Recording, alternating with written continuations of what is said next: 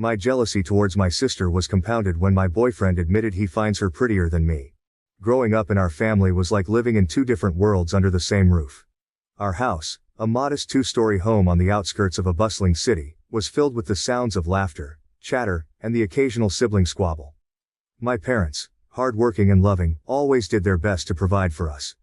My father, an engineer, spent long hours at the office, while my mother, a nurse, often worked night shifts at the local hospital. Despite their busy schedules, they made time for family dinners, weekend outings, and holidays filled with warmth and joy. My name is Lily, and I am 24 years old. My sister Emma is 2 years older than me. From a young age, it was clear that Emma and I were different in many ways. Emma was the kind of child who turned heads wherever she went. With her tall, slender frame, cascading golden hair and striking blue eyes, she could easily have been a child model. Her beauty was undeniable and magnetic, drawing attention and admiration from everyone she encountered. Even as a toddler, people would stop my mother in the grocery store to comment on how beautiful Emma was. I, on the other hand, was often described as cute.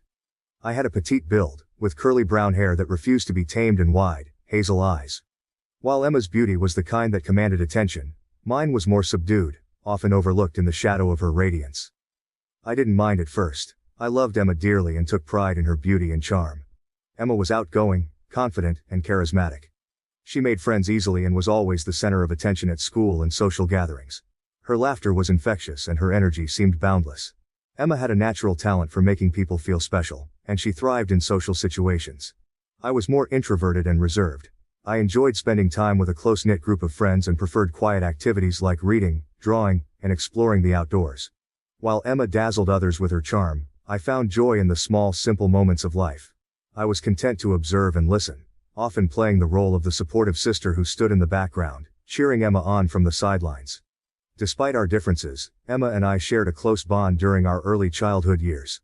We would spend hours playing in the backyard, creating imaginary worlds and embarking on grand adventures. Emma was always the leader, inventing elaborate storylines and assigning roles, while I happily followed along, adding my own touches to our fantastical tales. Our parents did their best to treat us equally, showering us with love and support. However, as we grew older, the differences in how people perceived us became more pronounced. At family gatherings, relatives would gush over Emma's beauty, often overlooking me in their admiration. Teachers at school would comment on Emma's potential to become a model or actress, while my achievements in academics and art were noted but not celebrated with the same enthusiasm. One of my earliest memories of feeling overshadowed by Emma's beauty occurred when I was 6 years old. It was Emma's 8th birthday, and our parents had thrown a big party to celebrate. The house was filled with family and friends, laughter and music echoing through the rooms. Emma wore a beautiful pink dress with a matching bow in her hair, looking like a princess from a fairy tale. I wore a simple blue dress, feeling pretty but plain next to Emma's dazzling appearance. As the guests arrived, they flocked to Emma, showering her with compliments and gifts. "You look like a little princess, Emma," they would exclaim. "You're going to break so many hearts when you grow up." Meanwhile, I stood nearby, smiling politely, waiting for someone to notice me. A few guests did, offering kind but brief comments like, "Lily, you look cute too." But the focus was always on Emma. I remember feeling a pang of jealousy that day, a confusing and unwelcome emotion that I didn't fully understand at the time. I loved Emma and wanted her to be happy, but I couldn't help but feel invisible in her shadow. It was a feeling that would follow me throughout my childhood and into my teenage years, growing stronger with each passing year. Family outings were another reminder of the differences in how we were perceived. Whether we were at the park, the zoo, or on a beach vacation, Emma always drew admiring glances and comments from strangers. "What a beautiful child," they would say to my parents. "She should be in movies." My parents would smile proudly and thank them, while I stood quietly by their side, wishing for a fraction of the attention Emma received. The first day of elementary school was a milestone for both Emma and me. Emma, with her natural charisma and stunning looks, was immediately popular. She made friends effortlessly, her laughter and charm drawing others to her like a magnet. I admired her ability to connect with people and often found myself standing quietly by her side, watching as she navigated the social landscape with ease. Emma's popularity grew quickly. She was invited to every birthday party, chosen first for group activities, and always had someone to sit with at lunch. I, on the other hand, struggled to fit in. Making friends didn't come naturally to me. I was shy, preferring the company of a good book to the noise of the playground. While Emma thrived in the social environment of school, I often felt like an outsider looking in. In the classroom, the differences between us were equally apparent. Teachers adored Emma. They praised her participation, her enthusiasm, and her ability to brighten the room with her presence. "Emma, you're such a delight," they would say. "Your smile just lights up the classroom." I couldn't help but notice that their praise for me was more subdued. "Lily, you did well on your spelling test," they would say, their tone lacking the same warmth and excitement. As the school year progressed, several significant events highlighted the growing gap between Emma and me. One such event was the annual school talent show. Emma decided to perform a dance routine, and she practiced diligently every day after school. Our parents were thrilled and supportive, attending every practice session and offering words of encouragement. When the night of the talent show arrived, the auditorium was packed with students, parents, and teachers. Emma took the stage in a sparkling costume, her confidence radiating through the room. She performed flawlessly, her movements graceful and captivating. The audience erupted in applause, and I felt a surge of pride for my sister. But as the cheers grew louder, so did the pang of jealousy in my heart. Later that evening, as we gathered in the school gymnasium for refreshments, Emma was surrounded by admirers. "Emma, you were amazing. You should be a professional dancer." The compliments flowed freely, and I watched from the sidelines, feeling small and insignificant. No one seemed to notice my presence, and I couldn't shake the feeling of being overshadowed. One particular family gathering stands out in my memory. It was Thanksgiving, and our house was filled with the delicious aroma of roasted turkey and pumpkin pie. Relatives had traveled from near and far to join us, and the dining room buzzed with conversation and laughter. Emma, dressed in a stylish outfit that accentuated her beauty, was the center of attention as usual. As we gathered around the dinner table, our Aunt Margaret turned to Emma and said, "Emma, darling, you're looking more stunning than ever. You should be on the cover of a magazine." Everyone nodded in agreement, their eyes fixed on Emma. I felt a familiar knot tighten in my stomach. "And Lily, how are you doing in school?" Aunt Margaret added, almost as an afterthought. I forced a smile and replied, "I'm doing well, thank you." But the words felt hollow, and the conversation quickly shifted back to Emma. As the evening wore on, I found myself retreating to a quiet corner, unable to shake the growing sense of jealousy and inadequacy. The school year was filled with events where Emma shone brightly, further highlighting the differences between us. One such event was the school's Spring Fling, a day of fun activities, games, and performances. Emma was chosen to be the lead in the school play, a fairy tale princess who saved the day with her bravery and beauty. She rehearsed her lines with enthusiasm, and our parents couldn't have been prouder. On the day of the Spring Fling, the entire school gathered in the auditorium to watch the play. Emma's performance was, as expected, flawless.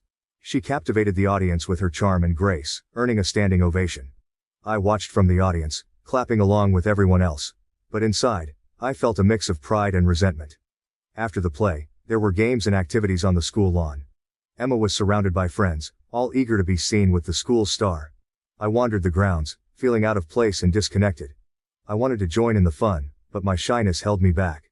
As I watched Emma laughing and playing with her friends, I couldn't help but wonder if I would ever feel as confident and accepted as she did. The first feelings of jealousy and resentment began to take root during these formative years.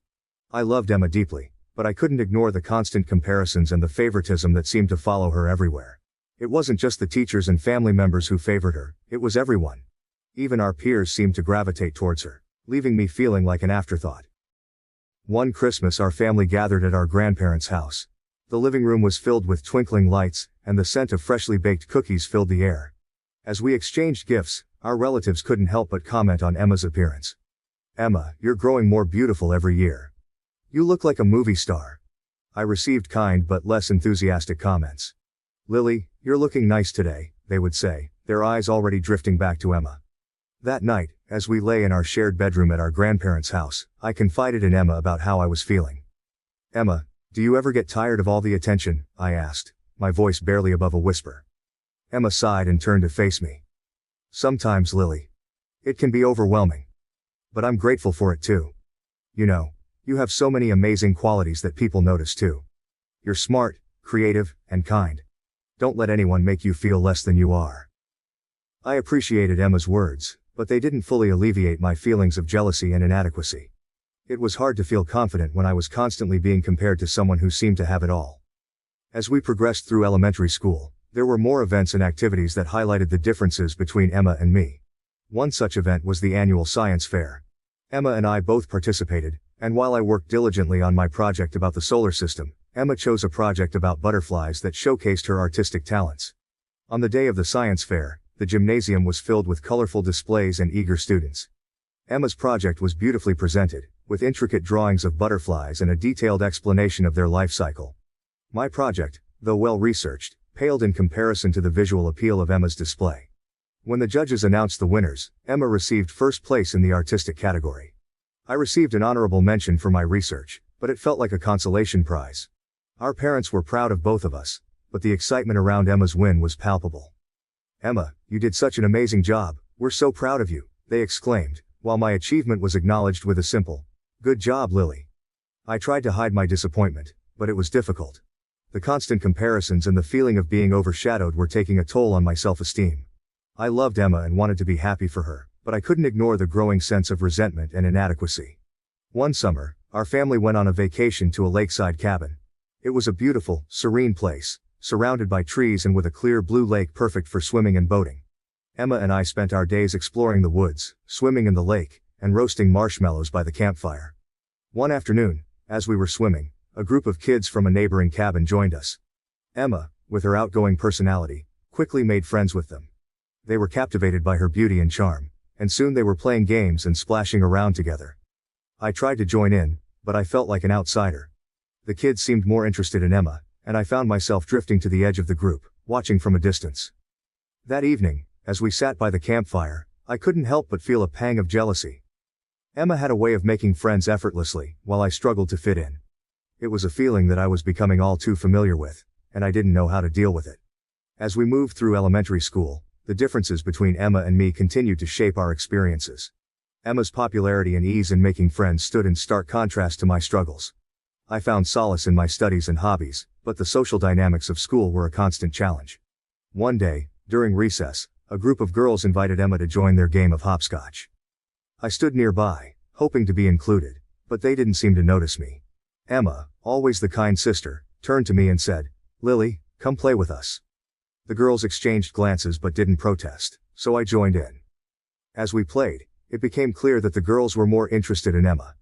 They complimented her on her hopscotch skills, giggled at her jokes, and vied for her attention. I felt like a background character in my own life, struggling to find my place in a world that seemed to revolve around my sister.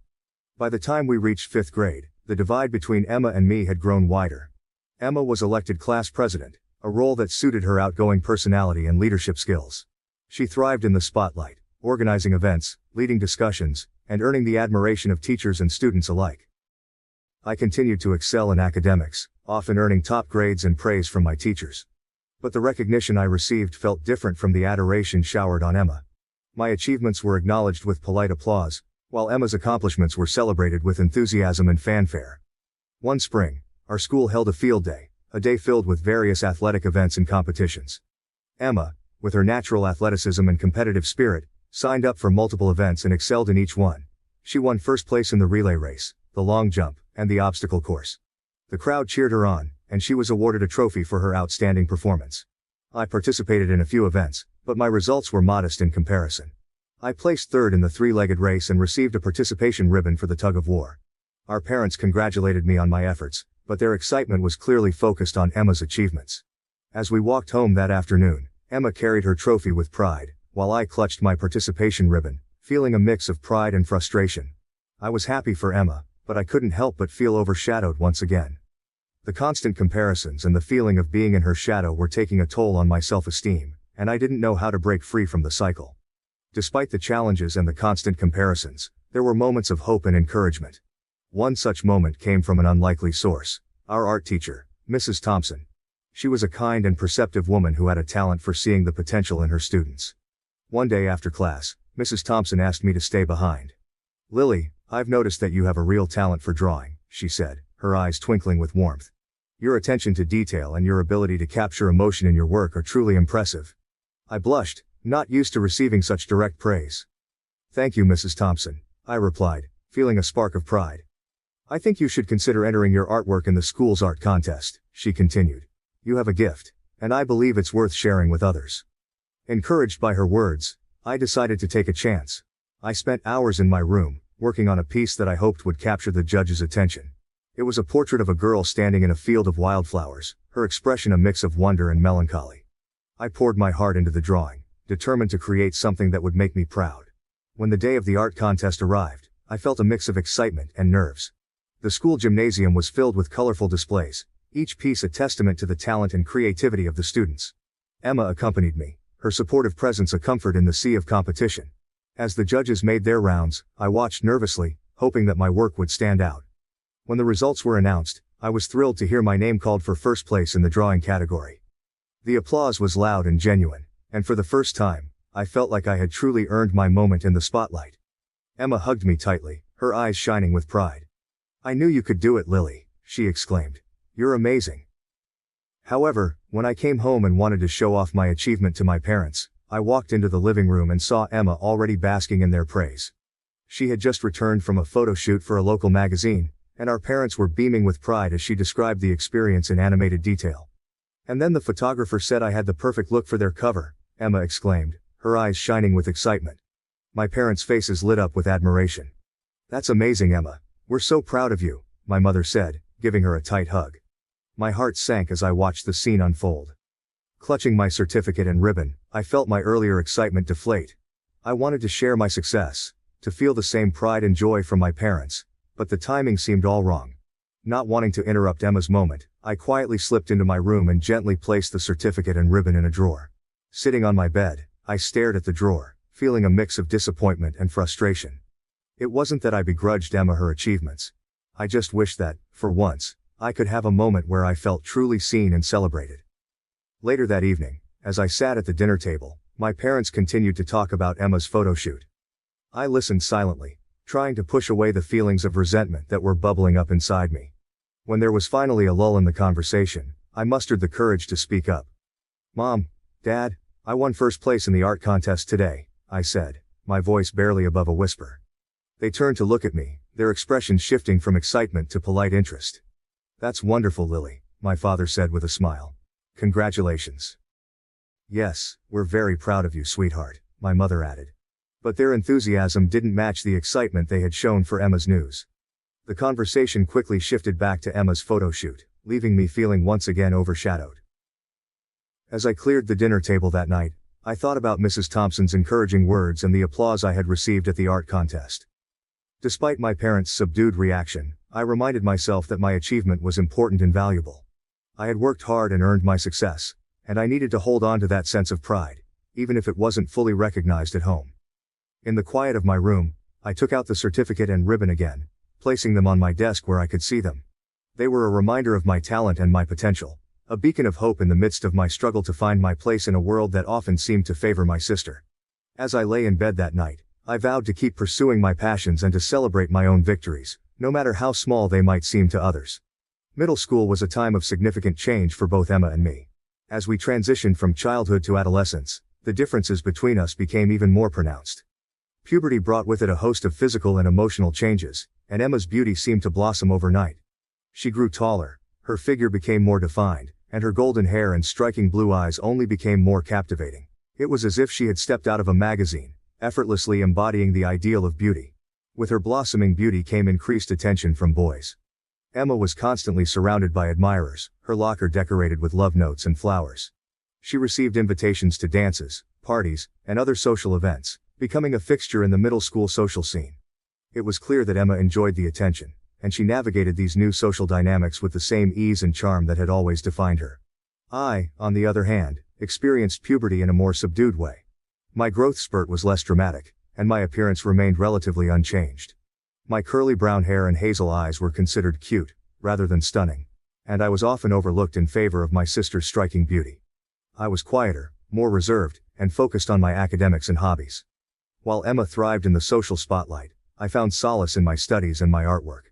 As Emma's popularity grew, so did her involvement in modeling and beauty pageants. She was scouted by a local modeling agency and began participating in photo shoots and competitions.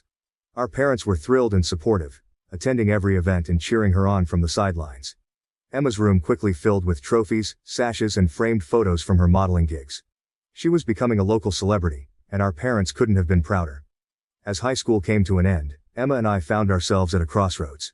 Emma had decided to fully pursue her modeling and acting career, a path that had always seemed destined for her. With her undeniable beauty and charisma, she had already made significant strides in the industry. Offers from modeling agencies and casting directors came pouring in, and soon, she was traveling across the country for various gigs and auditions. Our parents were immensely proud of her achievements and supported her every step of the way. I, on the other hand, had chosen a different path. My passion for art and literature had only grown stronger over the years, and I decided to attend a liberal arts college that offered excellent programs in both fields. While Emma's world was filled with glitz and glamour, mine was more subdued but equally fulfilling. I looked forward to immersing myself in my studies, exploring new ideas, and honing my creative skills. The first day of college was a mix of excitement and nervousness. The campus was buzzing with energy as students moved into their dorms and attended orientation events. I felt a sense of independence and freedom that I hadn't experienced before. My dorm room was small but cozy, decorated with posters of famous paintings and stacks of books. It was my own little sanctuary where I could escape into my world of creativity. College life was a transformative experience for me. I quickly immersed myself in my classes, eager to learn and grow. The professors were passionate and knowledgeable, and I found myself inspired by their teachings. My art classes allowed me to experiment with different mediums and techniques, while my literature courses opened my mind to new perspectives and ideas. I also developed close friendships with my fellow students. We bonded over late-night study sessions, shared interests, and the ups and downs of college life. My roommate Sarah was a kind and supportive friend who shared my love for art. We often spent hours in the art studio, working on our projects and discussing our dreams and aspirations.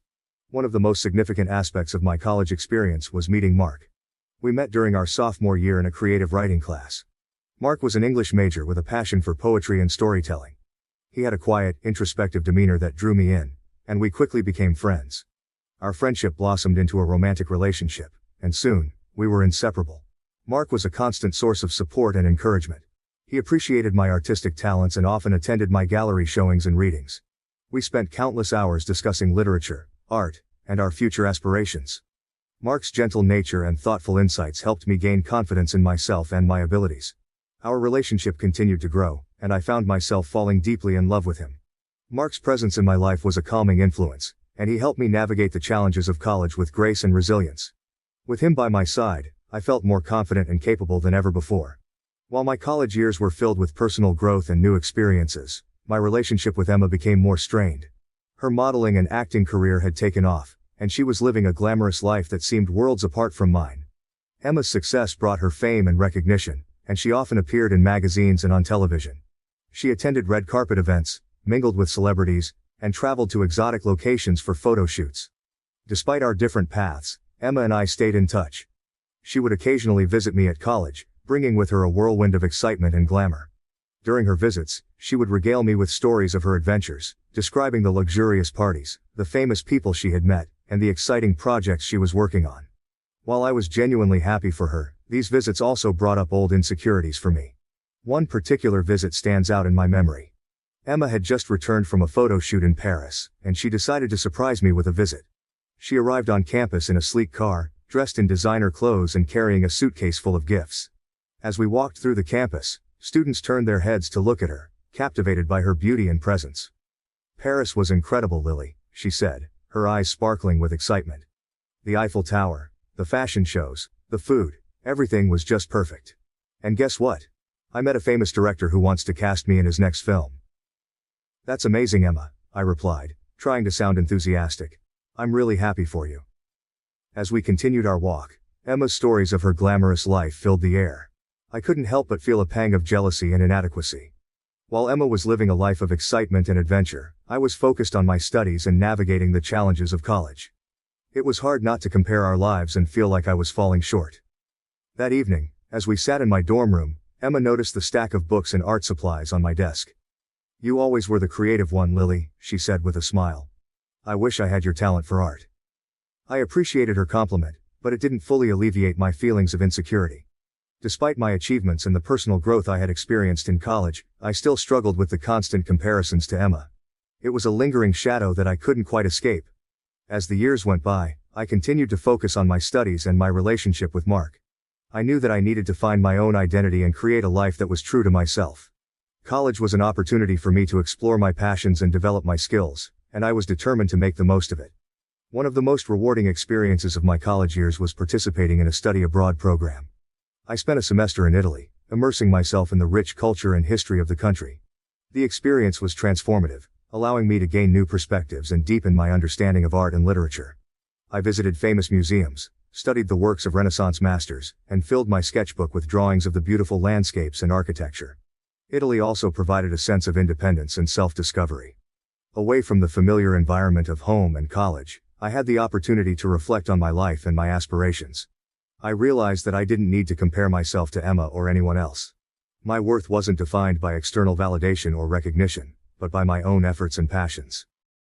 When I returned from Italy, I felt a renewed sense of purpose and confidence. I threw myself into my final year of college, determined to make the most of my remaining time. I completed my senior thesis, a collection of paintings and essays that explored the intersection of art and literature. The project was a culmination of my years of study and personal growth, and it received high praise from my professors. As graduation approached, Emma decided to visit me once again. She had just finished filming her first major movie and was excited to share the news with me. Her arrival brought a mix of emotions, happiness to see my sister, but also a sense of dread about the inevitable comparisons. Emma arrived on campus with her usual flair, instantly attracting attention wherever she went. Her presence was magnetic, drawing eyes and admiration as she moved through the crowd with grace and confidence. We spent the day catching up, and she shared vibrant stories of her experiences on set, the interesting people she had met, and the exciting opportunities that lay ahead. I listened intently, a mix of admiration and envy swirling within me, struggling to reconcile my complex feelings. That evening, we attended a small gathering with some of my friends. The atmosphere was lively, filled with chatter and laughter. As we mingled, I couldn't help but notice the way people gravitated towards Emma, captivated by her effortless charm and stunning beauty. She seemed to shine even brighter in social settings, her laughter infectious and her stories enthralling everyone around her. Despite the twinge of jealousy I found comfort in having Mark by my side. His presence grounded me, offering a reassuring contrast to Emma's dazzling allure. As the night wore on, I appreciated Mark's steady support, his quiet strength providing a sense of stability amidst the whirlwind of Emma's charisma. From the moment I met Mark, our relationship felt like something out of a beautifully written novel. We met during our sophomore year in a creative writing class, and it didn't take long for me to be drawn to his quiet, introspective nature. Mark had a passion for poetry and storytelling, and his gentle demeanor and thoughtful insights quickly captured my heart. Our friendship began with long conversations after class. We would sit in the campus cafe sipping on coffee and discussing our favorite books, authors, and the themes that resonated most with us. Mark's love for poetry was evident in the way he spoke, his words carefully chosen and imbued with a depth of meaning. I found myself looking forward to these moments, cherishing the time we spent together. One crisp autumn afternoon, Mark invited me to a poetry reading at a local bookstore. The intimate setting, with its dim lighting and the faint scent of old books, created a cozy atmosphere. As we listened to the poets recite their works, I felt a sense of connection and understanding with Mark that I had never experienced before. After the reading, we walked through the city streets, the leaves crunching under our feet, and talked about our dreams and aspirations. It was during this walk that Mark shyly admitted his feelings for me, and I realized that I felt the same way. Our relationship blossomed from there. Mark's presence in my life was a calming influence, and he helped me navigate the challenges of college with grace and resilience. We spent countless hours together, studying, attending art exhibits, and exploring the city. Mark's support and encouragement were unwavering, and he often attended my gallery showings and readings, always the first to offer a kind word or a thoughtful critique. One of my favorite memories from those early days was a spontaneous road trip we took during spring break. We decided to visit a small coastal town known for its picturesque beaches and vibrant art scene. The drive was filled with laughter and music, as we sang along to our favorite songs and shared stories from our childhoods. When we arrived, we spent our days wandering through art galleries, collecting seashells on the beach, and watching the sunset over the ocean. In the evenings, we would sit on the balcony of our little beach cottage, wrapped in blankets, and talk for hours under the stars. It was during this trip that I realized just how deeply I had fallen in love with Mark. Mark had a way of making me feel truly seen and appreciated. He valued my creativity and intelligence, and he often reminded me of my worth, especially during moments of self-doubt. His love was a steady, unwavering force that gave me the confidence to pursue my passions and believe in myself. With him by my side, I felt empowered to take risks and embrace new opportunities. Our relationship wasn't without its challenges, of course. There were times when the pressures of school and our individual ambitions created tension, but we always managed to find our way back to each other. Communication was key, and Mark's patient, understanding nature made it easier for us to navigate any obstacles that came our way. We learned to support each other's dreams and celebrate each other's successes, knowing that our love was strong enough to withstand any difficulties. One particularly challenging period came during our senior year, when I was working on my senior thesis, a collection of paintings and essays exploring the intersection of art and literature.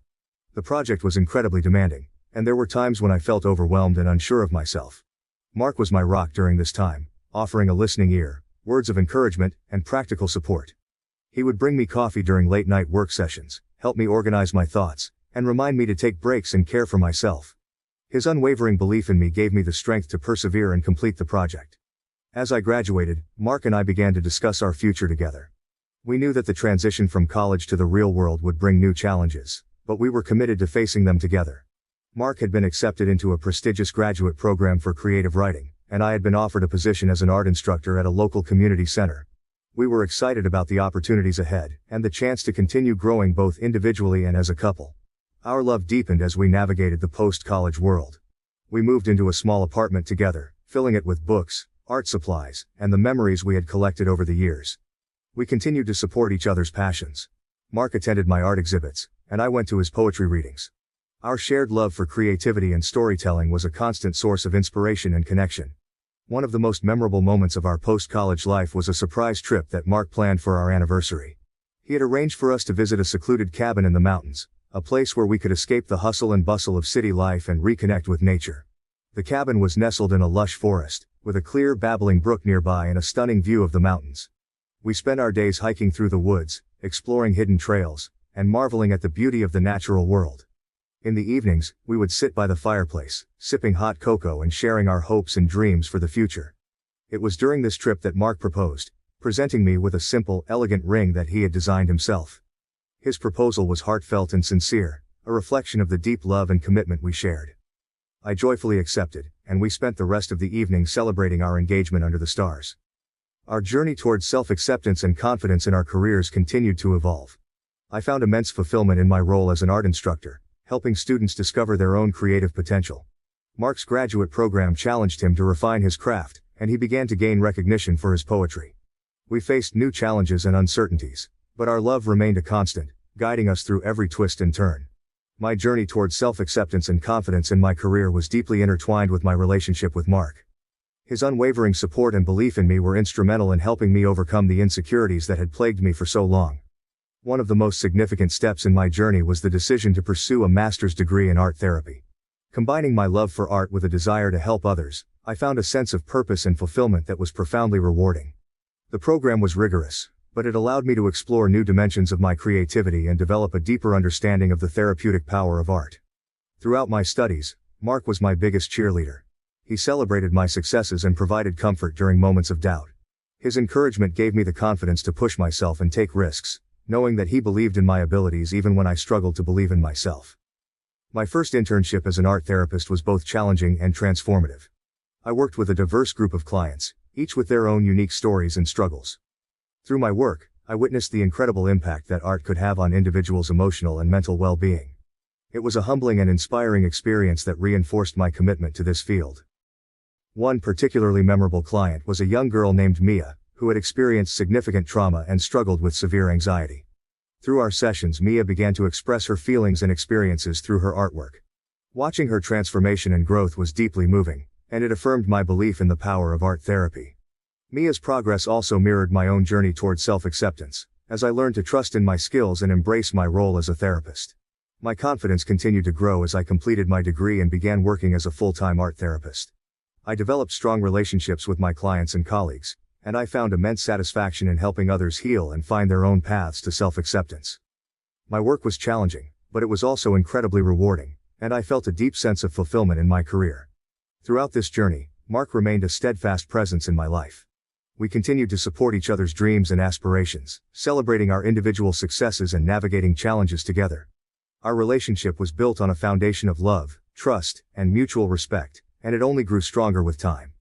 As I reflected on my journey, I realized that my path to self-acceptance and confidence was not just about achieving external success. It was about embracing my unique talents and passions, believing in my worth, and finding joy in the process. With Mark's love and support, I had learned to see myself through a lens of compassion and self-respect, and it was a lesson that would stay with me for the rest of my life. The days of love between Mark and me were a beautiful tapestry of shared experiences, challenges, and triumphs. Our relationship was a source of strength and inspiration, guiding us through the complexities of life and helping us grow both individually and as a couple. As I looked towards the future, I felt a deep sense of gratitude for the love we shared and the journey we had embarked on together. With Mark by my side, I knew that I could face any challenge and continue to pursue my dreams with confidence and resilience. The day of the outing with Mark and his friends had arrived, and I was filled with a mix of excitement and nervousness. This was a significant moment for us, as we planned to reveal the exciting news of our upcoming marriage to his close-knit group. Mark had organized a small gathering at a charming lakeside cabin, a picturesque location perfect for such an announcement. The cabin was nestled among tall pine trees, with a serene view of the lake that shimmered under the late afternoon sun. As we drove to the cabin, Mark and I chatted about the details of our wedding plans, our excitement palpable. He reached over and squeezed my hand, his eyes filled with love and anticipation. "This is going to be great, Lily. They're going to be so happy for us," he said reassuringly. When we arrived, we were greeted by the warm smiles and friendly banter of Mark's friends. It was my first time meeting most of them, and I was eager to make a good impression. We settled into the cozy living area, which was decorated with rustic furniture and adorned with fairy lights that added a magical touch to the evening. As the evening progressed, the atmosphere grew livelier. We enjoyed a delicious dinner, prepared by Mark's friend Alex, who was an excellent cook. The table was filled with an array of dishes, from grilled vegetables to succulent steaks, and the conversation flowed easily. There was a sense of camaraderie and warmth that made me feel welcome, despite my initial nerves. After dinner, we moved to the spacious deck overlooking the lake. The sun had begun to set, casting a golden glow over the water. Mark and I exchanged a glance, knowing it was the perfect moment to share our news. He stood up, drawing everyone's attention. "Hey everyone, can I have your attention for a moment?" Mark began, his voice filled with excitement. "Lily and I have some news we'd like to share with you all." The group quieted down, all eyes on us. I felt a rush of anticipation as Mark continued. "We're getting married," he announced, his face lighting up with joy. There was a moment of stunned silence, followed by a chorus of cheers and applause. His friends rushed to congratulate us, and I felt a warm sense of acceptance and happiness. We toasted to our future, clinking glasses of champagne and exchanging hugs. As the celebration continued, everyone settled back into their seats, drinks in hand. The conversation turned to lighter topics, and we began to share stories and laugh. At some point, the topic of siblings came up, and one of Mark's friends, Jenna, asked me about my family. "So Lily, do you have any siblings?" she inquired, her tone genuinely curious. "Yes, I have an older sister Emma," I replied smiling. "She's a model and actress." The mention of Emma seemed to pique everyone's interest. "Wow, a model and actress. That's impressive," Jenna remarked. It was at this moment that Mark, who had been enjoying a few drinks, chimed in loudly. "If you guys think Lily is pretty, you should see her sister," he exclaimed, a broad grin on his face. He then pulled out his phone and began scrolling through Emma's Instagram, showing photos to everyone at the table. The reaction was immediate and predictable. They were all in awe, commenting on how stunning she looked. "She's gorgeous. Wow, she could be a supermodel. No wonder she's in the industry." I felt a knot tighten in my stomach, my heart sinking. The evening, which had started so beautifully, now felt tainted. Mark's comment and the subsequent admiration for Emma's photos made me feel small and insignificant. I forced a smile, trying to hide my discomfort, but inside, I was reeling. As the night continued, I couldn't shake the feeling of humiliation that washed over me. Mark's words echoed in my mind, a harsh reminder of the insecurities I had battled for so long. The constant comparisons to Emma, the feeling of being overshadowed, it all came rushing back in that moment. I tried to engage in the conversation, but my mind was elsewhere. I felt a growing sense of resentment and hurt. It wasn't just about the comment itself, but the realization that even my own boyfriend seemed to find Emma more attractive than me. It was a painful confirmation of my deepest fears. Mark, seemingly oblivious to my distress, continued to laugh and chat with his friends. I watched him, feeling a mixture of anger and sadness. How could he not see how much his comment had hurt me? How could he not understand the weight of his words? Eventually, I excused myself and went inside, needing a moment to collect my thoughts. I stood in the kitchen, staring out the window at the darkening lake, feeling tears prick at the corners of my eyes. The evening, which was supposed to be a joyous celebration, had turned into a painful reminder of my insecurities and the constant comparisons I couldn't escape. When the gathering finally wound down and Mark and I headed to bed, the silence between us was heavy. As we lay in the darkness, I couldn't hold back any longer. "Mark," I began, my voice trembling. "Why did you say that about Emma tonight?" He turned to face me, confusion written across his face. What do you mean? You said if everyone thinks I'm pretty they should see my sister, I explained, my voice breaking. Then you showed them her photos. Do you have any idea how that made me feel? Realization dawned on his face, and he reached out to take my hand. Lily, I'm so sorry. I didn't mean it like that. But that's how it felt, I said, pulling my hand away. It felt like you were saying she's more beautiful than me, like I'm not enough. And in front of all your friends. It was humiliating. Mark's expression softened, and he looked genuinely remorseful. I didn't think about it that way. I was just trying to show them how amazing your family is. I'm really sorry, Lily. You know I love you and think you're beautiful. His words, though sincere, did little to ease the pain. The damage had been done, and I couldn't simply brush it off. It's not just about tonight, I said quietly. It's about always being compared to Emma. I thought you understood how hard that is for me. I do understand, Mark insisted. I was just being stupid and careless. Please forgive me. I didn't mean to hurt you. I wanted to believe him, to let go of the hurt and move on, but the comment had struck a deep nerve. It wasn't something I could easily forget. I need some time, I said finally. I need to process this. Mark nodded, his eyes filled with regret. Take all the time you need, Lily. I'll be here when you're ready to talk. The days following the outing were difficult. The comment replayed in my mind, a constant reminder of my insecurities. I found myself avoiding social media, not wanting to see Emma's photos and the flood of admiration they always garnered. I distanced myself from Mark, needing space to sort through my feelings. Mark tried to make amends in various ways, leaving me sweet notes, planning thoughtful gestures, and repeatedly apologizing. While I appreciated his efforts, the wound was still fresh, and I struggled to move past it.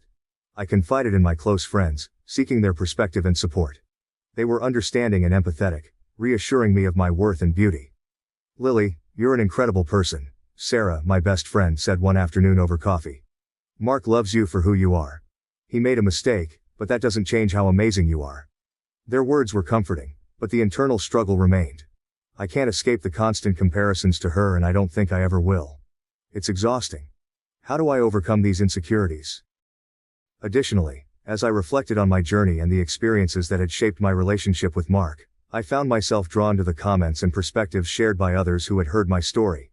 These insights, coming from an external point of view, provided a fresh lens through which I could see my situation more clearly. It was as if they were holding up a mirror, allowing me to confront the realities I had been avoiding. Here are some of those reflections. One commenter noted, 36 is too old for that kind of foot-and-mouth syndrome with a partner, even if alcohol is involved. Not only is he too old to not know better, but it's not even a foot-and-mouth situation. He didn't just casually acknowledge that OP's sister was beautiful, he basically insulted his girlfriend and proceeded to show off her sister to his friends for their approval. If this is the way he acts in front of his girlfriend, one can only imagine what he acts like behind her back. This comment hit me hard. It underscored the gravity of Mark's actions and made me realize that his behavior was not just a careless mistake. It was a deeper issue of respect and understanding. At his age, Mark should have known better than to make such a hurtful comment, especially in a public setting. Another commenter wrote, now you know that even if he didn't mean it like that, he certainly meant it enough to publicly show off your sister to impress his friends. Imagine what the future will be like with this guy. Hey everybody, come check out this gorgeous woman I know. No, not my wife, her sister. He actually pulled out his phone to show off another woman at a meeting where he was introducing his girlfriend. This one isn't the one, OP. I can assure you the right one around the corner will be mortified when you tell him this story. This perspective made me envision a future filled with similar humiliations. The idea that Mark would prioritize impressing his friends over respecting my feelings was a sobering thought. It made me question whether I wanted to spend my life with someone who might continue to undermine my self-esteem. A third commenter shared their personal experience. Leave him. I have a beautiful sister also. She is stunning, and I am not. I am cute also. But my husband finds me beautiful and doesn't see the beauty of my sister. He has never compared me to her and never stared at her. He honestly doesn't get the hype of her. But tells me constantly how beautiful I am. You need to find a man like that. There is someone out there who will find you more beautiful than your sister. But it isn't the one you're with now. Leave him and find someone better. This heartfelt advice resonated deeply with me. It gave me hope that there was someone out there who would truly appreciate me for who I am, without making hurtful comparisons. The idea of being with someone who saw my unique beauty and valued me above all others was incredibly comforting. These comments and reflections were eye-opening. They forced me to confront some difficult truths about my relationship with Mark. While his efforts to apologize and make amends were sincere, the underlying issues of respect and understanding remained unresolved. It became clear that I needed to reevaluate what I wanted and deserved in a relationship. The story narrates a journey fraught with insecurities, emotional turmoil, and ultimately, self-discovery. At its core lies a poignant lesson about the importance of self-acceptance and recognizing one's intrinsic worth. The protagonist, Lily, grapples with a lifetime of comparison to her stunning sister Emma. From childhood to adulthood, she feels overshadowed by Emma's beauty, leading to deep-seated feelings of inadequacy and self-doubt. However, as the story unfolds, Lily embarks on a journey of self-exploration and growth, guided by the support of her friends and the insights gained through therapy. Central to the narrative is the impact of external validation on one's sense of self-worth. Lily's experiences with Mark, her boyfriend, highlight the profound effect that thoughtless comments can have on a person's confidence. Mark's ill-considered remark about Emma during a social outing triggers a cascade of emotions in Lily, underscoring the fragility of her self-esteem. The incident serves as a catalyst for reflection, prompting Lily to confront her insecurities and reevaluate her relationship with Mark. Through Lily's journey, the story underscores the importance of mutual respect and empathy in relationships. Mark's failure to consider the implications of his words demonstrates a lack of sensitivity and understanding towards Lily's feelings. This serves as a poignant reminder that respect is not just about avoiding deliberate acts of harm, but also about acknowledging and honoring a partner's vulnerabilities. Lily's decision to address the issue directly with Mark underscores the significance of open communication in fostering healthy relationships. Moreover, the story highlights the transformative power of self-awareness and personal growth.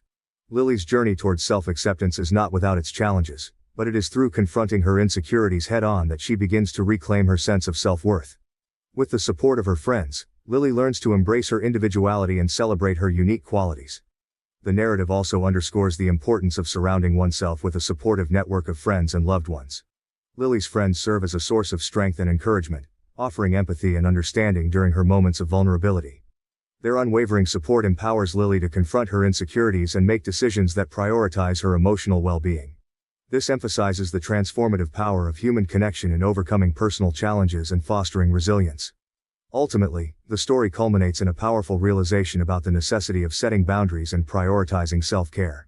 Lily's decision to end her relationship with Mark symbolizes a turning point in her journey towards self-empowerment. In conclusion, the story encapsulates a profound lesson about the importance of self-acceptance, respect in relationships, open communication, the support of loved ones, and the necessity of setting boundaries. Through Lily's journey, we are reminded of the transformative power of introspection, empathy, and human connection in navigating life's challenges and embracing our true selves. It is through confronting our insecurities with courage and compassion that we can ultimately find the strength to live authentically and pursue happiness on our own terms. Thank you for watching. If you haven't subscribed yet, please do so and hit the notification bell to stay updated with more shocking real-life stories happening around you. Adoptive parents kicked me out at 17 for getting pregnant and refusing to keep my baby. 20 years later, their biological son reached out to me. When I was 17, my adoptive parents kicked me out and disowned me because I got pregnant and refused to give them my baby. 2 decades later, their biological son found me on Facebook and reached out. I was just 4 years old when I lost my parents in a tragic car accident. I don't remember much about the crash itself, just that one moment I was in the back seat and the next time I opened my eyes, I was in a hospital. Waking up to a world of nurses and doctors was terrifying for me as a child. I remember a CPS worker sitting beside me, explaining that my parents had died and I would need to stay with another family for a while. It was also confusing and overwhelming. After that, I went through a series of foster homes, none of which ever felt like home. When I was 5, I was finally placed with Lorraine and James, who had been eager to have a child of their own. From the start, I felt their warmth and genuine care. They welcomed me into their home without hesitation, filling the emptiness I had felt from losing my own family. It seemed like, after all the tragedy, I had finally found a second family. However, as soon as I moved in, I noticed that James was very strict and disciplined, while Lorraine seemed to always follow his lead. I later learned that James's strictness was due to his background as an Army veteran who had been injured in action. His military experiences explained his obsession with meticulous planning and order. Understanding this didn't make it any easier when he would get angry over small things, like being a minute late for church. His strictness often left me feeling anxious and like I had to walk on eggshells around him. Lorraine, on the other hand, was more laid back but also drank a lot when James wasn't around. I watched her finish entire bottles of wine by herself, and she always seemed lost in her thoughts. She rarely asked about my school or homework, and aside from drinking, her main activities were cooking and cleaning because James was very particular about that. At first, things were smooth and I didn't witness many conflicts between them, but as I grew older, I began to see James's true nature. He was abusive. For James, my academic performance was everything. He constantly pressured me to improve, and if anyone outperformed me, he would get enraged. Even the slightest dip in my grades would result in him hitting me and calling me stupid. He frequently threatened to send me back to the orphanage if my marks didn't meet his expectations. As a child, I didn't realize this threat was empty, and it terrified me each time he mentioned it. I worked tirelessly to avoid being sent back. I also observed Lorraine and James having arguments, which would end with James dragging her into their bedroom. She would emerge with bruises on her hands and face. At first, I didn't understand what was happening, but it soon became clear that he was physically abusing her. To keep me from witnessing his violence, he would isolate Lorraine. I couldn't understand why Lorraine never called the police. After their fights, she would just sit and cry for hours, while James would drink beer and watch TV. Realizing James's abusive nature made me fear being alone with him or doing anything that might upset him. But as anyone who has lived in an abusive environment knows, abusers will find any excuse to lash out. No matter how careful I was or how hard I tried to avoid provoking him, he always found a reason to be angry. Initially, it was all about my grades, but as I grew older, his focus shifted. It wasn't just about academics anymore. He criticized everything. From the clothes I wore to the friends I chose and even any romantic interests I had. He insisted I come straight home from school, claiming that spending time with friends was a distraction and that they would amount to nothing. According to him, I needed to keep my focus solely on my studies. Unbeknownst to James, Lorraine discreetly allowed me to spend an hour with my friends after school.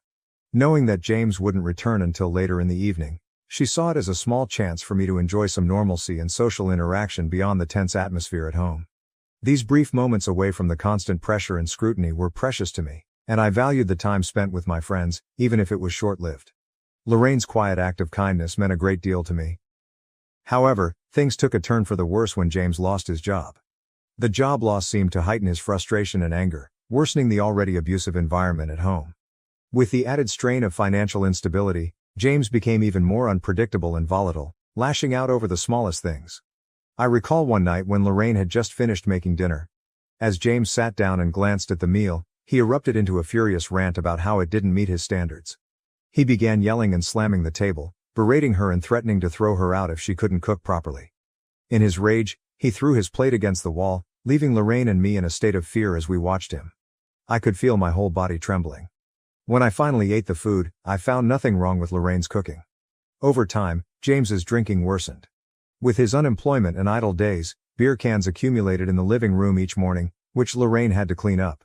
I also found myself unable to spend time with my friends as James would harshly criticize me if I was even a minute late coming home from school.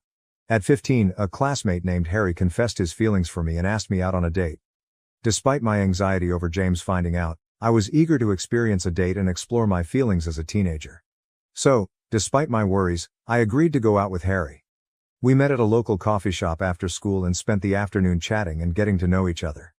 That date turned out to be one of the best decisions of my life, as it marked the beginning of our love story. Harry was everything James was not, gentle and kind to everyone, including animals. He would bring me my favorite flowers whenever he could, saving up his pocket money to do so. Having never had a good role model, I didn't expect much, but Harry treated me with the care and respect I had always wanted. James was always a bit suspicious and would question me about whether I was spending time with any boys. I would deny it, silently hoping he wouldn't uncover the truth. Fortunately, not having a phone meant there were no incriminating texts he could discover. Harry and I took great care to keep our relationship private, even avoiding telling our friends to prevent any gossip. Harry understood my fear of James and was willing to keep our relationship a secret. When prom approached, Harry and I decided to attend with our group of friends to avoid drawing any unwanted attention. However, when James learned of my plans to go to prom, he outright forbade it. He dismissed it as a waste of time and refused to buy me a dress.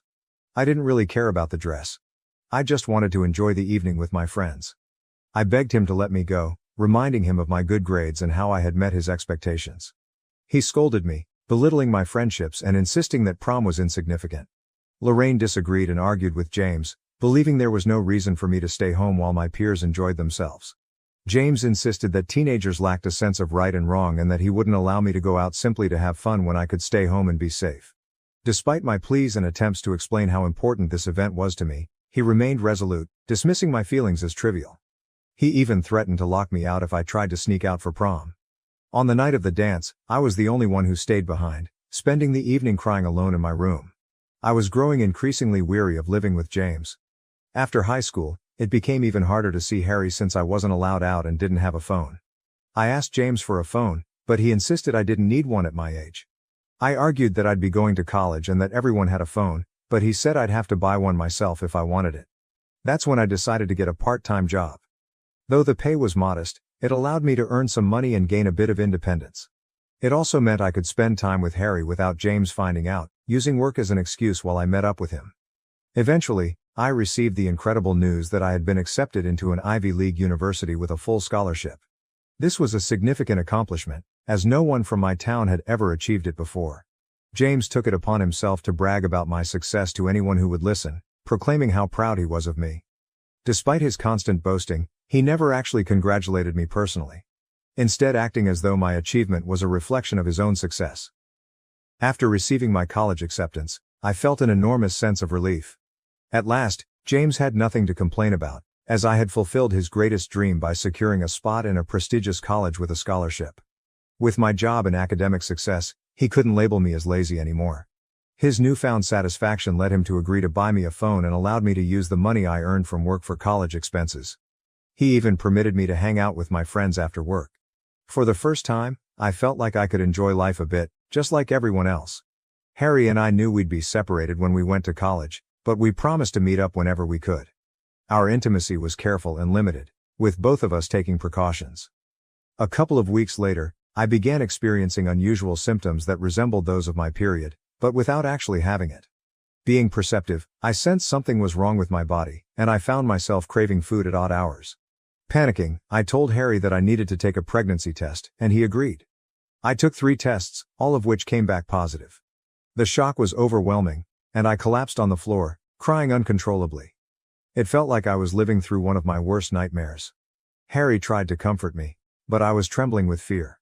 I knew that if James discovered I was pregnant, especially right before college, he would react with unimaginable anger. Harry reassured me that the decision was entirely mine and that he would support me no matter what.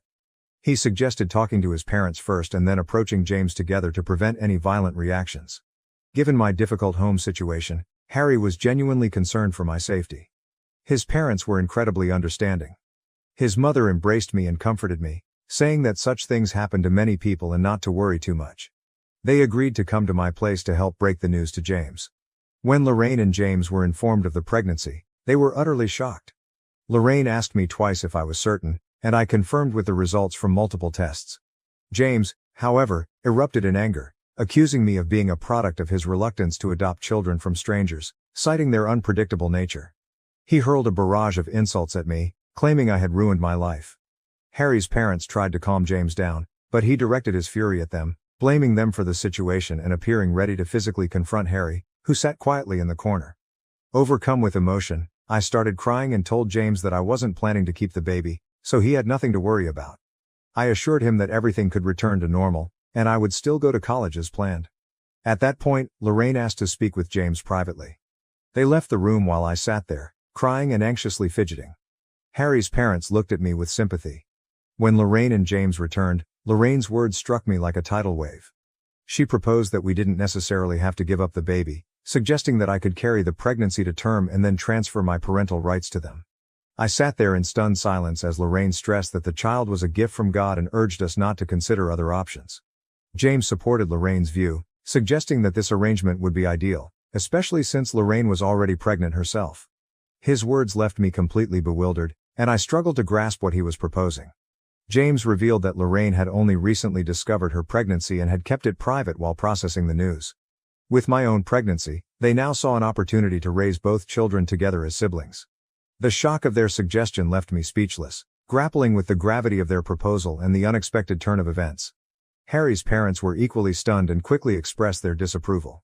However, James interrupted, asserting that the decision was not theirs to make and looked at me expectantly, waiting for my response.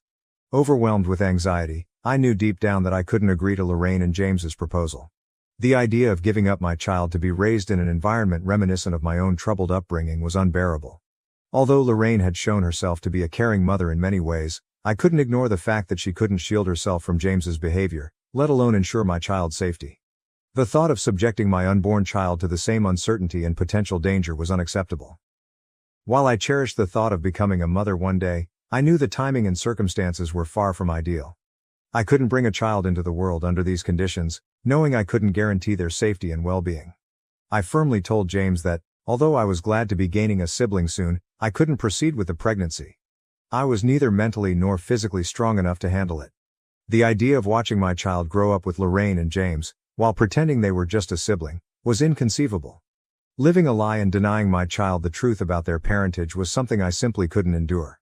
When I shared my decision, Lorraine broke down in tears, expressing her disappointment that I couldn't do this for her despite all the sacrifices she had made for me. James, visibly enraged, got up and began pacing the room. I tried to explain my stance, but they refused to understand. Harry's mother stepped in, supporting my choice and offering to arrange an appointment with a gynecologist to move forward with the procedure. Lorraine's crying intensified, and James started shouting, asking if I was satisfied now that I was causing her so much pain. He then demanded that I pack my things and leave the house. My shock was palpable as James declared he was fed up with me, accusing me of being ungrateful and selfish for not giving them my child. Harry's parents gently urged me to pack up quickly, clearly troubled by James's volatile behavior. I hurried upstairs to gather my important documents, photo albums, and as many clothes as I could. When I came back downstairs, James warned me to take whatever I could carry because he planned to throw out and burn the rest of my belongings the next day. I tried to speak with Lorraine, but she wouldn't even look at me. As I left, James told me I should never come back. I was bewildered and heartbroken, unable to understand what I had done to warrant such ruthless rejection. Harry and his parents generously offered me a place to stay, and I returned to their home. The following days were a blur as they took me to the gynecologist, where we scheduled the necessary procedure. It was a difficult decision for both me and Harry, but given the circumstances, we knew it was the best choice for our future. After the procedure, I spent a few days recovering with Harry by my side, offering unwavering support. He and his parents were incredibly kind and did everything they could to help me through this challenging time. Throughout this ordeal, James and Lorraine never reached out to me. When the day came for me to move into college, I texted James, hoping he might have forgiven me by then. Instead, he responded with harsh words, calling me a failure and a disappointment and accusing me of turning into a prostitute. He said he didn't want his biological child to end up like me. His cruel message cut me deeply, and I cried for hours. They had been the only parents I knew, and now, with their own children on the way, they had severed ties with me. My college years were challenging but ultimately rewarding. I juggled a part-time job with my studies, working hard to maintain my grades. It was tough, but I was determined to succeed. Fortunately, Harry kept his promise and supported me throughout. He would visit me at college whenever he could, and his constant encouragement helped me through the rough patches. During holidays, his parents often invited me to spend time with them, and they began to feel like family to me. I graduated with honors, achieving the distinction of KL, and Harry and his parents were there to celebrate my graduation. I secured a good job in my field, and it was a proud moment knowing all my hard work had paid off. Harry and I eventually moved in together, and our relationship grew stronger with time. We supported each other through life's ups and downs, and after several years, we decided to get married. Our wedding was a beautiful celebration of our love and commitment, surrounded by our closest friends and family. I didn't even consider inviting James and Lorraine to the wedding. As a married couple, Harry and I have continued to build our life together. Recently, we took a significant step by buying a new house and renting out our old one. Our new home has become a cozy haven where we create new memories and plan for the future. We bought the new place to be closer to Harry's aging parents, who have become like family to me as well. I want to be there for them in any way I can. It's been almost 20 years since James and Lorraine kicked me out, and I barely remember them now. Over the years, I haven't dwelled on them much, though I do recall spending my first year of college grieving their absence. By my second year, I resolved to forge a new life for myself, free from their rejection. It was painful. And building this life on my own took immense strength. They've never reached out to me, and I haven't felt the need to check in on them either.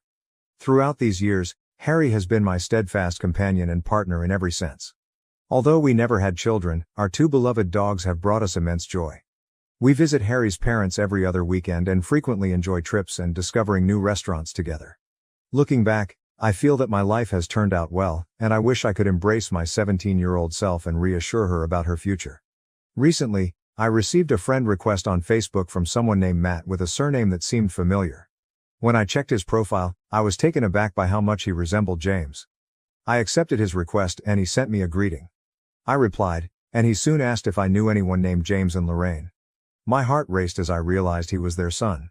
Nervous yet determined to be honest, I confirmed that I knew them since they had adopted me when I was 5. Matt expressed a strong desire to talk if I was comfortable, so I agreed and gave him my number. When he called, the conversation started off awkwardly, but Matt soon shared that he had always known about a child his parents had before him because he had seen my pictures in the family photo album. Whenever he asked about it, his parents would dodge the question. He had been searching for me for a long time, having learned my name from our hometown, and he had recently stumbled upon my profile by chance. His sole reason for reaching out was to uncover the truth. As I recounted the painful events of my past, including how his parents had asked me to give up my child and then expelled me when I refused, I could feel the weight of the emotions. I described their absence from my life over the years and how I had managed to cope thanks to the support of my husband's parents. The conversation was emotionally charged, and I revealed long-buried feelings. Matt's voice conveyed shock and disbelief as he absorbed my account. After a period of silence, he told me he had no idea his parents had treated me so cruelly. He had always believed their story that I had left on my own accord. He thanked me sincerely for my honesty and apologized on behalf of his parents, expressing regret for the pain they had caused me. Since our conversation, I've felt grateful for Matt's effort to reach out and his understanding, which has brought me some comfort and validation. However, I worry about how James and Lorraine will react when they learn that I've shared the truth with Matt. Did I make the right choice in revealing everything, or would it have been better to keep silent? Update 1. I wanted to share that my initial concerns were valid. Within just 24 hours of Matt reaching out to me, Lorraine and James began bombarding me with calls and texts. Since I've kept the same number all these years, it was relatively easy for them to find me. Their messages have been filled with anger and accusations, mostly centered around why I disclosed family secrets to Matt. James's message, in particular, was harsh, insisting I should have kept quiet as I had for years and not interfered between him and his son. Overwhelmed and unsure of how to handle the situation, I've been dodging their calls and messages, uncertain of the best way to address this unexpected confrontation. Update 2. I informed Harry about the situation. He was unaware of Matt's outreach and, upon learning that I had shared our past, he felt I shouldn't have done so. His concern wasn't about the truth being wrong but rather that James was clearly unstable and that this revelation would only stir up unnecessary drama in our lives. I also spoke with Matt, who told me he confronted James and Lorraine after our discussion. They attempted to deny everything, labeling me as a liar and accusing me of using them until I could escape to college. Despite their claims, Matt didn't believe them and told them to stay away from his family. He also informed them he would be cutting them off financially. Matt revealed that he and his wife had recently adopted twins, but James and Lorraine had refused to visit them, which had made Matt question their behavior. After learning about my past, Matt understood why they might have been unhappy with his adoption. He assured me he would ask them to leave us alone and extended an invitation for me to visit his twins whenever I could. He expressed a desire to get to know me better, given our sibling connection. I'm touched by his kindness and might take him up on his offer to visit his family with Harry. Update 3. It's been 7 months since my last update, and for those asking, here's what's new. I decided to block James and Lorraine from all communication channels, which has stopped their threatening messages. Matt intervened and spoke to them, so they had no choice but to back off. Harry and I have visited Matt and his wife at least 4 times over the past few months. Each visit has been warm and welcoming, and we've spent hours reconnecting, sharing stories, and bonding over our childhoods. I've also had the joy of spending time with Matt's twins, who are delightful. I'm deeply grateful that Matt reached out and the connection with him and his family has been a source of healing and joy for me. Thank you for watching. If you haven't subscribed yet, please do so and hit the notification bell to stay updated with more shocking real-life stories happening around you. My parents threatened to skip my wedding if I didn't invite my sister, who slept with my boyfriend. What happened next shocked everyone. I, 28F, never expected to be in this predicament, yet here I am. My sister Lizzie, 26F, and I used to be quite close growing up. We shared a room in our little suburban home, whispering secrets late into the night and daydreaming about our future. Lizzie was always the more outgoing one, with a talent for art and music, whereas I was the studious kind, constantly buried in a book. Despite our disputes, we remained linked. Our parents, John, 55M, And Mary, 53F, raised us to prioritize family above all else. Dad worked long hours as a construction foreman to support us, while Mom worked part-time and ran the family. They instilled in us a strong sense of loyalty and taught us the value of sticking together through thick and thin. Little did I know how much my familial loyalty would be tested in the coming years. I met Jake, 30M, in my sophomore year of college. He was a senior, personable and popular, with a love of books that mirrored mine. We bonded over our mutual love of classic novels, and we spent many hours in quaint coffee shops talking about our favorite authors. Jake was my first serious boyfriend, and I fell hard and quickly. After graduation, Jake opted to stay in town and work at a local publishing business. Our relationship grew stronger, and we soon began discussing our future together. We moved in together after graduation, sharing a small but comfortable apartment near the city center. Jake was always supportive of my marketing career goals and encouraged me to aim high. Meanwhile, Lizzie had decided to pursue her passion for art rather than attend college. She worked several jobs to support herself while attempting to establish a name in the local art community. I admired her tenacity and determination, even though our parents were dismayed by her decision not to pursue more study. Jake and Lizzie hit it off from the start. They shared an interest in indie music and abstract art, frequently engaged in passionate debates about the newest gallery openings or underground bands. I was overjoyed that my boyfriend and sister got along so well, never suspecting that their relationship would develop into something more sinister. 5 years into our partnership, Jake and I were doing well. We'd weathered the storms of early adulthood together, including job changes, financial difficulties, and the death of our beloved childhood dog. We had even begun casually researching engagement rings online, fantasizing about a future wedding and the family we would create together. In contrast, Lizzie's life was more turbulent. She moved from job to job, trying to make ends meet while pursuing her art. There were times when she'd crash on our couch, and Jake and I would assist her financially. I didn't mind, after all, she was my sister, and I wanted to support her goals. Everything changed on a wet Tuesday in April. I had a large presentation at work and discovered I had left some important data on my home laptop. Knowing Lizzie was staying with us that week, I contacted and requested her to send the files to me. She agreed, and I didn't think anything more about it. Hours later, after completing my presentation, I opened my inbox to locate the files from Lizzie, but there was something else, an email thread that Lizzie had mistakenly left open when she gave the files. My heart stopped as I read the letters between her and Jake, which contained intimate information and arrangements for their secret rendezvous. I felt as if the ground had vanished beneath me. I left work early, my thoughts reeling, and confronted Jake in our apartment. He attempted to downplay it at first, claiming it was just a few innocent flirtations, but as I revealed more of what I'd read, his justifications fell apart. Jake finally confessed to a 6-month romance with Lizzie. He claimed that it began innocently, late-night conversations when I was sleeping or working late, a common interest for art that grew into something more. He stated he never wanted to hurt me, that he was confused about his emotions. I couldn't endure hearing it any longer and urged him to leave. Confronting Lizzie was even more challenging. I approached her modest studio apartment, my hands trembling as I knocked on the door. When she opened it, her expression sank. She knew I had found out. Unlike Jake, Lizzie did not attempt to offer explanations. She looked me in the eyes and told me she'd fallen in love with Jake, that they hadn't planned it but couldn't resist their feelings. The following several months were a haze of agony and hatred. I moved out of the apartment I shared with Jake and stayed on a friend's couch until I could locate my own place. I put myself into work, picking up extra assignments to keep my mind occupied. I cut off all contact with Jake and Lizzie, blocking their phone numbers and social media profiles. My parents were devastated by the news. They attempted to mediate at first, encouraging me to hear Lizzie out and contemplate forgiveness, but I couldn't handle the thought of being in the same room with her. The treachery was too new, too deep. They eventually stopped pushing, but I could see the sadness in their eyes every time the subject came up. After nearly a year of treatment and self-reflection, I felt ready to date again. I first met Alex, 32M, at a charity fundraiser at the local animal shelter. He was tall, with nice eyes and a kind grin that put me at ease right away. We bonded over our mutual love of dogs and our volunteer experiences at the shelter. Alex was kind and compassionate as I discussed my past. He never pushed me to go faster than I felt comfortable with, always respecting my limits. Slowly but gradually, I found myself falling in love again, this time with a man who genuinely liked and admired me. 2 years into our relationship, Alex proposed on a morning trek to our favorite viewing point. It was simple, private, and beautiful. As we started planning our wedding, I felt a mixture of excitement and dread. The thought of walking down the aisle again triggered memories I'd rather forget. Everything was going fine until my dad mentioned inviting Lizzie to the wedding.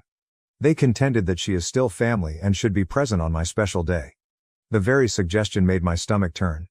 How could I celebrate the most joyful day of my life with someone who had given me so much pain? I adamantly refused, informing my parents that Lizzie's presence would just bring up sad memories and could ruin the day. Alex agreed with me, saying that our wedding should be about our love and happiness, not attempting to patch relationships that may be beyond repair. My parents did not take it well. They accused me of being petty and unwilling to move forward. They even threatened not to go if Lizzie was not invited. Some of our relatives have also gotten involved, accusing me of selfishness for separating the family and asking me to be a better person. But I don't believe I am in the wrong here. Lizzie deceived me in the worst manner possible. She slept with the man I expected to spend my life with. I fought hard to overcome that anguish and start a new life with Alex. I don't want anything to compromise my newfound contentment and calm. Reddit, am I wrong to not invite my sister to my wedding? Am I being petty, or do I have the right to remove someone who has badly injured me from one of the most important events in my life? Update 1. I'd like to thank everyone who left helpful comments and advice on my first article. The response was amazing, and it gave me the confidence to have a difficult but essential conversation with my parents. I invited them over to supper last week, determined to clear the air and establish some boundaries. The evening started out tense. Mom kept trying to shift the talk toward wedding plans, while Dad was unusually silent. After we finished our meal, I took a big breath and went in. I described in detail how Lizzie's actions had affected me, including the sleepless nights, trust issues that nearly ruined my relationship with Alex, and the therapy sessions I need to work through my pain. I told them about the panic attacks I used to get anytime I saw a couple that reminded me of Jake and Lizzie, how I'd lost weight because food tasted bad, and how I'd poured myself into work to avoid dealing with my feelings. To my amazement, Mom burst into tears midway through my explanation.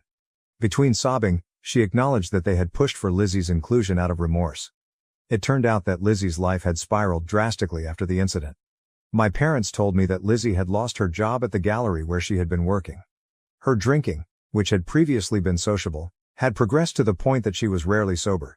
She'd been in a run of short-lived, destructive relationships, one of which left her in the hospital with a broken arm. Mom and Dad felt responsible for not seeing Lizzie's problem sooner. They scolded themselves for applauding her free spirit without acknowledging that she may have required more guidance and assistance. In their thoughts, inviting Lizzie to the wedding was a means to reintegrate her into the group and possibly help her get her life back on track. While I sympathized with Lizzie's hardships, I made it clear that this did not excuse her behavior or erase the anguish she caused me. I reminded them of all the instances they had assisted Lizzie financially and emotionally over the years, emphasizing how supportive they had always been as parents. I emphasized that I was not responsible for Lizzie's well-being, and I shouldn't have to give up my peace of mind for her. Dad, who had kept silent for the majority of the conversation, suddenly piped out. He told me a story from his own background that I had never heard before. Apparently, his older brother had done something similar, compromising Dad's trust significantly when they were younger. They had never really reconciled, and I could see sadness in Dad's eyes as he recounted decades of stressful family reunions and squandered possibilities. He stated that he did not want the same for Lizzie and me, which is why he has been pushing for reconciliation, but he also admitted that he couldn't compel forgiveness and that healing had to happen on my own terms. Dad apologized for pressuring me and promised that he and Mom would respect my decision regarding the wedding. He also told me that they would attend, with or without Lizzie. My parents agreed to speak with the relatives who had been causing me problems and explain the issue. They vowed to stop any future attempts to guilt-trip me into inviting Lizzie. After this emotional chat, I felt as if a weight had been lifted from my shoulders. Although my feelings remained unresolved, I felt heard and understood by my parents for the first time since the ordeal began. Alex, who had made himself scarce during the dinner to allow us peace, was quite supportive when I told him later that night. He held me while I cried, a mixture of relief and anguish sweeping over me. He advised we take a weekend trip to decompress and refocus on our wedding planning. We had a wonderful weekend at a nearby beach town, simply enjoying each other's company and finalizing some wedding plans. We chose our wedding cake, chocolate with raspberry filling, planned the celebration playlist, and even practiced our first dance on the beach under the starlight. This event has increased my appreciation for Alex. He's been my rock through it all, constantly prioritizing my sentiments and wholeheartedly supporting me. I am more confident than ever that I am marrying the right guy. The wedding is now less than 2 months away, and I'm looking forward to celebrating our love with those who actually care about us. I still feel sad about Lizzie's absence, but I know this is the best decision for my mental health and happiness. Thank you again, Reddit, for assisting me in standing my ground and prioritizing my well-being. Your support has meant more than you realize. Update 2. It has been a crazy few weeks since my last post, and I have some unexpected news to offer. I received Lizzie's letter around 3 weeks ago. The envelope lay on our kitchen counter for days, and I hesitated whether to open it or throw it away. Alex, ever the voice of reason, argued that reading it might bring some closure, even if I choose not to react. Finally, on a peaceful Sunday morning, I mustered the confidence to open the letter. It was many pages lengthy and contained Lizzie's trademark loopy handwriting. As I read, I could practically hear her voice in my thoughts, recalling late-night chats and secrets from our youth. Lizzie began by acknowledging the grief she had caused me, accepting full responsibility for her actions without making excuses. She wrote of the downward spiral her life had taken after Jake left her, and how she turned to drink to alleviate her remorse and shame. She admitted to suffering from depression, which had begun long before the episode with Jake but had increased dramatically thereafter. Her admission that she was going to rehab stunned me the most. She had apparently been in a treatment facility for the previous 6 months, focusing on her sobriety and mental wellness. She wrote of the grueling treatment sessions, group gatherings, and the difficult task of confronting her demons. Lizzie mentioned that part of her healing journey was making amends to individuals she had harmed. She clarified that she did not seek forgiveness and respected my decision not to include her at the wedding. Her intention in writing was just to apologize and inform me that she was attempting to become a better person. The letter finished with a story from our childhood. I stood up for her against some bullies at school. Lizzie stated that she had always admired my tenacity and honesty, and that betraying me was her biggest regret in life. I'd want to say that after reading the letter, I felt a rush of forgiveness, but the truth is that I was left conflicted. A part of me remained furious and sad, while another sensed a glimmer of the sisterly affection we had shared. I decided to take some time to examine my emotions before making any decisions.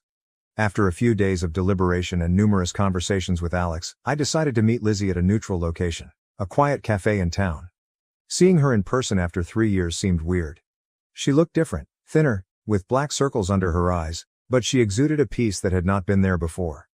Our conversation began awkwardly, with many pauses and hesitant phrases, but as we spoke, it became easier.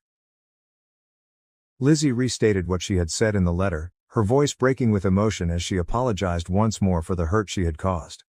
She told me more about her sober journey and the work she had done in therapy. Lizzie even showed me a journal in which she had been writing letters to me as part of her recovery, though she had no intention of sending them.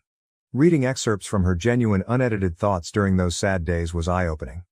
I will not lie, it was an emotional meeting. We both shed tears as we discussed the past and the agony we had both endured.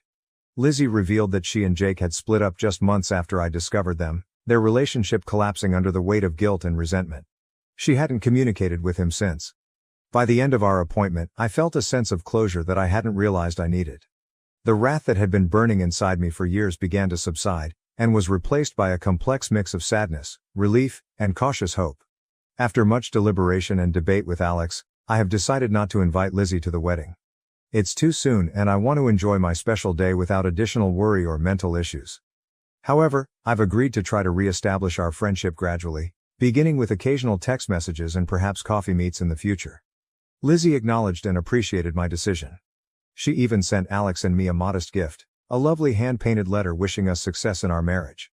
It reminded me of the cards she used to make for my birthdays when we were younger, which brought back bittersweet memories. I understand that this process of healing and regaining trust will be long and may be challenging. There are still times when the anguish of betrayal resurfaces, reminding me of everything we have lost. But for the first time in 3 years, I am optimistic about having my sister back in my life eventually. The wedding preparations are in full flow. Alex and I are delighted to celebrate our love with our closest friends and family. While Lizzie will not be present, I am more at ease with that decision now. Our special day will be spent looking forward to our future together, rather than lingering on past hurts. Update 3. It's been 6 months since my wedding, and I wanted to provide you with a last report on this chapter of my life. The wedding day was simply wonderful. Alex and I exchanged vows in front of our loved ones in the stunning vineyard setting we had chosen. The weather was perfect, with a moderate breeze and brilliant blue skies that appeared to reflect the joy I felt inside my heart. I walked down the aisle on my father's arm, my gaze fixed on Alex's. All of the drama and pain of the previous years seemed to fade away in that instant. As I stood at the altar with my soon-to-be husband, all I could feel was love and appreciation. The ceremony was modest and personal, with readings picked by our closest friends and vows written by ourselves. There wasn't a dry eye in the house when Alex swore to always be my safe harbor, and I promised to be his constant companion throughout life's experiences. The reception was a happy occasion. The meal was wonderful, the wine was plenty, and the dance floor was full all night. My parents were on their best behavior, honoring Alex and me with no mention of Lizzie. It was great to see them so joyful and supportive. Lizzie followed my requests and did not attempt to contact me on the wedding day. Instead, she delivered a gorgeous bouquet of sunflowers, my favorite flower since childhood, to my hotel room. The accompanying note congratulated us and wished us a life of happiness. It was a lovely gesture that I appreciated even more than I had imagined. Since the wedding, Alex and I have adjusted into married life, which has been fantastic. We recently purchased our first home together, a quaint craftsman-style house with a modest backyard. We've enjoyed making it our own by painting the walls and adding a garden. It feels nice to be starting a life together and making new memories in a space that is genuinely ours. My friendship with Lizzie is gradually improving. We've had a few more coffee meetings and are now texting on a regular basis. Our chats are still somewhat guarded, but there is a developing comfort between us that reminds me of our previous connection. Last month, we even ate dinner with our parents. It was a little awkward at begin, with everyone trying to avoid certain issues, but as the evening proceeded it became more like old times. Lizzie remains committed to her recovery and has been making significant improvements in her life. She's back in school, training to be a counselor for disturbed teenagers. She thinks her own experiences have given her insight into the difficulties that young people encounter, and she wants to help others avoid the mistakes she did. Seeing her progress and commitment to changing her life has aided me in my forgiveness journey. Lizzie recently inquired if she might exhibit some of her work at a local gallery. I hesitated at first, recollections of her previous artistic pursuits triggering conflicting feelings, but I decided to go. With Alex by my side for support.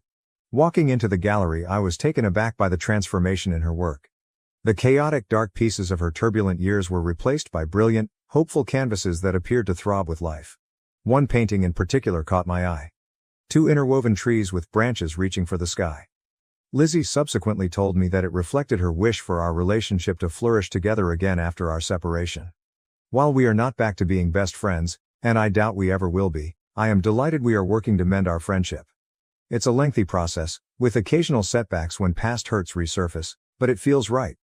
We're learning to be sisters again in a way that honors our separate paths and who we've become. I would like to thank everyone who helped me through this difficult time.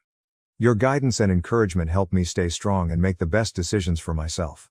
I've learned a lot about setting boundaries, self-care, and the power of forgiveness, not for the benefit of the other person, but for my own peace of mind.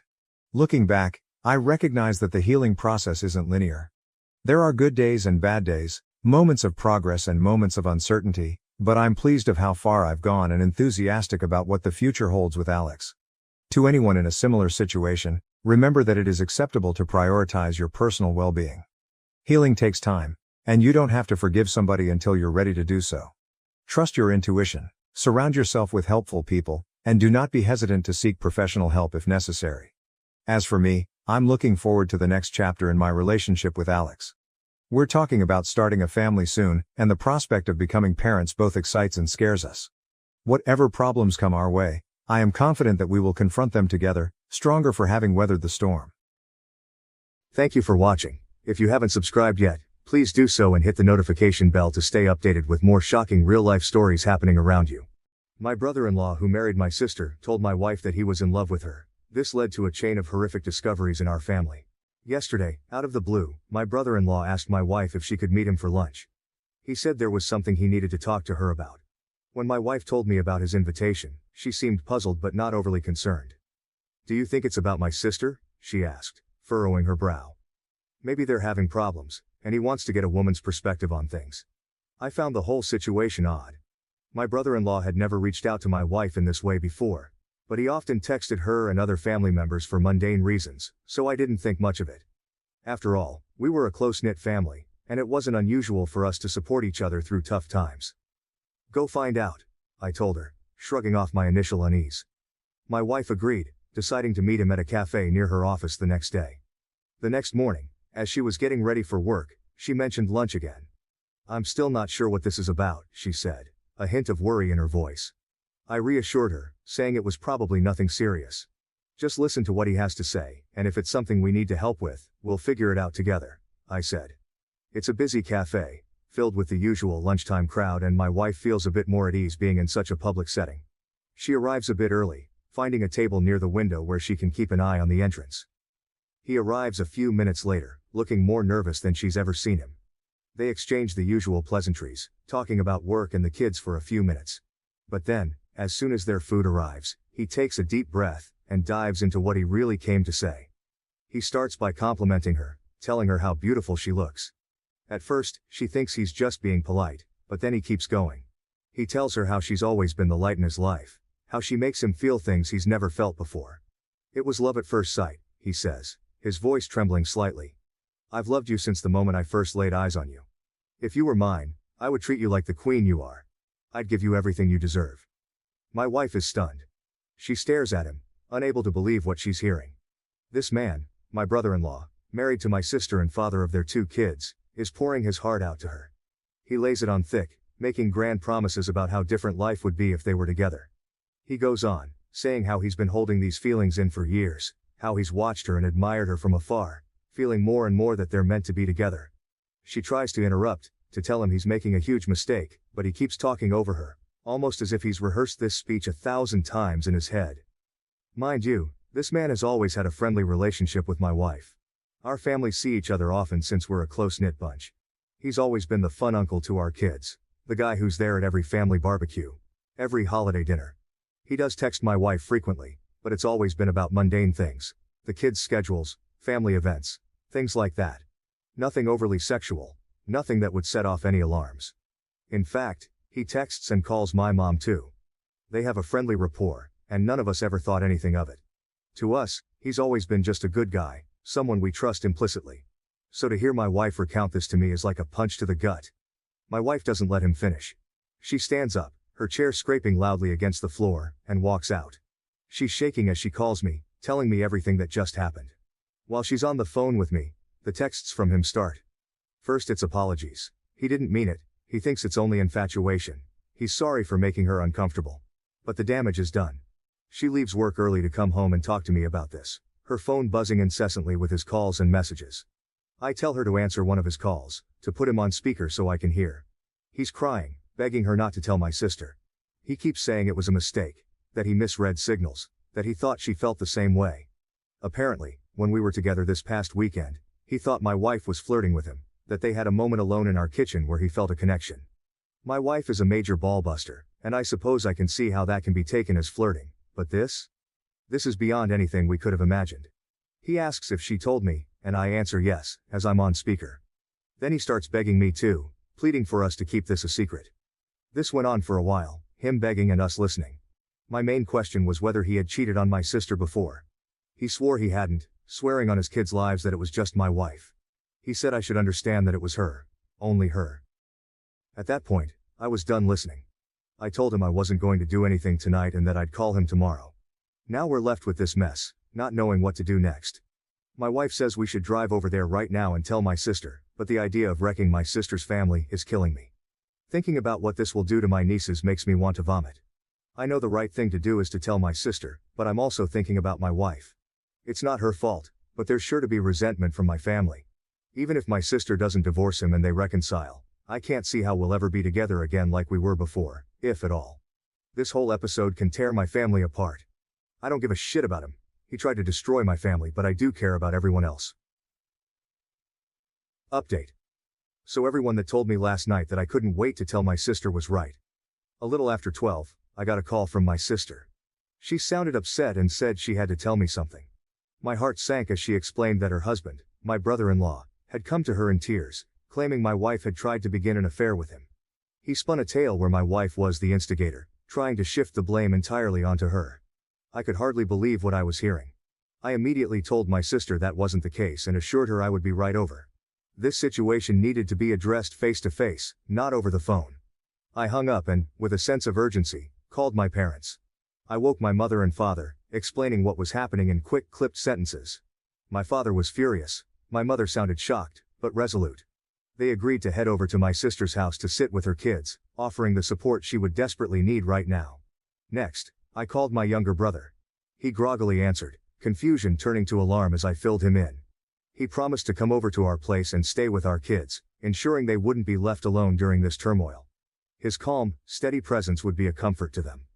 Meanwhile, my wife was already gathering her things, her face pale and drawn.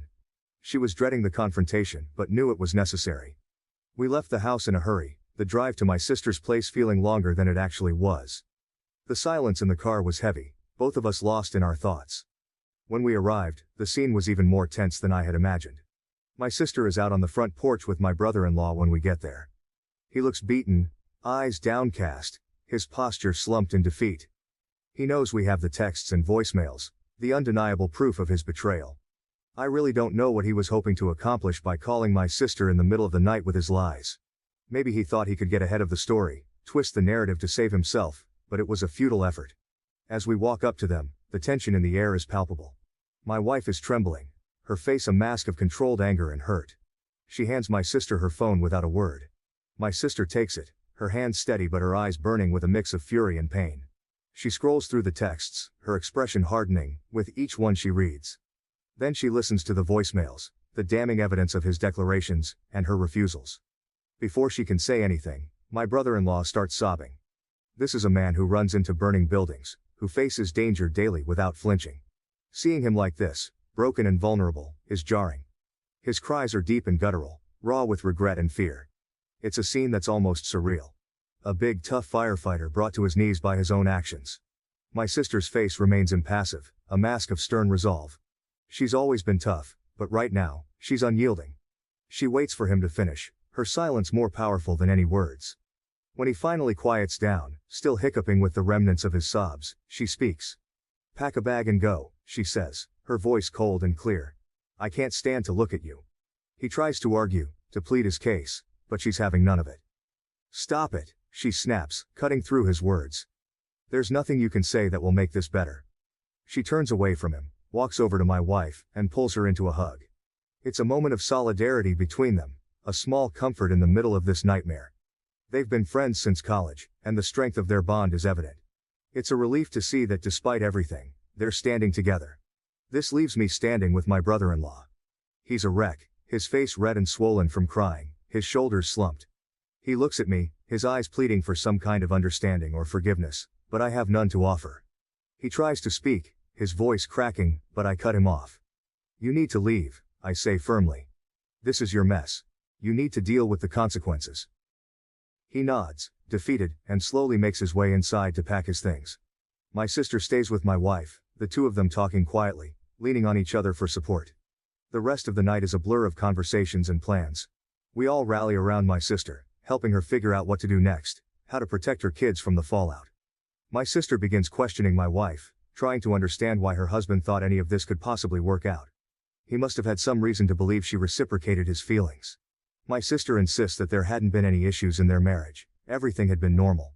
My wife is crying at this point, tears streaming down her face as she tries to make sense of the situation.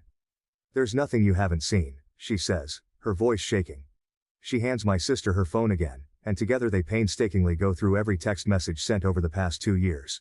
They read each one carefully, looking for any hint of inappropriate behavior, but there's nothing there. My wife was just being herself. She has a playful personality, always joking around and teasing. It's part of what makes her so lovable and approachable. My brother-in-law has a similar sense of humor, and they've always teased each other in a lighthearted, harmless way. She does the same with my mom and my younger brother. It's just how she interacts with people.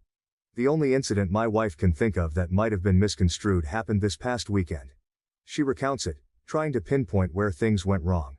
They were all together at our place, and she and my brother-in-law both reached for the fridge at the same time. They playfully jostled for who would get there first, laughing as they did so. He let her win, but then he reached around her waist to grab a beer, moving his hand slowly. She admits that in that moment, the way he did it felt a little inappropriate.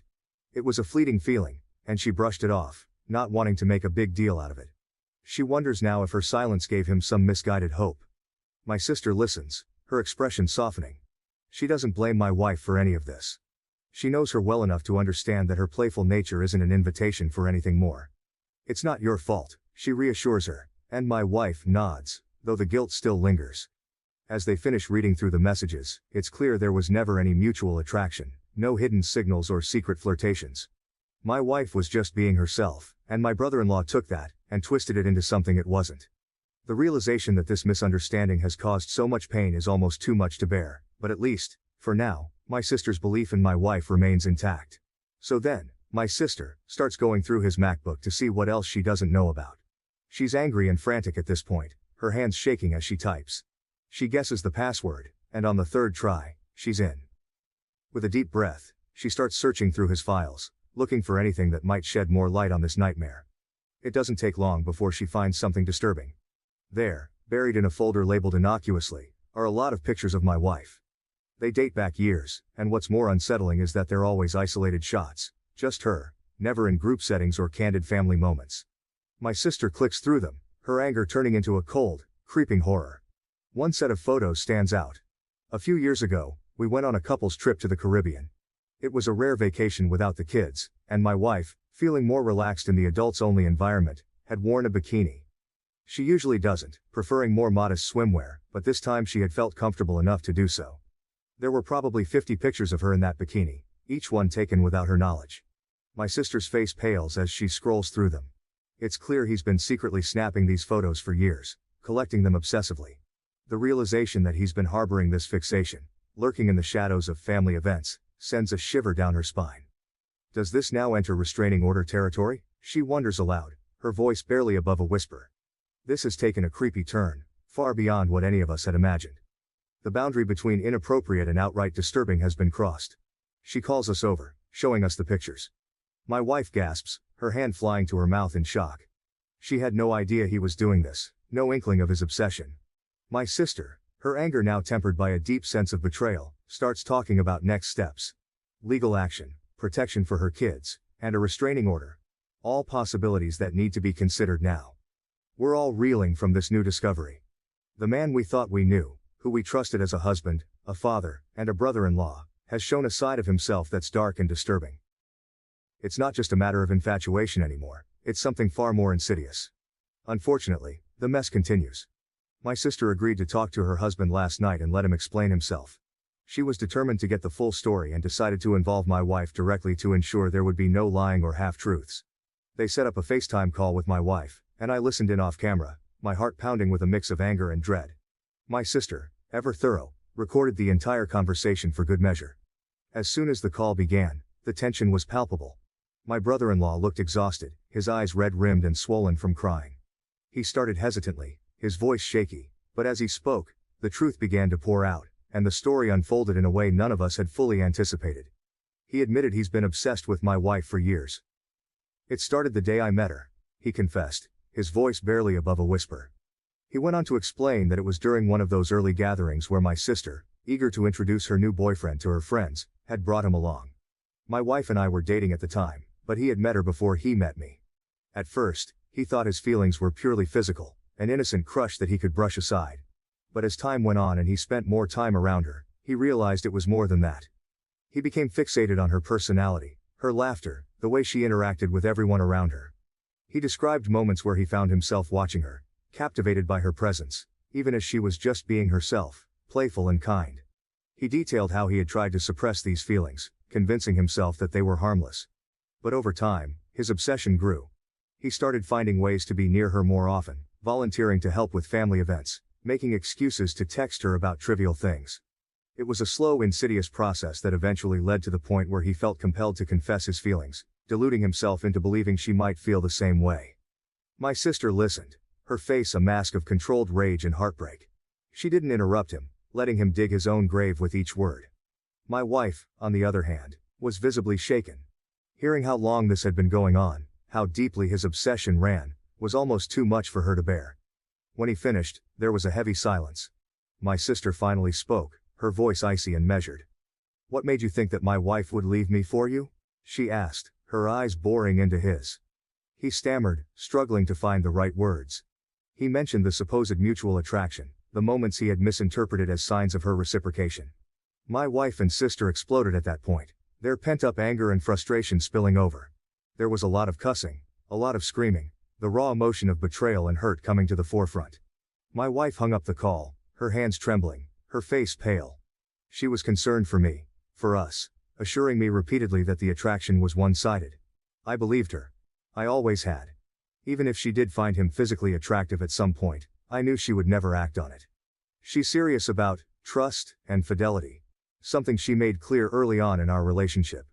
This whole ordeal was a twisted fantasy of my brother-in-law's, a dangerous delusion that had nearly torn our family apart. The tension that had been building up during the call finally erupted into a storm of cussing and screaming. My wife's voice was a mix of fury and hurt, while my sister's was steely and unforgiving. The barrage of emotions was overwhelming, the air thick with betrayal and disbelief. The phone call abruptly ended when my wife, shaking and distraught, hung up because she was concerned for me. She turned to me, her eyes wide with fear and confusion. It was one-sided, she assured me, her voice trembling.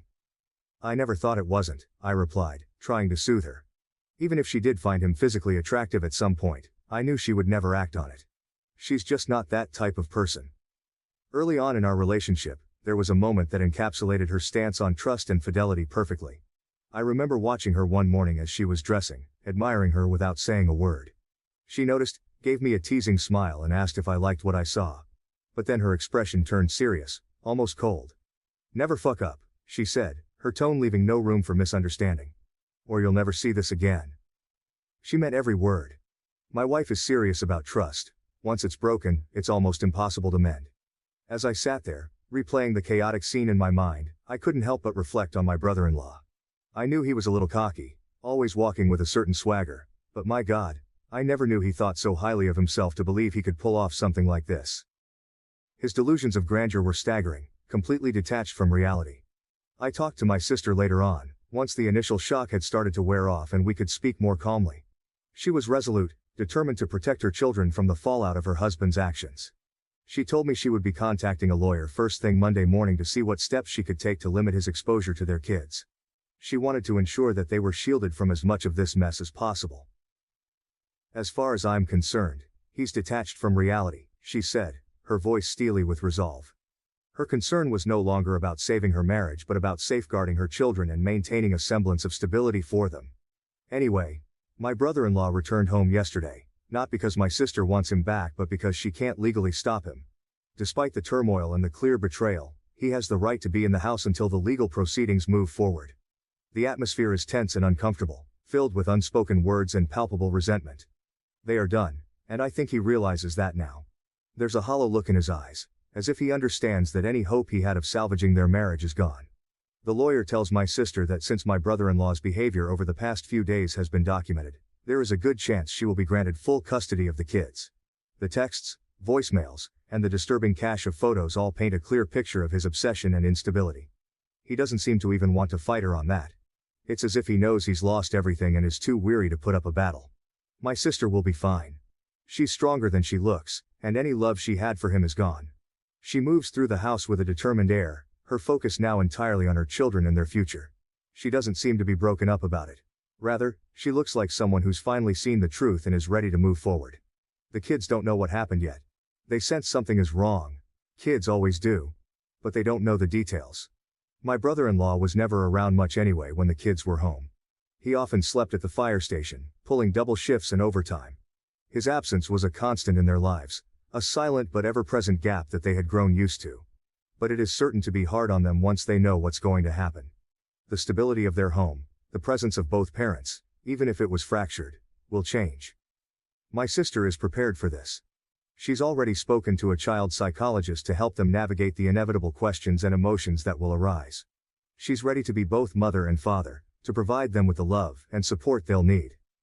As for my brother-in-law, he stays in the guest room, a silent figure in a house that no longer feels like his home. He seems resigned to his fate, going through the motions but devoid of any real fight. It's a sad, pitiful sight, but my sympathy is limited. Some of my friends have said that there must be more women, that someone as obsessive as my brother-in-law couldn't have fixated on just one person. But as far as we can tell, there hasn't been anyone else. It's really just the obsession with my wife. His fixation on her has been singular and intense, leaving no room for anyone else. After everything came to light, my wife blocked his phone number, trying to create some distance and protect herself from his unwanted advances. But on the same night he returned home, he sent my wife an email from an account he had just made. It started with a seemingly sincere apology, but it quickly took a turn into something much darker. He began by saying he never got to finish at the restaurant that day, implying there was more he needed to confess. Then he launched into paragraphs and paragraphs about all the things he loves about my wife. He detailed the desperation he felt, the overwhelming emotions that had driven him to act so irrationally. He recounted every little detail he admired about her, her smile, her laugh, the way she interacted with others. It was unsettling, to say the least, to see his obsession laid out so starkly. He mentioned their supposed mutual attraction again, insisting that there was a palpable sexual tension between them that he had always felt. He was delusional, mistaking her friendly, playful nature for something more. He painted a picture of a connection that existed only in his mind, a fantasy that he had convinced himself was real. The email ended with a rather large section about me. Let's just say I didn't know he had such a low opinion of me. He was quite certain that I was not satisfying my wife properly. He criticized everything from my appearance to my demeanor, implying that I was somehow unworthy of her. His words were meant to undermine me, to sow seeds of doubt and insecurity. Reading the email was a gut punch. It was clear that his obsession with my wife had twisted his perceptions and fueled his disdain for me. He saw me as an obstacle, someone unworthy of the woman he had placed on a pedestal. But instead of feeling threatened, it only solidified my resolve to protect my wife, and my family, from his delusions. We forwarded the email to my sister and her lawyer. It was more evidence of his unstable state of mind, another piece of the puzzle that showed just how far gone he was. This email, with its mix of apology, obsession and vitriol, might be enough to get him removed from the house permanently. For now, my wife and I are taking it one day at a time. The support from our friends and family has been invaluable, helping us navigate this surreal and painful situation. Finally, my wife isn't doing great, but she is improving each day. She does feel guilty for being too comfortable around my brother-in-law. Normally, she is very careful about setting boundaries with other men. In case it wasn't clear, my wife is quite stunning and receives a lot of male attention. However, she felt safe around my brother-in-law because he was family, and she never thought he would cross any lines.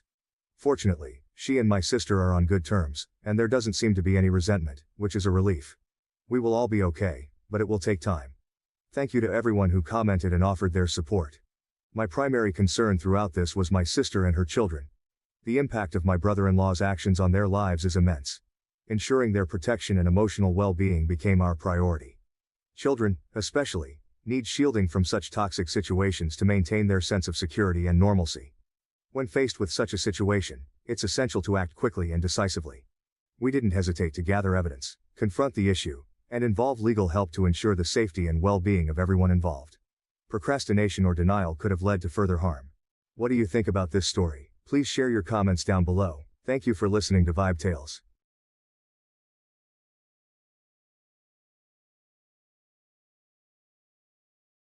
My parents tried to give my inheritance to their favorite daughter, but my grandparents had a surprising twist in store.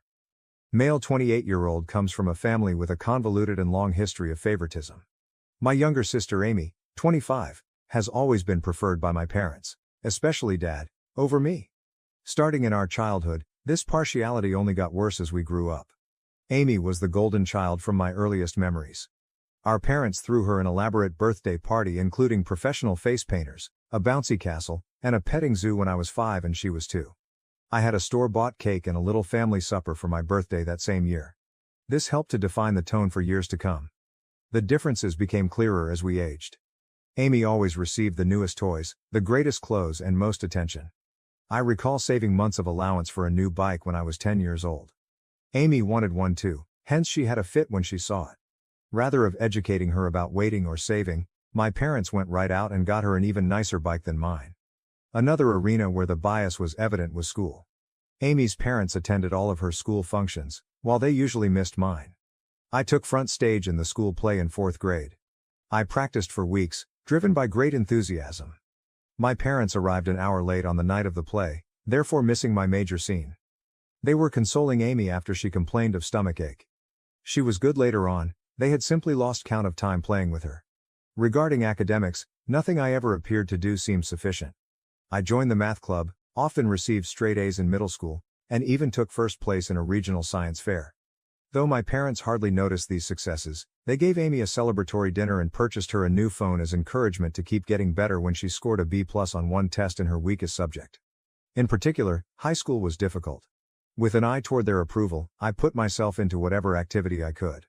Along with keeping a 4.0 GPA, I was editor of the school newspaper, Debate team captain, Amy coasted through school, hardly keeping a C average, and spent much of her time hanging out with friends.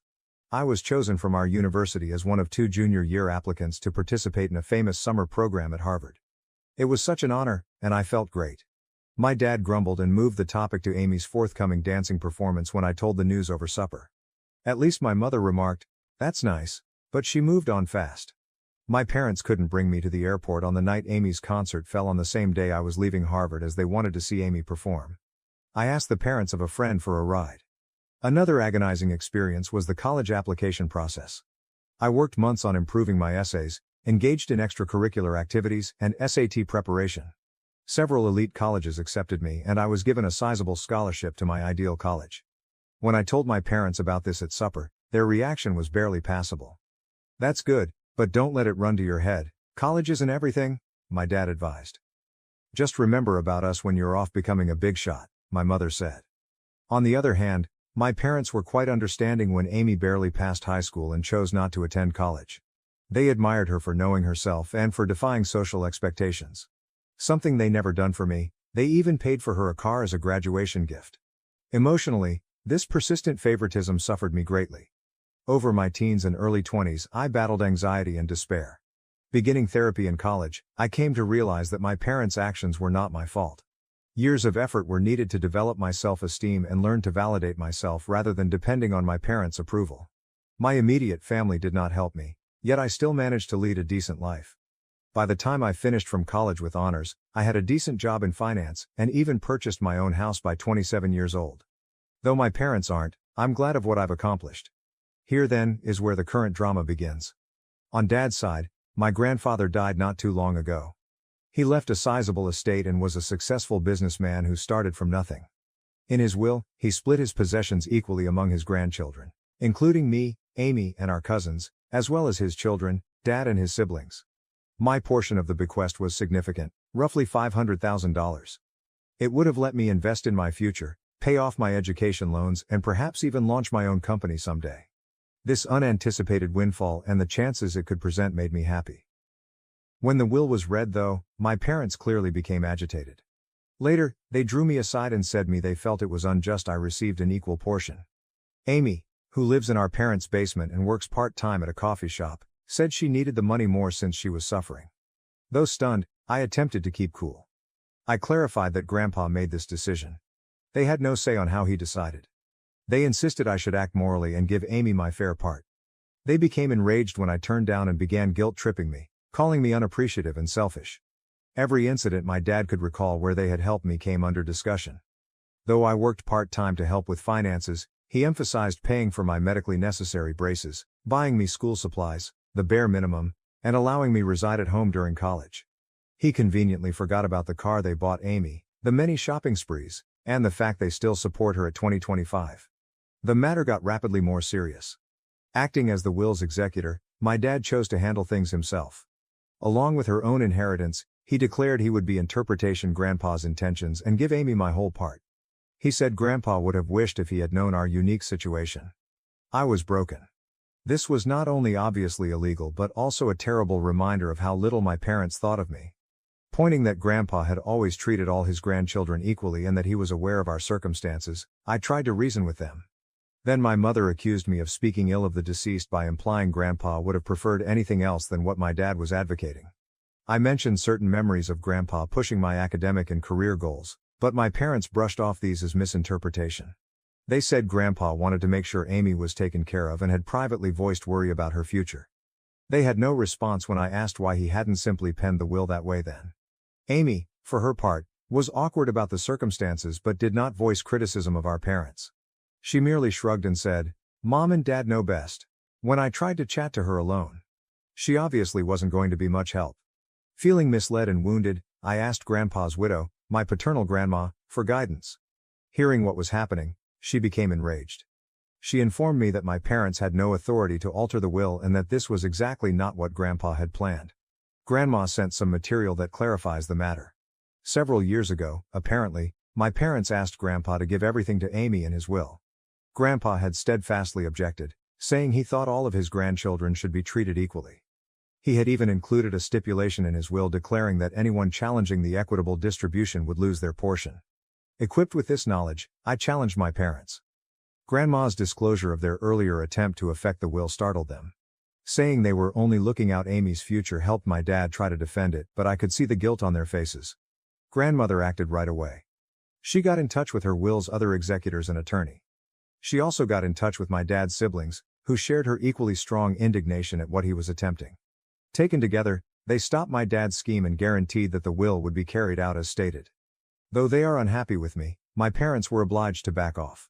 They argued I should have handled this in-house instead of involving others and accused me of turning the family against me. My mother sobbed over how I had split the family and deceived them. I said I had never expected anything from them anyway, when my dad threatened to cut me out of their will totally. Now, should I accept the inheritance, they are threatening to break off all communication. My dad even went so far as to suggest that I would not be welcome in their house should I inherit it.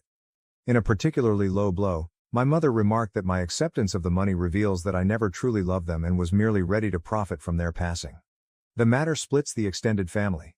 A few of my cousins are encouraging since they understand the long-standing favoritism and value me for advocating myself. Others believe I should have yielded in order to preserve peace since family harmony comes first over financial considerations. Although my dad's siblings are definitely on my side, this has strained their relationship as well as my parents. Amy finds herself enmeshed in all this. She confided in me privately that although she feels bad and didn't ask for this, she is not ready to challenge our parents. She's been trained her whole life to depend on them and seek their praise, hence I don't blame her totally. Still, a part of me longs she would help me just once. This circumstance has brought out a lot of past suffering and bitterness. I find myself remembering all the times I was passed over or discounted in favor of Amy, the birthday celebrations I missed, the school functions my parents missed, the successes that went unreported. This one occurrence seems to be bringing to a head a lifetime of unfairness. Though the whole affair has caused a great divide in the family, I am keeping my ground and want to take my inheritance as Grandpa meant. My parents hardly talk to me, and family get-togethers have grown awkward. I missed our monthly family meal last week for the first time ever since I could stand the cold shoulders and accusing glares. Though there is turmoil, a tiny bit of me feels empowered. I'm confronting the unfair treatment by my parents for the first time in my life. I'm declaring my value and refuse to be written off. It's both terrible and freeing at once. Though I think I'm in the right here, the family drama is draining me. Something I hadn't experienced since college, I have started having anxiety attacks once more. To assist handle all this stress, I'm thinking about returning to therapy. Am I the one who should have refused to comply with my parents' expectations and accepted my inheritance? Should I have simply handed Amy the money to maintain peace? Although I'm bored of being the family scapegoat, I also fear losing my family totally. Any guidance or viewpoint would be much valued. Update. Since my first post 6 months ago, a lot has happened. I want to thank everyone for their support and guidance. It truly kept me strong during trying circumstances. Let me start with the legal aspect of things. Many of you advised, and I did see my own attorney. He verified that I had every right to inherit and that what my dad attempted was in fact illegal. He helped me record everything and ready to act legally should needed. Fortunately, things did not transpire as such. Along with my dad's siblings, my grandma and her attorney worked out matters without involving court. I got my whole fortune and the will was carried out exactly as intended. Because of his will manipulation attempts, my dad was removed as an executor. This was a somewhat demanding process spanning several weeks. My parents threatened litigation, there were tense meetings and furious phone calls, but ultimately the law was unambiguous and they had to back off. Still ongoing though, the family fallout has been noteworthy. At first, my parents doubled down on their viewpoint. They charged me with being avaricious and neglectful of my sister. They also sought to mobilize other family members against me, disseminating allegations that I had somehow coerced Grandpa into giving me money. Luckily, most of the family saw through their trickery. About 1 month following the will's acceptance, there was one really unpleasant occurrence at a family gathering. When my parents showed there unannounced, my aunt was hosting and hadn't asked them to come. They started a scene. Starting to shout about how I had taken from Amy and corrupted Grandma against her, my dad became saying I had ruined all these wonderful memories. My mother flung an old photo album squarely at my feet. It was awkward and terrible. It took several relatives to cool things down and persuade my parents to leave.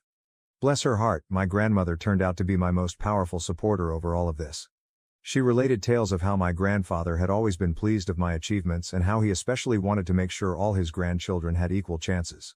She even said Grandpa had maintained a scrapbook of my accomplishments, newspaper clippings of academic honors, copies of my college acceptance letters, and even the program from that university play my parents had been late for.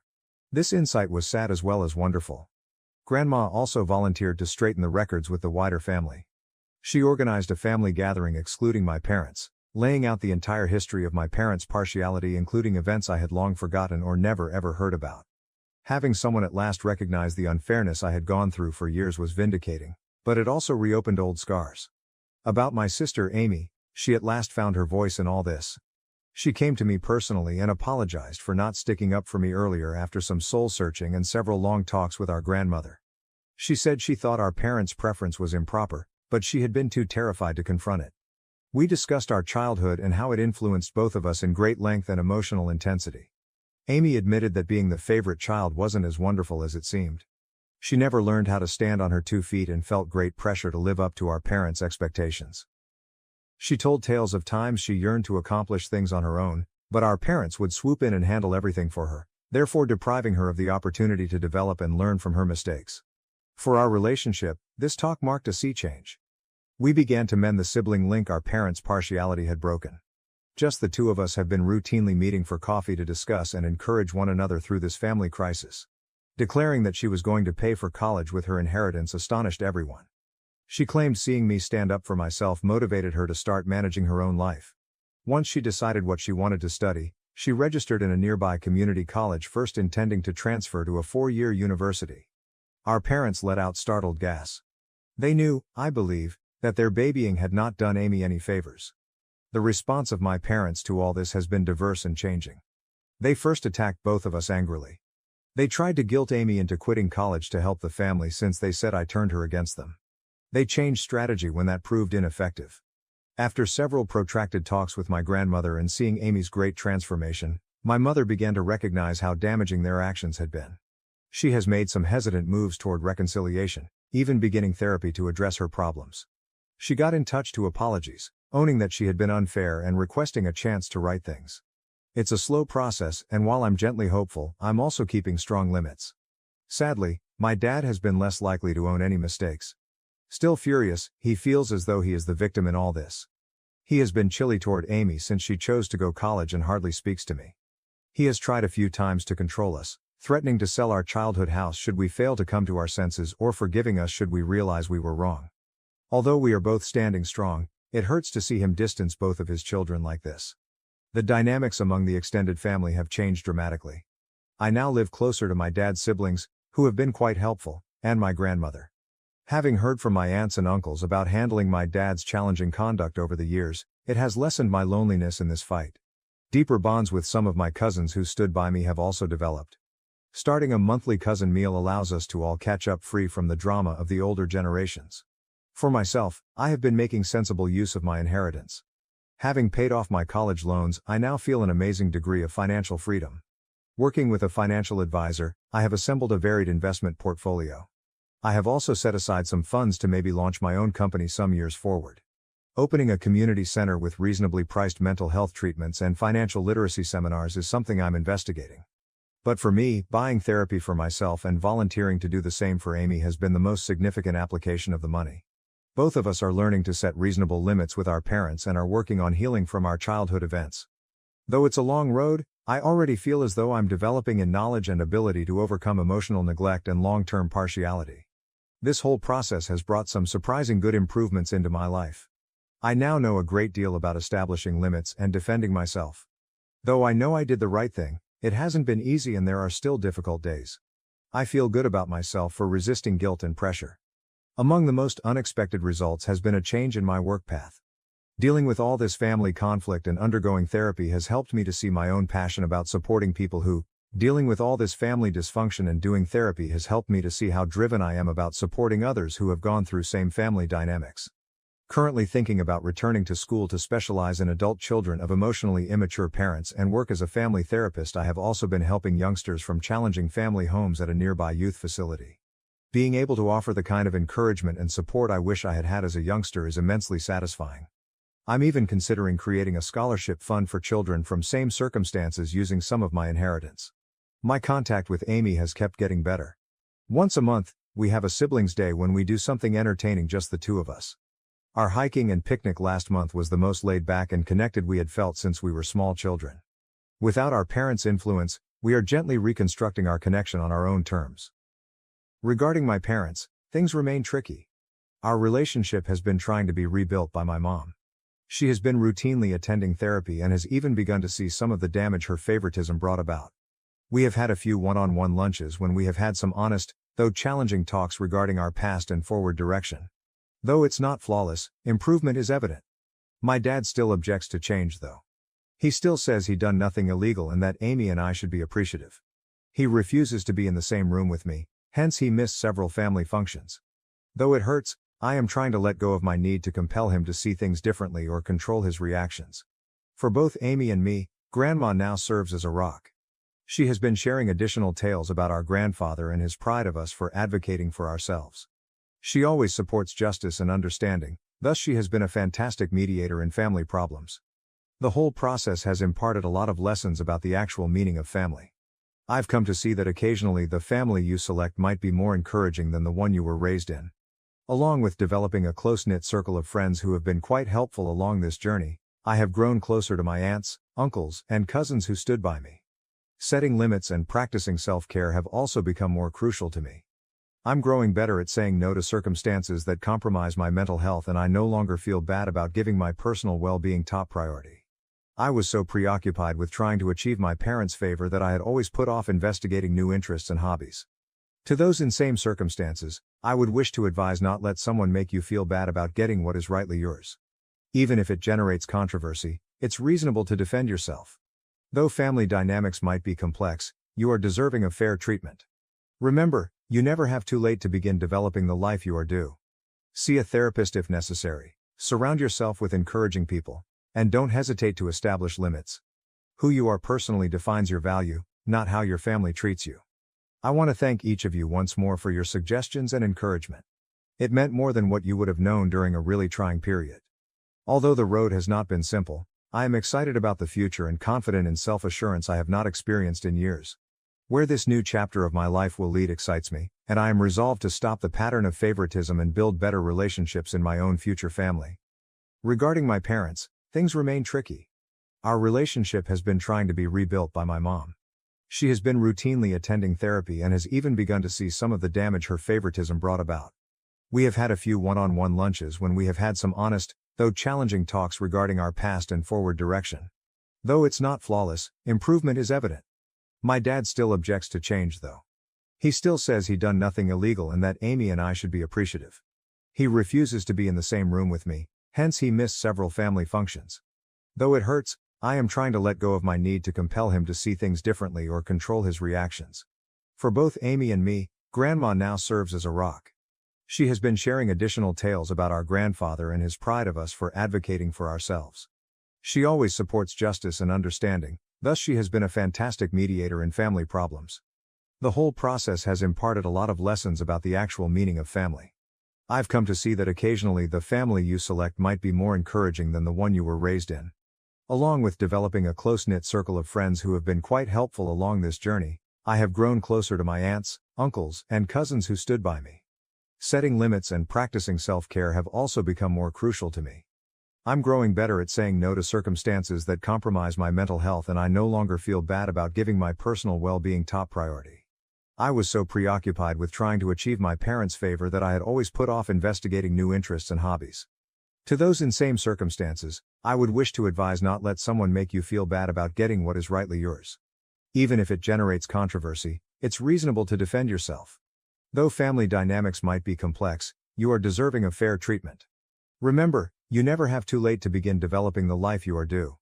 See a therapist if necessary, surround yourself with encouraging people, and don't hesitate to establish limits. Who you are personally defines your value, not how your family treats you. I want to thank each of you once more for your suggestions and encouragement. It meant more than what you would have known during a really trying period.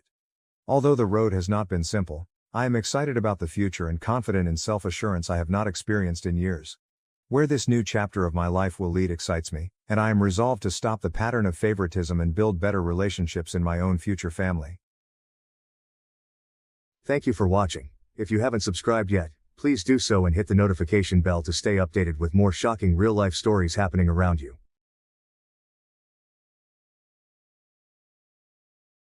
After we announced my pregnancy, my sister-in-law's plan to humiliate me at my husband's party backfired, landing her in jail and a divorce.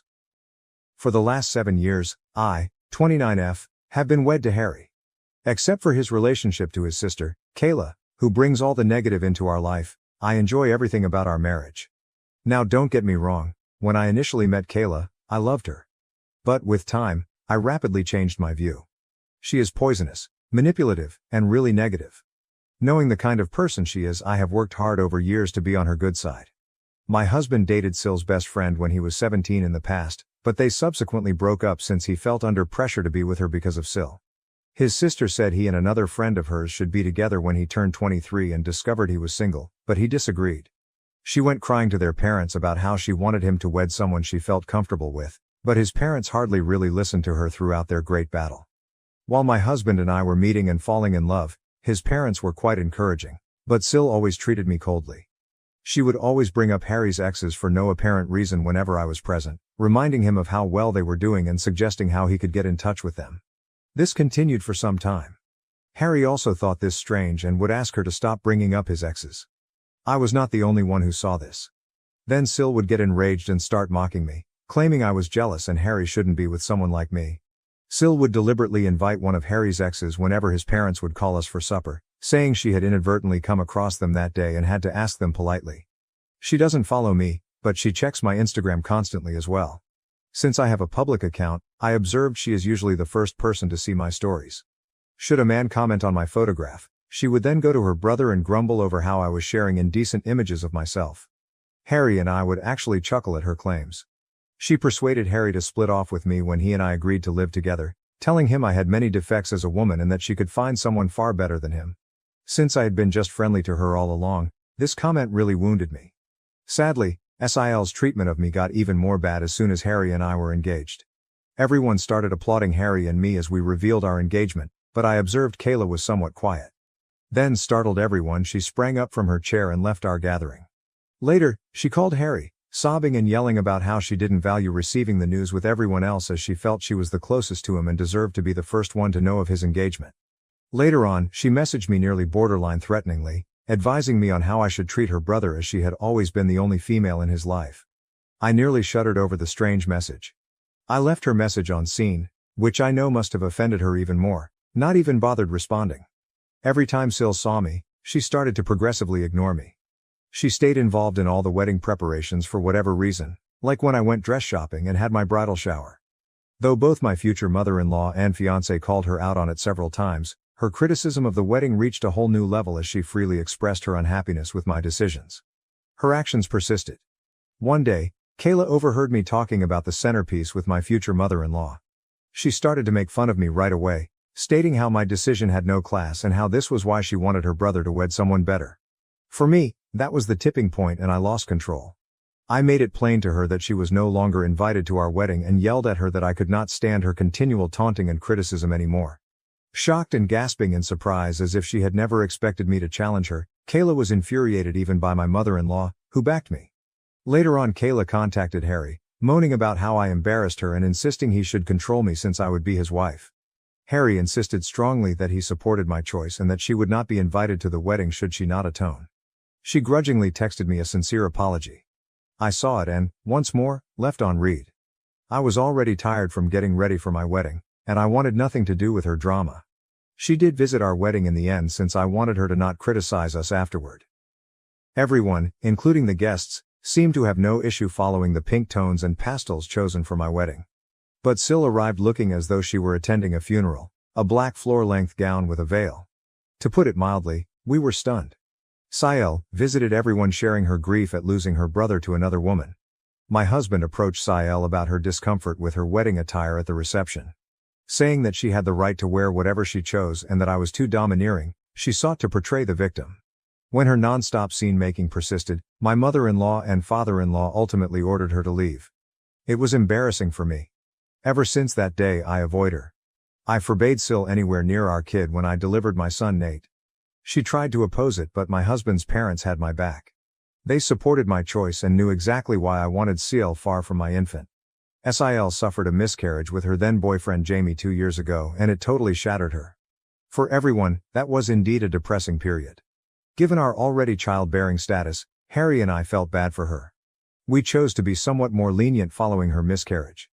She could connect with our kid Nate, so we would welcome her to our house. Despite her behavior with me, she has been rather lovely to our son, really shocking. She looked to have changed at first, but with time she returned to her former self. She constantly talks about how difficult her life is, how things never seem to go for her, and blames ex-friends or managers for upsetting her life. I have found over time that she is never wrong in her thinking. She is always attempting to get people on her side by playing the victim card and hardly acknowledges any flaws in confrontations. She chose to get married this year and invited everyone to save us. Given our relationship seemed to have improved, Harry was surprised to learn we were not invited. She began to explain how she won't let me come since I would cause disturbance to her wedding when we questioned her about it. Having never done anything to her, I phoned and asked her why she would think something like that. Kayla began to tell how she had deliberately dressed in all black for our wedding, so now she was worried that I might do the same and this was why she wanted me off-site. I informed my spouse straightforwardly about how manipulative she was, outraged about it. After discussing with his parents, Harry decided to let Sil know they would neither be attending the wedding nor would they pay for it. This turned Sil to tears, and she began to blame me for starting this disaster. Her husband told her she had no right to be pointing fingers at me as she had freely admitted her own error. Kayla, however, explained her behavior by stating that I should just get over it since our wedding was long ago. Later, she contacted me to apologize and ask for forgiveness as FIL and MIL were still not paying for her wedding. Though I hate to say it, Kayla can be quite charming and convincing when she wants something. I wanted to just go forward from the past and forgave her. Her wedding to Jamie went perfectly. We all showed up and had fun. Not even 6 months later, Kayla appeared at our door grumbling about her marriage failing. For a few days, Harry and I let her stay with us where she would spend endless hours venting about her husband. They appeared to be struggling to conceive, and Kayla was obviously blaming Jamie for everything. When I went to speak to Kayla, she insisted it was entirely her husband's responsibility. She would be hyper-focused on our lives and try to create things that didn't exist when she was not grumbling about her husband. For instance, usually every morning before heading to work I visit the gym. When I'm running late, I occasionally grab my work clothes so I may finish my workout, have a bath, and change into my business wear. Sael observed this for some time and would have many questions about it, including why I was bathing or why I even needed to visit the gym. I didn't give it much thought and would tell her how I liked keeping my weight and how I disliked visiting the office all sweaty. She would nod and lick her lips. Mill was telling us about a friend of hers who was divorcing right at lunch. She left her friend's spouse and grabbed half of his assets after learning about his adultery with her. Sael stopped her abruptly to ask my husband whether he and I had signed a prenup before we were married. We paused to stare at her. We stopped eating. She glanced at my husband expectantly as if I hadn't even arrived. My husband told her straightforwardly that he is not someone who minces his words as he and I both made rather good money and we felt no need for a prenup. Sil snorted and began to say that he could be blindsided any day and that cheats abound today. Her statements offended me, therefore I asked her to clarify exactly what she meant. Sil then began to remark how I was obviously meeting someone as I was usually carrying change of clothing everywhere and that, as Harry's sister, it was her obligation to warn her brother. These were shocking remarks for me. Phil and MIL arrived right away to save her from continuing to fabricate such things and advised she shouldn't interfere with others' affairs. Without missing a beat, Sil continued to emphasize how she was only trying to be there for her brother and began to joke if our son Nate was indeed Harry's son since he didn't quite look like him. I swear I watched the redness of wrath on my husband's face. In my life, I never had seen him this enraged.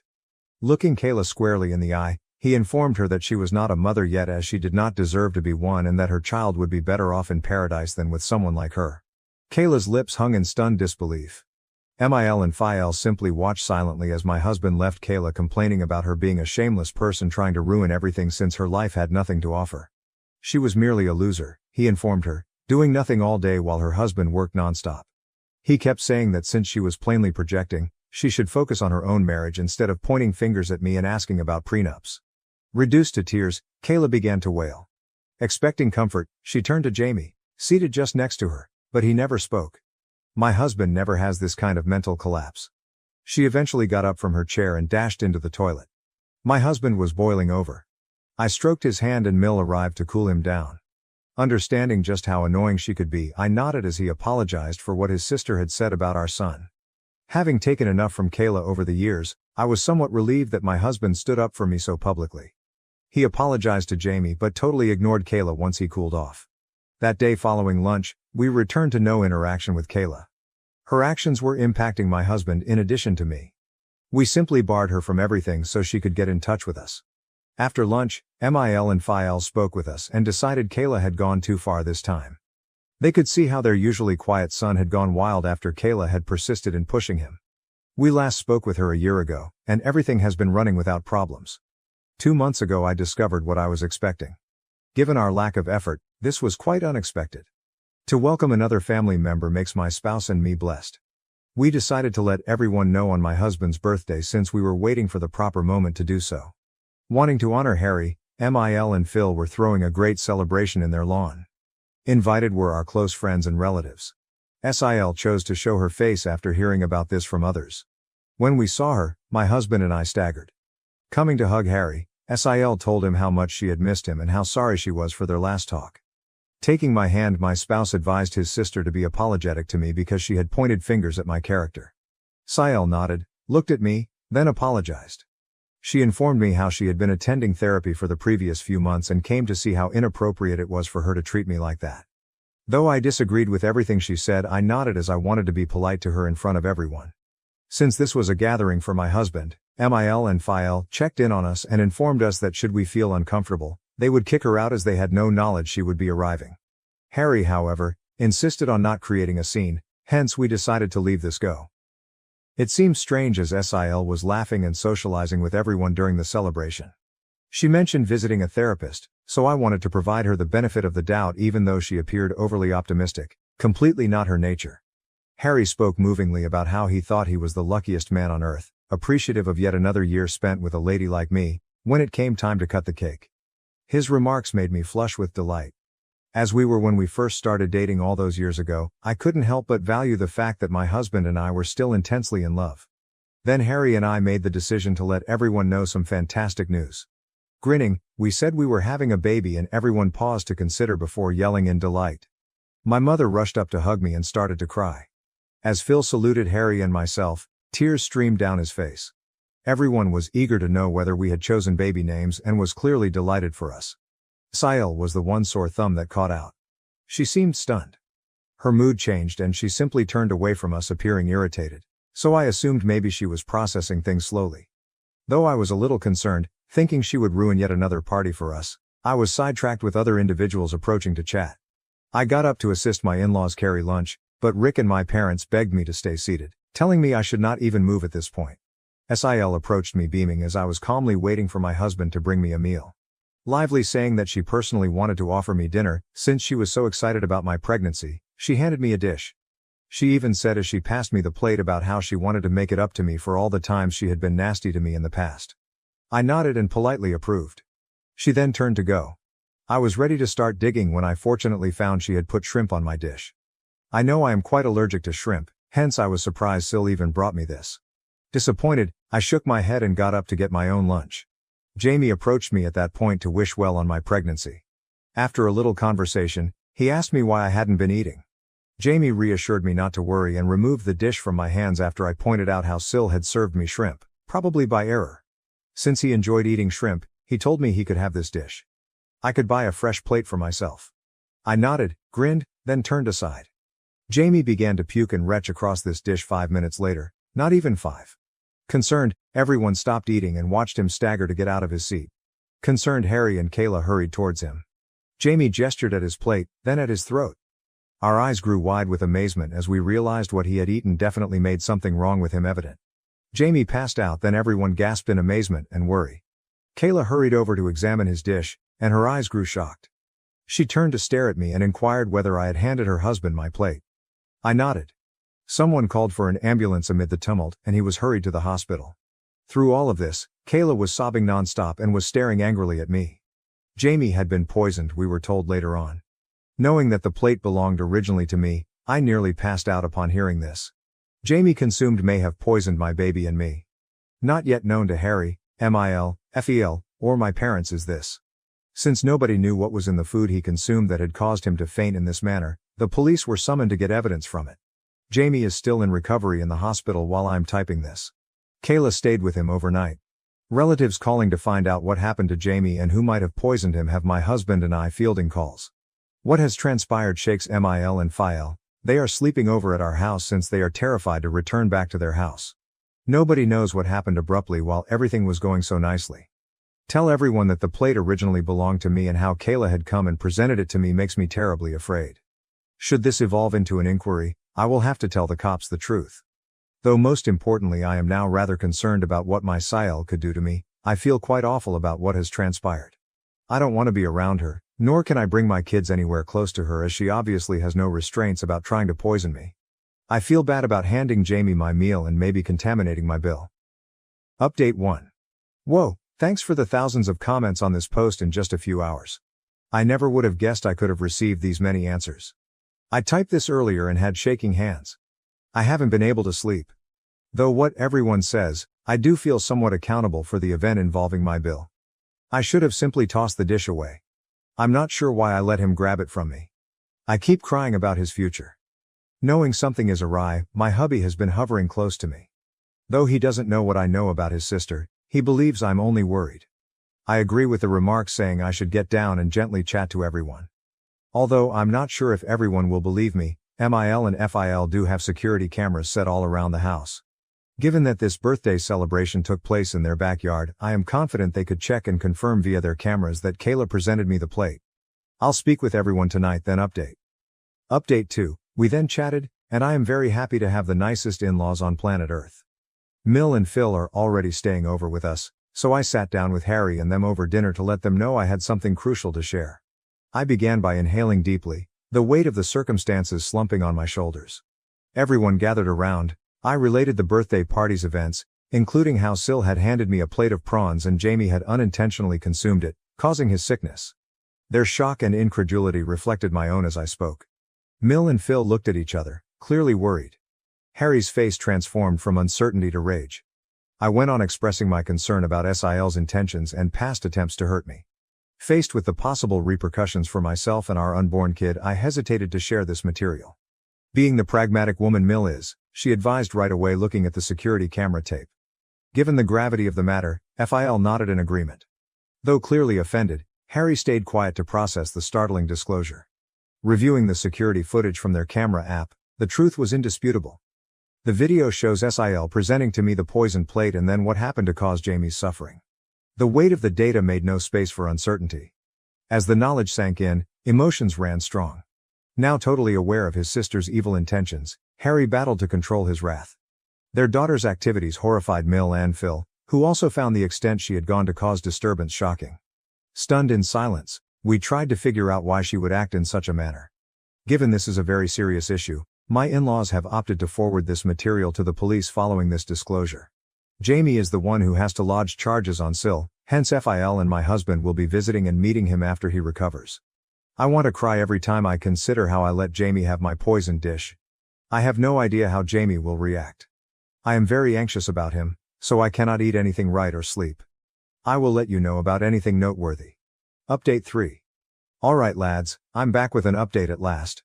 Although I know it has been a month since my previous update, right now I'm a pregnant woman experiencing a lot. First things first, she was detained after seeing the proof. My in-laws handed the recording to the police. Kayla admitted everything right away and did not even dispute the claims. She started crying. Jamie was as startled as any of us when my husband approached him about what had transpired.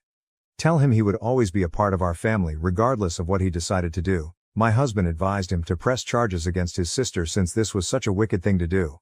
Once Jamie recovered, he not only chose to prosecute charges but also sought divorce. Emotional and begging them to pardon her, Kayla called Mil and Phil. As it happens, Kayla is pregnant herself. She tried to control them by telling them they should do this for the benefit of their granddaughter, begging them to bail her out. Phil strongly advised her, nevertheless, that she should at last learn to own her acts and that they were done coddling her. Though Mil is quite depressed about what is happening to her daughter, she knows that her actions cannot be simply forgiven. The cops discovered proof she had tampered with the meal, meant to damage me, which backfired and resulted in injury to her husband. She has been charged with several offenses including risking life, causing damage, and tampering with food, thereby compromising integrity. Saying how this was all my fault anyhow, Kayla had been pleading Jamie not to charge her. Fortunately, Jamie's mind is set on punishing her. Her court hearing will begin shortly. I doubt she can flee this time. My son and I are doing okay, to everyone inquiring. In the meantime, about what his aunt has done, he is clueless. We want our son to know and avoid these circumstances, hence Harry and I have discussed and we do intend to sit down with him and tell him the truth. Having a difficult but absolutely vital conversation with a young child will be challenging but essential. As instructed by my doctor, I also get frequent ultrasounds for my pregnancy every 2 weeks. We want the kid to be a surprise, hence we do not intend to find out her gender. Knowing what has happened to Kayla, my parents have been somewhat protective of me. They are urging me to see treatment since they are concerned this could compromise my psychological well-being during the pregnancy. I agree with them as, while behaving normally, I have a deep-rooted phobia of what Kayla did to my meals and avoid eating any outside food or anything I have not made myself. Hopefully, my husband will help me to overcome this illogical phobia as he knows about it and supports me all through. Update 4. I last checked 8 months ago. Kayla is a prisoner right now. She came out guilty on the allegations.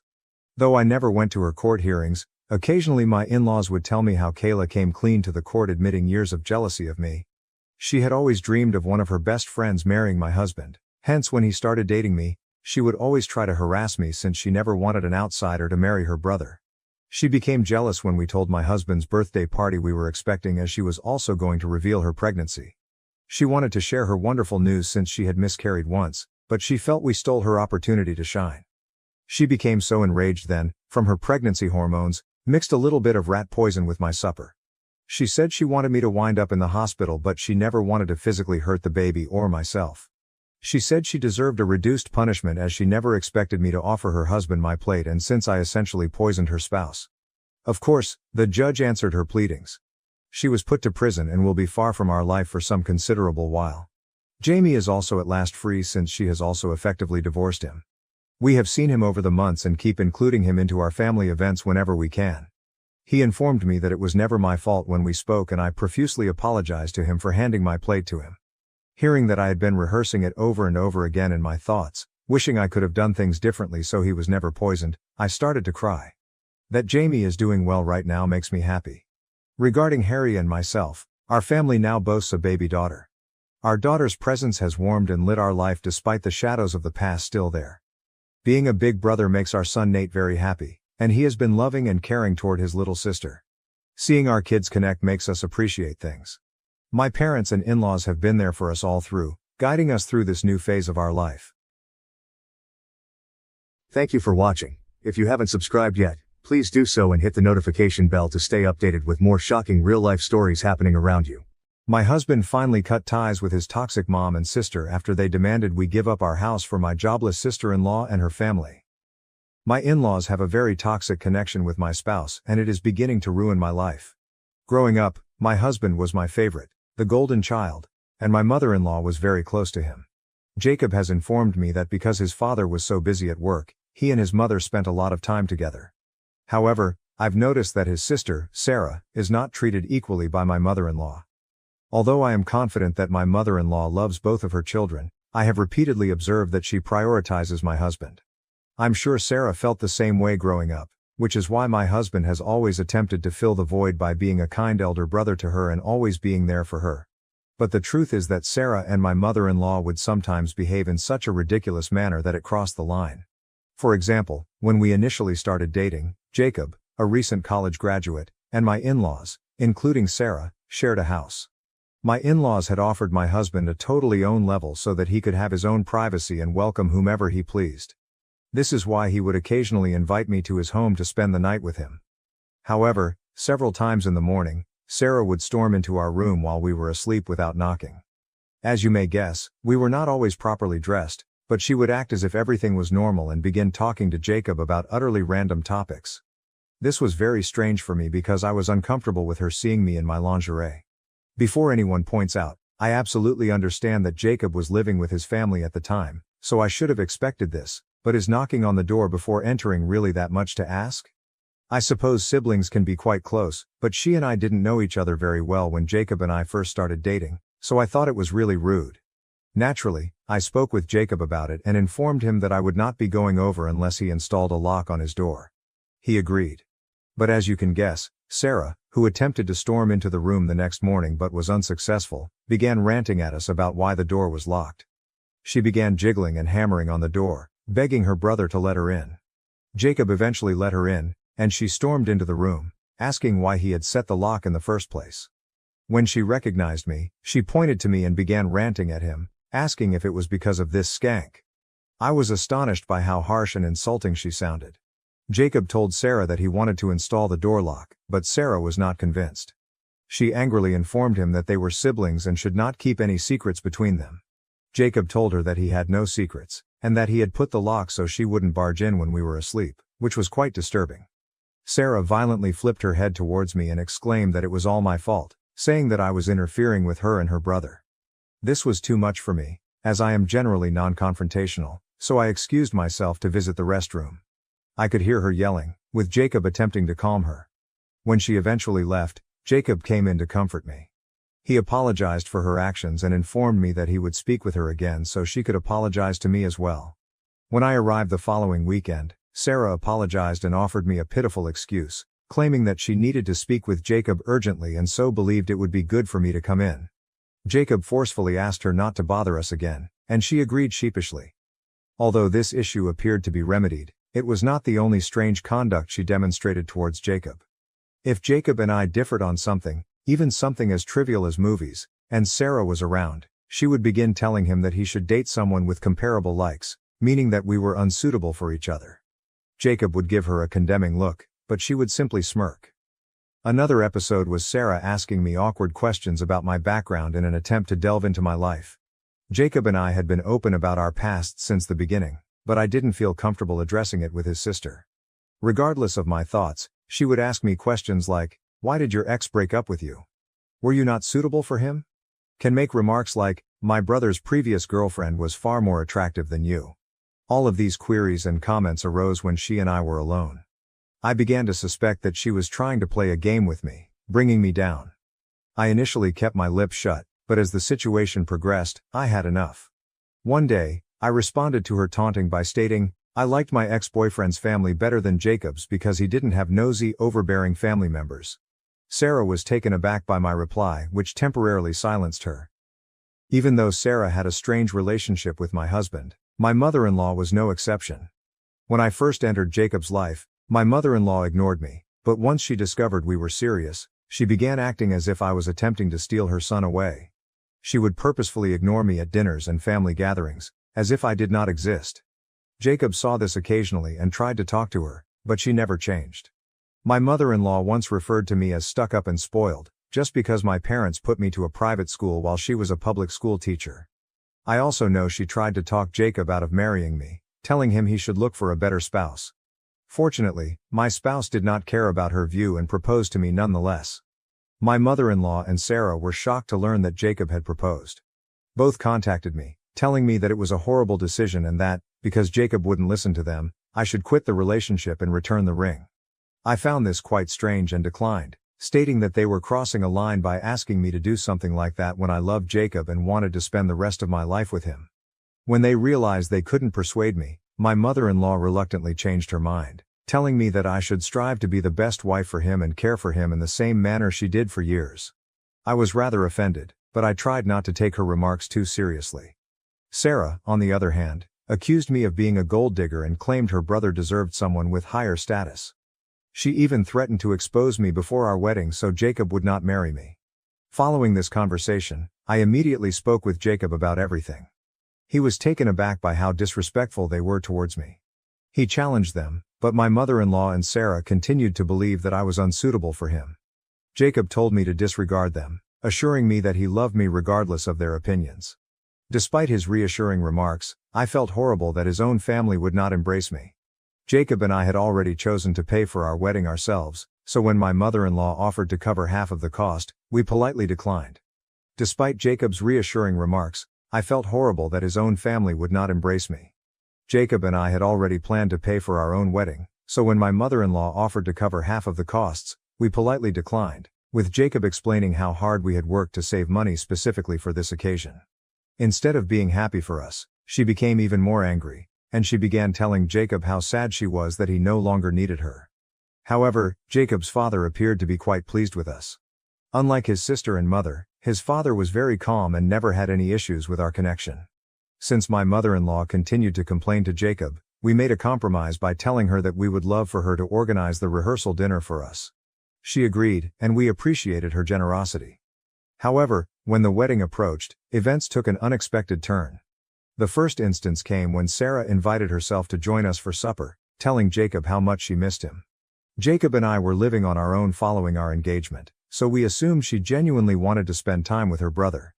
We agreed, and Jacob asked me directly if I was comfortable with having supper with her.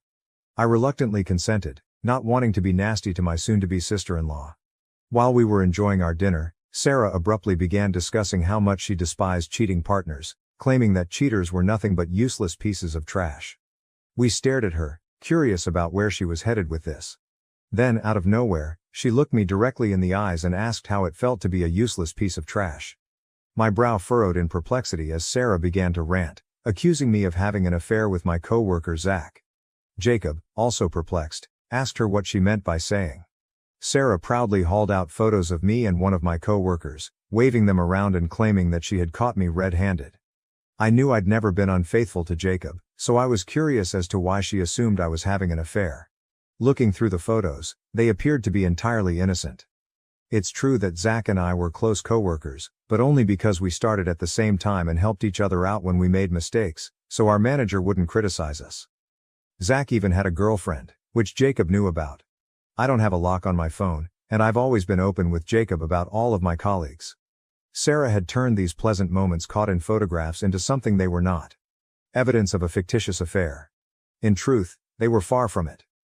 Her false charges irritated me since it was obvious she was attempting to damage my reputation and disrupt my connection with Jacob. Before I could defend myself, Jacob, stunned and plainly upset, moved in to help. He questioned Sarah why she was following me around and photographing me with my co-workers in public places without their permission. When Sarah heard this, she began rationalizing her behavior, claiming she simply wanted to investigate me because I was not of their status, and she was scared I was marrying Jacob to steal his money. Jacob told her unequivocally that her charges were false and that she was creating extra drama out of nothing. He tried to reason with her, telling her to stop spreading lies and attempting to destroy our relationship, but Sarah insisted that Jacob open his eyes to the obvious affair that was going on. I also tried to clarify that we were only co-workers, but Sarah insisted on her charges. As her charges grew more serious, the environment became strained. I had had enough and informed her that I was going to make a police report against her for illegally photographing and stalking me. Her look grew terrified as she inquired whether I was serious. I informed her I had all of the evidence. She had purposely tracked me and took these images without my permission, attempting to slander me with ludicrous lies. Sarah stared at Jacob and then back at me, arguing that she did everything to protect her brother and that it wasn't a big deal. She began imploring Jacob to speak with me, worried that if I filed a complaint it would jeopardize her profession and future. I strongly told her that she could only save herself at this time. Sarah inquired what I wanted. I assured her I wouldn't pursue the complaint if she kept away from my life. Sarah had no other option for escaping the situation at that point. She looked to her brother for support, but Jacob defended me, telling her that she should be grateful I was willing to let it go because what she had done was clearly wrong. Sarah reluctantly agreed to stay away from me, and we have not spoken since that day.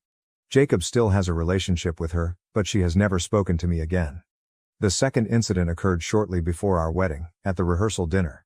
My mother-in-law, who had insisted on planning the meal, rebuffed our offer of assistance in any manner. She told us that she would take care of everything.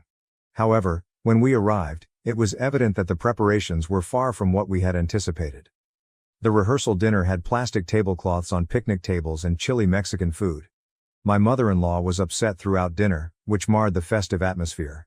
She drank excessively and began behaving inappropriately with the guests, repeatedly stating how she couldn't wait for the wedding to end and how stressful it had been, despite the fact that she had not contributed monetarily or assisted with the planning. Eventually, my father-in-law became irate and escorted her away. Sarah attempted to excuse her mother's actions, but my father-in-law refused to listen. As you might guess, the entire affair was a fiasco, and I began to worry that both my mother-in-law and Sarah would wreck the wedding the next day.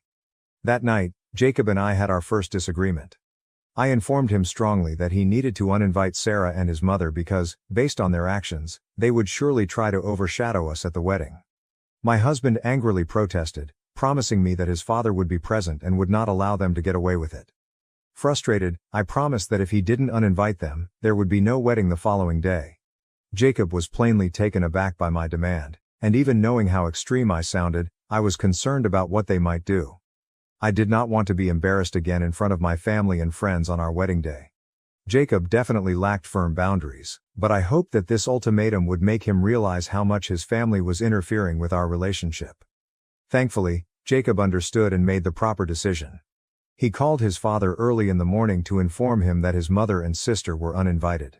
Phil didn't appear startled and promised Jacob that he'd make sure my mother-in-law and Sarah didn't show up there unexpectedly. Shortly after our chat with Phil, my mother-in-law and Sarah began contacting Jacob constantly, apparently trying to persuade him to let them attend the wedding. However, Jacob forcefully told them that he did not feel comfortable having them there because of how they had treated me throughout our relationship. Hearing this, my mother-in-law began accusing me of being a terrible influence and interfering with her relationship with her son. Sarah attempted to argue with him, but Jacob was certain in his decision. I felt horrible that Phil couldn't attend our wedding because of his wife and children. I even felt sorry about issuing the ultimatum. But all of my remorse vanished when I discovered from some of Jacob's cousins that Sarah and my mother-in-law had intended to wear white dresses to our wedding. The cousins informed me that in their family WhatsApp group, which only had female members, Sarah had encouraged the others to wear white as well, stating there was no reason for the bride to be the only one. I was astounded by how low they would go just to hurt me. After knowing this, I was relieved they hadn't been invited. Jacob missed his family, but he could see where I was coming from. Overall, we had a lovely wedding, and no one tried to outdo us. Since that day, my mother-in-law and Sarah have stopped talking to me entirely, which I am absolutely okay with. They only invited Jacob around for dinner or special events, which didn't bother me at all. Phil, on the other hand, was always kind to me, and we stayed in touch over the years. Jacob and I painstakingly saved money and finally purchased a new home this year. It was our first home, and we were overjoyed to own something so meaningful. Jacob's parents and Sarah did come to visit for a modest housewarming celebration, but I went to see my parents and spent time with my family instead. Now, to the major point, my mother-in-law contacted me unexpectedly last month. This was really surprising because Mom and I hadn't spoken since the day I married Jacob. Surprisingly, she casually inquired about my well-being and life circumstances. I was taken aback by her unexpected interest, but I responded pleasantly. Then she questioned how it felt to live in such a spacious house with only Jacob and myself.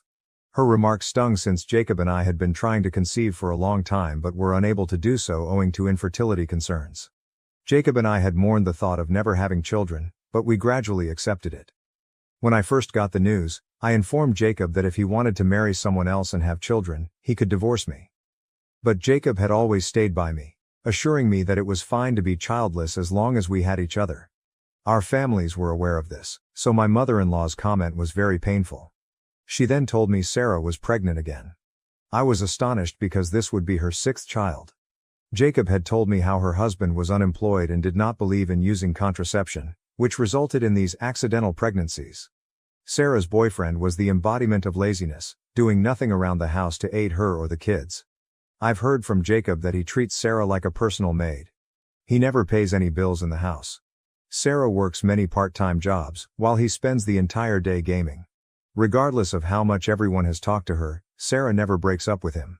My mother-in-law then went on to add that because Sarah could no longer afford to work during her pregnancy, she thought Jacob and I should give up our apartment because it was too big for a childless couple like us. I was caught aback by her demand and struggled to find words. I inquired whether she was joking, but my mother-in-law responded that she was serious, that Sarah and her husband deserved to live in a larger house. However, because she did not have enough space in her own home to accommodate them, she invited them to come in with us. The weight of her news weighed in the air as I fought to keep my composure in the midst of the emotional storm.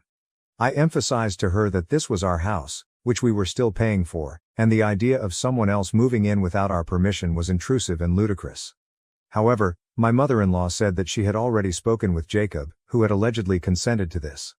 This was strange because Jacob and I were always open with each other, and I knew he would have told me if he had agreed to let his sister and her family stay with us. I firmly told my mother-in-law that because the house belonged to both me and Jacob, he couldn't grant permission without my agreement. No one was allowed to reside here unless both of us agreed. To reach a solution, I told her that I would be pleased to accommodate Sarah and her husband for a few days if they wished, but that they could not stay permanently. My mother-in-law, on the other hand, began yelling, arguing that as a responsible daughter-in-law, I was required to make room for Sarah and her husband. She also assured me that if I complied with her demands, all previous troubles would be forgiven. In rage, I cynically said, "Sure, I'll be pleased to let them take our place. But you see, we're still paying for it, and I'm confident that if Sarah and her husband move in, they will not assist with the mortgage or bills. So how about you take some responsibility and contribute to their living expenses? I'd be grateful if you could just cover the mortgage, and we'll manage the rest. Of course, with only one job, you'll definitely need a second one to cover the home payments. Please let me know when you intend to get that second job." Hearing this, my mother-in-law exploded in wrath, shouting and voicing her dissatisfaction. She said it was crazy of me to want her to pay the mortgage, and I responded that it was equally ridiculous for her to expect us to care for Sarah's family and allow them to move in. This infuriated her even more, and she continued to yell, while I smiled with satisfaction. She eventually disconnected the call when she saw I wouldn't give in to her demands. Soon after, Sarah called and yelled at me for daring to ask her mother to pay our mortgage. She went on to add that she had always known I was a gold digger. I informed her that she was the gold digger, attempting to live with us without contributing. I added that if she wanted to know who the true gold digger was, she could look at her own partner, who did nothing to assist her. This appeared to silence her. I firmly told Sarah that she could argue with me all she wanted, but I would never let her family into our home unless they agreed to help with the mortgage. She accused me of being cruel and putting money before family. The tables had turned, and I was relieved at the thought of sticking up for myself and refusing to back down, taking control of my home. However, I feel a little awful thinking about my ex-husband, and I'm here on Reddit wondering if what I've done makes me the villain. Update 1. Thank you to everyone who has expressed their support. To answer the most crucial question that everyone keeps asking, why would my mother-in-law demand such a stupid thing of us? It's because she has always been so entitled. Clearly my husband has tolerated this charade for far too long, and he and I need to sit down and have a serious discussion about it. It's heartbreaking how my mother-in-law can lie about her own kid in order to get her way. My sister-in-law is a pawn in her game, doing whatever her mother-in-law wishes because my mother-in-law has always favored my husband. Sarah simply listens to what her mother says in the hopes of garnering favor as well. In this situation, Sarah stood to benefit because she could rely on us to pay her expenses and care for her children while her useless husband did nothing. I'm waiting for my spouse to return from his business trip so we can discuss. I do not want to discuss this over the phone since it is too important. Update 2. It's been 3 days since I last updated. As I indicated earlier, I was waiting for my husband to return. When he returned, we finally sat down and talked. I told him how his mother had called and demanded that we give up our house to his sister and her family. Jacob was definitely taken aback, so I gave him the whole story. He subsequently said that he had no idea about any of it. Prior to his journey, his mother had only told him that his sister was pregnant. That was all he knew about the situation, and he had no idea his mother would make such unreasonable demands. I informed him forcefully that I expected him to speak with his mother and deal with the matter because I couldn't bear his family anymore. He agreed. Jacob confronted his mother and questioned why she had lied to me about him. When caught red-handed, my mother-in-law attempted to backtrack, claiming that she had not actually lied. She said that she knew Jacob would have no objections to his sister staying with us, so she took matters into her own hands and approached me personally. Jacob stopped her off and questioned why she thought he would be fine with Sarah and her entire family coming in. My mother-in-law explained that because Jacob and Sarah were close, he would naturally want to support her by allowing her family to come in. Hearing this, I closed my eyes in disgust, but remained silent, allowing Jacob to handle his mother. Jacob then firmly told her that he was not going to let Sarah, her unemployed husband, and their 6 children move in with us. He also stated that she had no authority to compel us to take care of them. My mother-in-law started yelling, stating Sarah desperately needed aid at this time. But Jacob informed her it was not our job, and if she wanted to help, she could care for Sarah herself. My mother-in-law then said that Phil didn't want them in their small house, although we lived in a larger house and could easily help out. She even had the audacity to suggest that, since I was childless, assisting Sarah's children would make me feel fulfilled. My eyes widened with surprise, but for the first time, I noticed Jacob's face shift color. He raged at her, stating she had no right to say such rude things about me and couldn't use it to compel me to care for Sarah's children. Jacob went on to say that Phil didn't want anything to do with Sarah since she had turned into a child-birthing machine and that he was over both of them. My mother-in-law tried to backtrack again, but Jacob would not have it. He informed her that he had done his best to keep a positive connection with them, even after they had repeatedly disrespected me, but he couldn't take it any longer. My mother-in-law begged him, but Jacob assured her that this was our home and I was his wife. Anyone that offended me disrespected him as well, and they did not deserve to be in his life. Jacob ended the call with those final words. Since then, he has not spoken with Sarah or his mother. Phil summoned Jacob to speak, and after hearing the entire story, he understood why Jacob had made such a severe move. Phil apologized to me on behalf of his wife, but I informed him that it was not his responsibility. Update 3. It has been an interesting 2 weeks. A lot of people suggested that I install cameras around our house in case my mother-in-law and Sarah wanted to show up and cause a commotion. So I purchased several cameras online and installed them. As luck would have it, they showed up last weekend, banging on my door while I was alone at home. When I saw them through the camera, I quickly called Jacob, who told me he was on his way. I answered the door, and there they were, my mother-in-law and Sarah, both furious.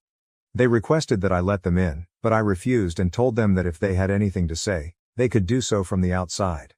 My mother-in-law began ranting at me, accusing me of being callous, greedy and selfish. I politely informed her that this was our home, and they had no right to enter uninvited. She continued her tirade, unknowing that the cameras were recording every moment. I reminded her of our prior chat, emphasizing that I would not give up our house for Sarah and her family, and that if she had anything else to say, she could wait for Jacob's return. Sarah then began yelling, accusing me of breaking up the family for no reason, being a gold digger and attempting to take her brother away from them. I informed them that everything they said was being recorded and that I would use the footage to obtain a restraining order if necessary. Their eyes widened in surprise as my mother-in-law exclaimed that I wouldn't dare to do that. I smirked and informed her that if they did not leave the property immediately, they would receive a legal notice very soon. This worried them, and Sarah tried to convince me that I was overreacting, saying that it wasn't a big problem. Fortunately, Jacob came at that exact moment. He approached them casually, asking what they were doing. My mother-in-law raced to hug him, but he resisted and forcefully demanded why they had come. Sarah stated that I was attempting to control his life by separating him from them and that they had come to face me. Jacob reiterated that it was his decision to avoid touch, and he did not want anything to do with either of them. My mother-in-law begged for forgiveness, but Jacob merely told them to leave the property or he would call the cops. They were visibly taken aback, apparently not anticipating this reaction from him. Jacob went on to say that if they ever came up at our house again, we would contact the police and have them removed forcibly. They fled, devastated, but Jacob no longer cared.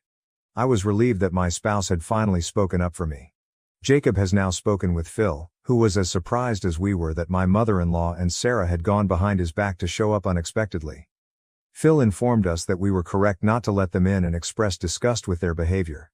With Jacob being so stern about kicking them out, I doubt they'll dare to return to our property.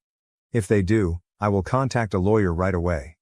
I am relieved that my husband has finally learned how toxic his family is, and I hope this is my final update. I'm ready to move on from this circumstance and continue our lives peacefully. Thank you for watching. If you haven't subscribed yet, please do so and hit the notification bell to stay updated with more shocking real-life stories happening around you. I'm tired of my sister-in-law and I even plan to not go to my brother's wedding because of her weird behavior. My 27Y brother, 25Y, is marrying Lena, 24Y. She doesn't have a family, so my family tried to make her feel really included. I liked her the few times I saw her until she started to get weird. I live 5 hours away from my family because I worked as Rita's 98F personal nurse, so I lived with her, and I'm studying another degree, so I don't really have too much free time. The first time I met Lena almost 2 years ago, she came up to me saying that everyone in the family always talks about me or asks for me in every family reunion and she wanted to meet me. I made a little talk with her and then I went to talk with my aunts. The rest of the night, whenever I was talking to a member of my family, Lena would get into the conversation even if it was private. I assumed she was trying to fit in and include herself, so I included her in the conversations even though I found it uncomfortable. After that, She included herself all the time in any conversation I was having with anyone at any family gathering, but I would include her in the conversations. The problem started when they announced their engagement. They were going to announce it at a party, but before they announced it I had to leave the place urgently because Rita had fallen out of the bathtub. My brother understood the urgency and he took me to a room, just the two of us, to still tell me the news of his engagement before I leave. I congratulated and hugged him, but Lena ruined our moment because she complained, saying that the firstborn of the family, me, must be there, but I just ignored her and my brother explained her that I had to leave. I have been taking care of Rita since before I graduated and she always trusted in my skills as a nurse, and she's even paying for my second degree, which is a lot, so she became a third grandmother to me, and after falling in the bathroom she broke her hip and her health deteriorated greatly. It's just me and her pregnant great-grandchild who takes care of her. My mother also comes to the hospital to help me sometimes because Rita doesn't like to be touched by the hospital nurses. She hates when strangers touch her for some traumas from her childhood. A few months ago Lena went out with the women of the family to try on wedding dresses, and one of my cousins told me that Lena kept complaining because I didn't go with them. Rita was sick and I was taking care of her. Lena knew that. On my mother's birthday I invited her for a brunch. It was supposed to be a mother and daughter outing like we do every year, but Lena insisted on coming. My mother felt uncomfortable, but we included her in our brunch anyways. I can tell a lot of situations like that where Lena pushed herself too hard to get close to me even if I was always kind with her. She even had an argument with a cousin because of that. I reached my limit yesterday. Rita passed away 3 days ago, and not only am I really sad but also my parents and brother, since everyone knew her and she was a great woman. Rita wants us to bury her ashes in the cottage where she grew up. Rita's great-granddaughter surprised me with an arranged trip for the two of us to go and bury the ashes next week. I told my family that, and my mother said she wants to go too, but Lena got totally mad and started to complain, saying that we're going to a trip 2 days before the wedding. To be honest, I totally forgot about it and I don't feel with the energy to go. My mother explained that we will only go to bury the ashes and come back literally the night before the wedding day, and that everything is actually ready. Lena continued complaining and I snapped when she told me that I care more about an old lady who wasn't my family and that I should care a lot more about her since she'll be my real family, my brother's wife and my nieces and nephew's mother, and the dead woman wasn't even my blood. I told Lena that Rita was like family to me and that she's not even a friend to me, that she's not relevant in my life, and if it wasn't for my brother I wouldn't even try to get along with her. Maybe I was mean, but I was sad and angry. I left the place while Lena was trying to argue with me and she started to cry, saying that she only wanted to be family for me. I always wanted to make her feel included, but she crossed my boundaries and doesn't have empathy at all. She didn't even give me condolences when Rita passed away and kept talking about the wedding all day while I made calls to take care of the funeral. Now I'm thinking that I don't even want to go to the wedding. I love my brother and he even chose my bridesmaid dress, but I feel too bad to go, and I'm even thinking of cutting off contact with Lena because her behavior is too weird and dense. I'm just sad and I want to cry all day because I lost the woman I considered my guide for 5 years for her wisdom, and I feel guilty for not wanting to go to my brother's wedding and make him feel sad, but I just don't want to deal with Lena anymore because next time I see her I know I will surely fight with her if she makes another comment like that. Relevant comments. Comment 1. If Lena knew what having healthy relationships looked like and should have talked with OP privately on why OP wasn't invested into having family times OP. She already had an argument with one of my cousins who tried to explain to her that I have a busy life and I can't go out too often to my parents' house, but Lena just complained that I don't care about the family and started to talk ill about me to wish my cousin got angry with her. Also, my mother, who never liked physical contact, asked Lena to please not hug her so much, because it makes her uncomfortable. Not even her children hug her because she gets tense, but Lena just doesn't listen and keeps hugging her, making my mother feel anxious. We all have a lot of patience with her and we understand that she never had a family, but there comes a point when patience runs out. She doesn't even listen to my brother, and I can't live because of her. Her behavior not only distances her from me but also from the rest of the family, and we no longer find a way to set a limit and have her understand that there are things that make us feel uncomfortable. We're all really gentle with her.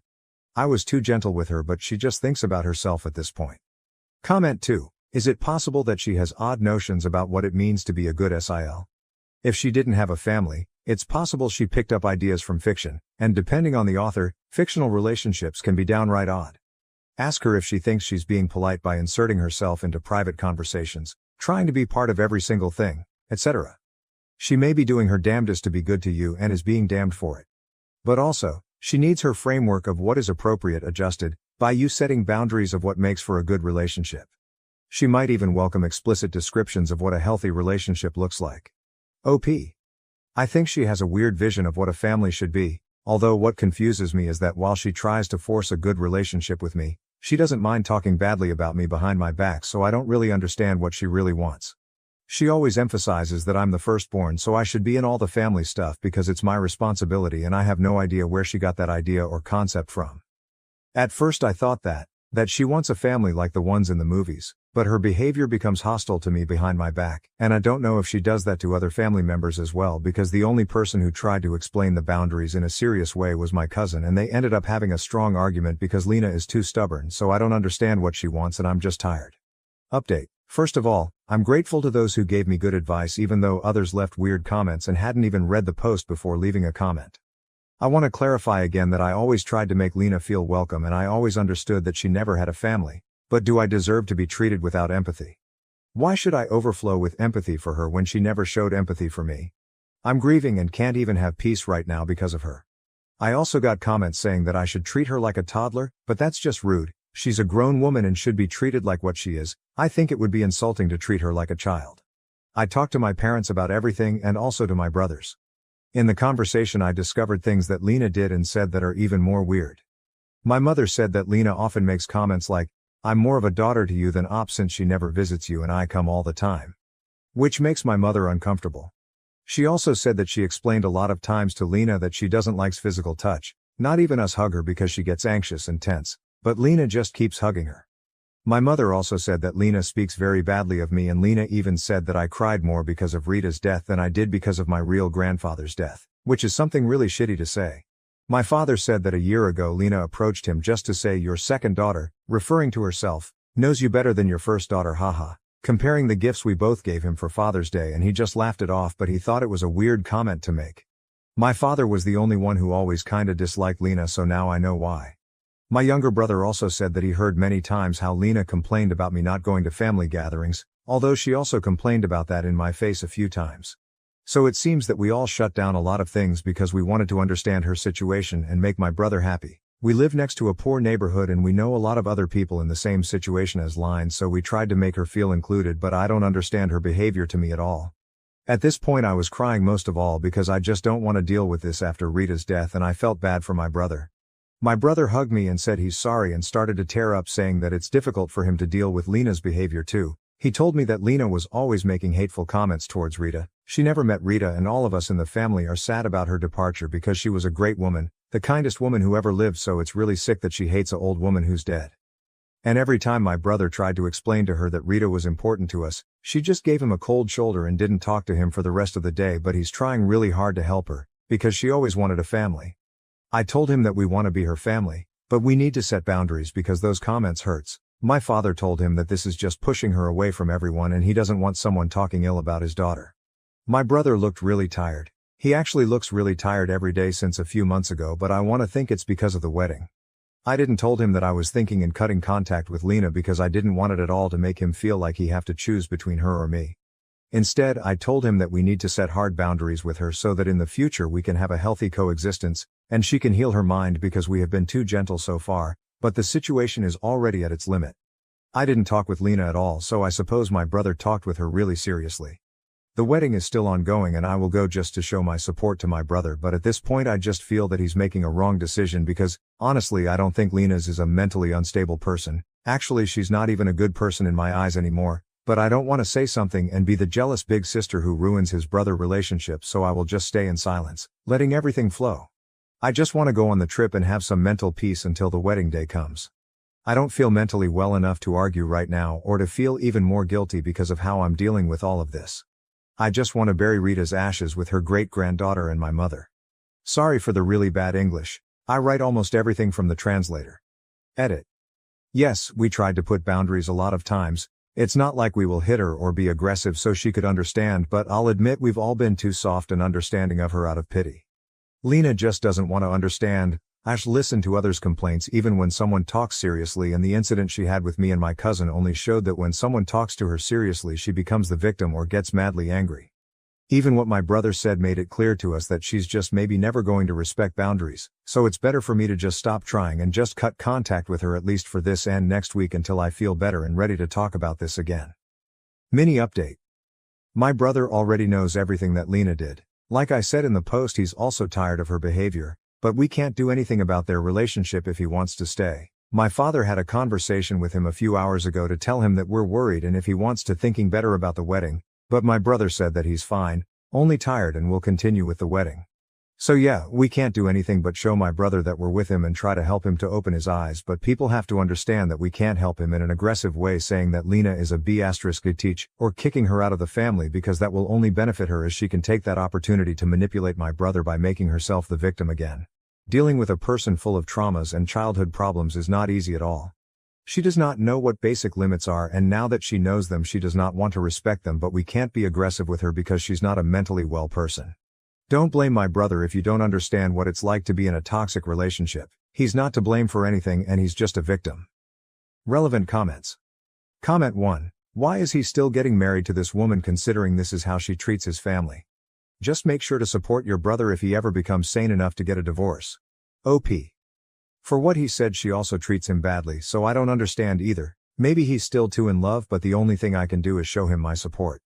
For now, I just don't want to talk with Lena at all because I'm not in feeling well mentally.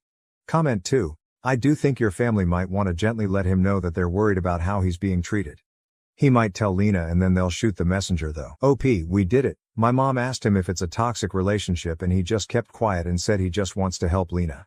He has the same behavior that friends of mine have had when they had toxic partners, and I really know that when people are in abusive relationships, they are usually blinded by love and they don't want to believe reality. I feel fool for not noticing that behavior before, but I wasn't around the family too much lately. Comment 3. I don't understand why your family doesn't tell Lena that her negative comments are not welcome. Your family needs to defend you and Rita and stress they do not tolerate disparaging comments. If she has nothing nice to say, there is the door. Bye-bye. Your brother should really postpone the wedding and seek couple counseling. Lena's behavior needs to be adjusted before she can be part of your family. Right now nobody likes her. OP, like I said, we all had too much patience with her because of her hard childhood, and we understand that a childhood like she had messed with your head, but I didn't knew she was this messed. We told her that those comments are wrong many times, even my brother, but she is not a person with whom you can really talk seriously because she does not listen or gets angry. She has fought strongly with one of my cousins who wanted to put clear limits on her behavior. Our mistake was to not set hard boundaries on her out of pure pity. Even I have let pass many of her comments just because I feel pity for her or because I don't want to hurt my brother. The same reason why my mother tries to not get angry when Lena hugs her. Comment 4. OP, your family has played nice for the sake of your brother. I get that. But I think it has gotten to the point that you're doing him a disservice. He's going to end up married to this very mentally unwell woman, and his family has just pretended that she's great all along, so he never saw any previous signs that things weren't as great from an outside perspective. And you all still continue to pretend. It's not okay. OP, I don't keep pretending that everything is fine. We all talk to my brother that Lena's behavior has to stop. The only thing I didn't tell him is that I plan to cut off contact with Lena to not make him feel pressured or feel like I'm manipulating him. He knows about her behavior, and like I said in the 2 posts, he always tried to correct that behavior and is also tired of that, but I can't do anything if he doesn't want to open his eyes now that he knows everything Lena did. It's clear that he knows her behavior is wrong, even towards him, but I can't force him to leave her if he doesn't want to see reality. It's not easy to leave an abusive relationship even if all the signs are there. Update 2. I think it's been a while since I last posted and I was feeling too stressed and didn't even log back into this account, as honestly the comments only managed to stress me out even more, but there are people who keep asking me for an update and worried about all of this mess. Also, sometimes I need to just vent. First of all, I want to make it clear that my brother is an adult. We can advise him, but the final decision is made by him. In my first post I didn't know anything about what I said in my second post. Please understand that it was a time of stress and anxiety for me to discover all those things that obviously change the perspective you have of someone, and I was in a difficult moment. That being said, the wedding did happen. After another intervention, my father made it clear to my brother that he does not approve the marriage. My father didn't attend the wedding, and since that day my brother doesn't speak to anyone in the family except my mother, but my mother doesn't want Lena in her house, so it's complicated too. We all gave my brother the reason why getting married with Lena is a bad idea, but he chose to do it anyway. But he's my brother, and I know at some point he'll open his eyes and he knows he can come to me anytime he needs. For people who will say, oh, but you should have done X or you should have done and, your family should stop being doormats and kick Lena out of the house from the start. Honestly? Shut up. I think it wasn't enough to clarify that I had my own problems. Everyone in my family has our own problems and lives. We're just trying to be kind and continue the family peace with a person who had a complicated life.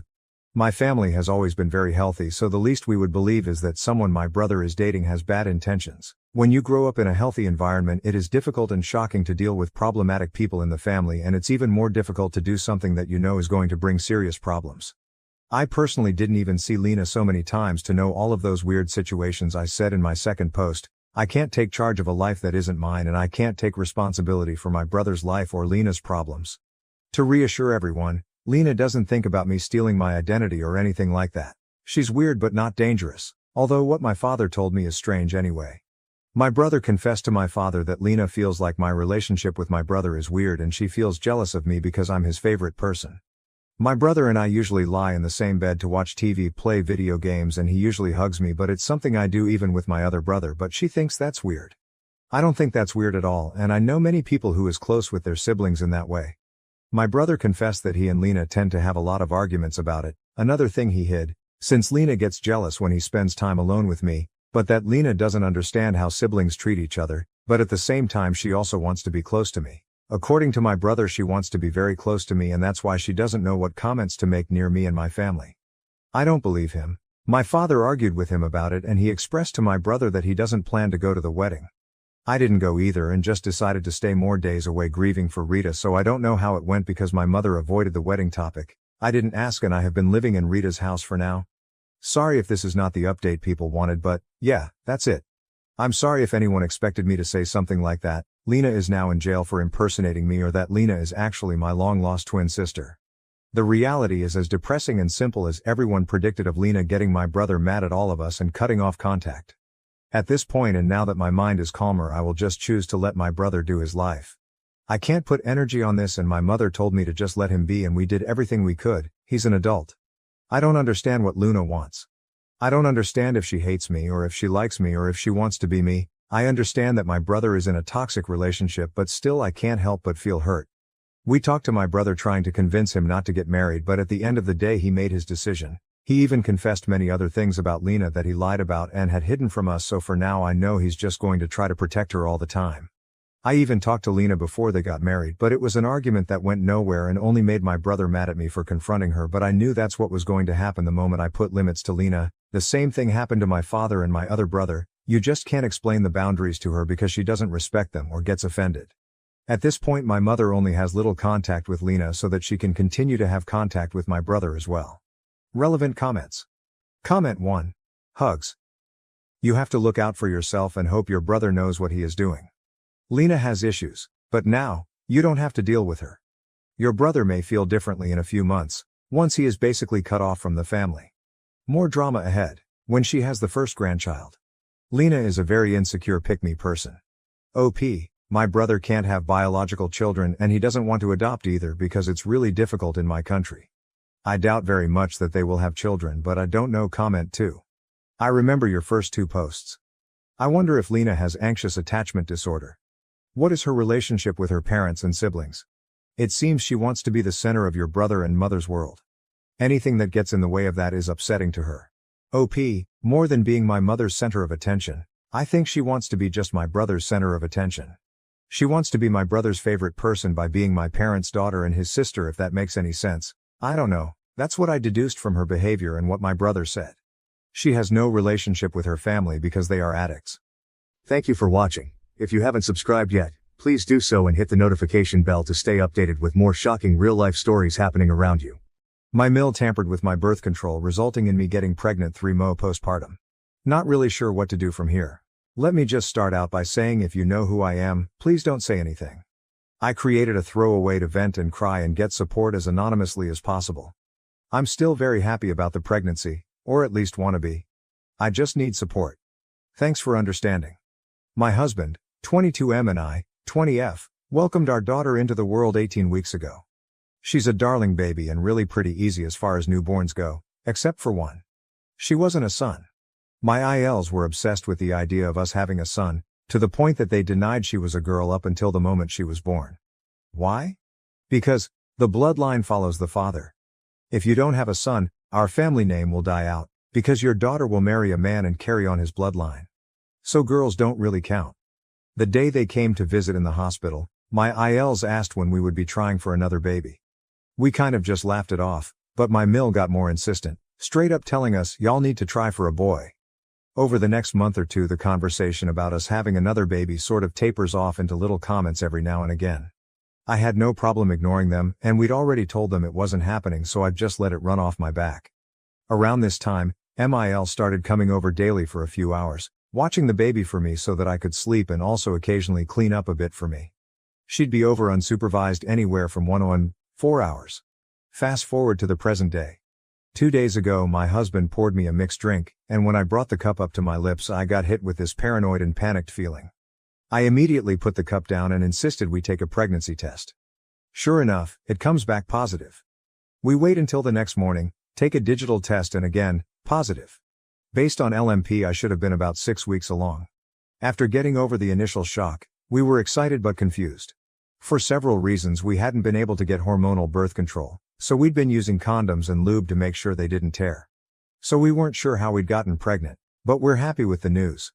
We decided we wouldn't tell anyone because we didn't want another baby stampede from his family, but I'm incredibly close with my Sil, so I decided to tell her after swearing her to secrecy. When I told her, her eyes got wide and started to water, and she asked if I was serious, and was I sure. I told her I know my husband and I are young, but between us we make more than enough to support another baby. Sael bursts into tears and starts to apologize over and over. Meanwhile, I sit there with my mouth hanging open and lost. She calms down a bit, and through her tears tell me that my Mil has been poking holes in our condoms pretty much since we came home from the hospital. She claims Mil told her she did it, but she thought that she was just spouting shit because she was upset we didn't have a boy. And suddenly everything clicked into place. That's why the condoms didn't work even though we were careful with them. That's why she'd always shoo me off to sleep while she was around. And that's what she was doing when she was cleaning my house, snooping for our condoms. And she knew I wasn't on birth control because I remember complaining to her about how my OB went on maternity leave and I wasn't able to find another one that took my insurance at the time. I'm so angry I don't know what to do. I want to go right over to her house and tear her a new one so bad I can smell my tires burning in the blacktop. I'm also illogically angry at Sil for not telling me. How could you think this was a joke when she was so specific about everything she was going to do? Why didn't you warn me? I would have put my condoms in my room. I'm livid with Mil. I'm pleased with this pregnancy, but it wasn't my choice. It wasn't even an accident, it was her meddling because she didn't get the golden grandson she wanted. I don't even know how to handle this. I want to scorch the earth, but I also still don't want his family knowing I'm pregnant. And I'm not even 12 weeks yet, so the risk of a miscarriage is still uncomfortably high. The only bright side of this whole thing is it snatched my husband out of his mother's FOG so violently he's probably got whiplash. Personally, my pregnancy has soured a bit, so I'm really trying to hang on to any happiness I have about the pregnancy left. If you have Irish twins of your own or are one, I'd love some positive feedback on that situation. Where do we go from here? ETA update. First, let me clarify. I am 20 years old, not 18. I'm 18 weeks postpartum, not 12. 12 is when I would have conceived given that I'm 6 weeks along based on LMP. Second, I don't give a shit if you think this is fake, I honestly wish that it were. If you don't have advice to give, I kindly ask that you take your judgment elsewhere. Now that that's out the way, here's the update. I want to thank you all for your support and suggestions. Having a plan makes me feel way less panicked and overwhelmed. Sadly, what Mill did isn't a crime here, so there won't be any jail time or charges pressed. For now, the game plan is NC with Mill for me, babe, or growing babe once the truth is out. Before then, I want all the proof in the world she did this. I've ordered a hidden camera, and I'm going to buy new, latex-free condoms claiming that I'm suddenly allergic to latex. Hopefully she'll poke holes again and I'll have video proof this time. Even if I can't use it to press charges, I want all the proof I have that she's not safe to be around so she can't sue for GPR if this baby is a boy. I also have decided to change our family last name to literally anything else BC. I'm a petty bitch, and since she wants to act an ass over this stupid name, then nobody gets it. As for my husband, he's willing and ready to do whatever I decide. Currently he's asleep, so we'll be discussing everything at breakfast. Thanks again everyone. Spot on comments. Comment 1. If it is a little girl, I hope they name it after OP's mother or grandmother or another influential woman in her life. If it's a boy, I like the idea of giving him his mother's surname for a last name, or something similar. I also don't think Mill should ever see any child that OP and her husband have ever again. Comment 2. I think you have solid grounds to go to the police and see what can be done. Maybe your state, if in the US, has reproductive coercion laws. She's fully admitted that she poked holes in the condoms, and you probably have the condoms with holes in them as I'm typing this. I don't know how you ever get back to normal after this. If you forgive and forget, you're basically telling her she can invade you and nothing will be done in the form of a consequence. I don't advocate for NC unless it's seriously bad. I advocate here because you'll be seeing red every time you hear her speak. Go to therapy so you can properly accept the pregnancy and separate the anger for MIL and your sweet babe. I wish you the best. Comment 3. This is reproductive coercion and it is assault. She never sees either of your children again. At the very least, she never has unsupervised access to your children or you. If Hubs isn't literally in the room, she can't be there. If she does, if you let her get away with this and sweep it under the rug, she will feel entitled to brag for the rest of her life about how she is the reason you have LO2 and how that's her baby, and she's so proud of this completely sick thing she has done to you. She may do it again, she may do it to Sel. This is not a person you can ever trust again. LO1 will always hear about how she wasn't good enough because she was a girl, so Mill did this to you and now you have LO2, and isn't that so wonderful? Your daughter is going to need to be protected from internalizing that she is inadequate, or that reproductive coercion is an okay thing to do. Comment 4. If I were you, I would talk to your local police department and/or a lawyer to talk about legal options. If a couple agreed to use condoms as birth control and one person decided to poke holes in the condoms without telling the other, so changing the terms of the agreement without informing their partner, that probably would be considered some form of sexual assault or fraud at the very least. It should be no different for your Mill. If you have any condoms left in your house, inspect them for damage and save them as evidence. I would also never let her around my kids ever again. She is taking manipulation to get what she wants to the extreme. That's not someone I would want influencing my kids. Comment 5. So either you call the police and do anything and everything you can to destroy this nutjob's credibility and peace of mind. Tell everyone on Facebook, her church, put up her picture with a warning this crazy woman tampers with condoms where she shops. Or I'll just wait for the update where she plants drugs or something to get you deemed an unfit parent to get you out of the way to her kid. Make no mistake, that is how she thinks. This might sound harsh, but honestly, if you don't both call the police and never let her near your family again, I would have to say you are not fit to parent. Do you want a power-hungry lunatic having control over your kids? Because she will never accept anything less than the level of control she wants. If you let her in, she will not give up. She doesn't even think of you as a human being. You are cattle to her. Comment 6. Not much to say that hasn't already been said. Gonna repeat many comments. Good luck with both kids. Speak with your husband about the options with the in-laws. My family had issues in-laws too. Mom's parents talked and joked about beating their religion into us kids, and Dad's sister tried to kill her own kids. My family did supervised visits in public, active parks, restaurants, church, with the all-in-laws, whole family, until us kids were over 18, or relatives proved to parents' trustworthiness and equality. So you have that choice if husband wants to stay in contact with Illifer, change locks, get a door camera, intercept all presents. If it is a boy, raise him with the idea he can take his wife's last name, or your daughter can keep hers and husband takes hers. Adopted sister and her fiancé are taking her birth last name. If you keep having problems, trust issues, you can go to a counselor. Most churches/temples/community centers have or know great people to talk to for free or cost. My closest brother is 12 months to the day younger, and we were joined at the hip until high school. Shared a room till middle school. Learning things was easier with someone else learning at the same time. I always had my playmate, and we helped each other instead of asking other siblings or parents for help. Comment 7. So, funny thing. You don't have to name your children with your family name. You can name them whatever you want. You could give them a singular name like Cher or Sting.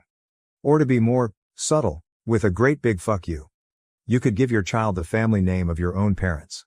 When they become obstinate about it, you could inform them that because Mill messed with your health and safety, you have decided as a family that they will not be part of the naming convention. I am curious.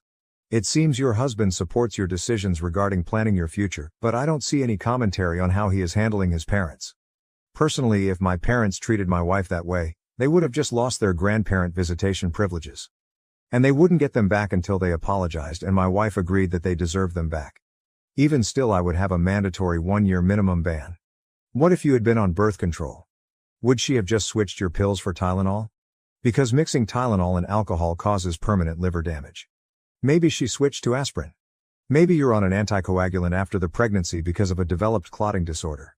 Congratulations, she just killed you. If you got a restraining order against your MIL for you and your kids, it would not be too far. Comment 8. Once you've calmed down, you and your husband need to inform her that what she did was a huge breach of trust and that because of her actions she will never have a relationship with her grandchildren. She can't be trusted, and no matter what craziness she spews, this is worth burning a bridge over. Her actions deserve scorched earth consequences.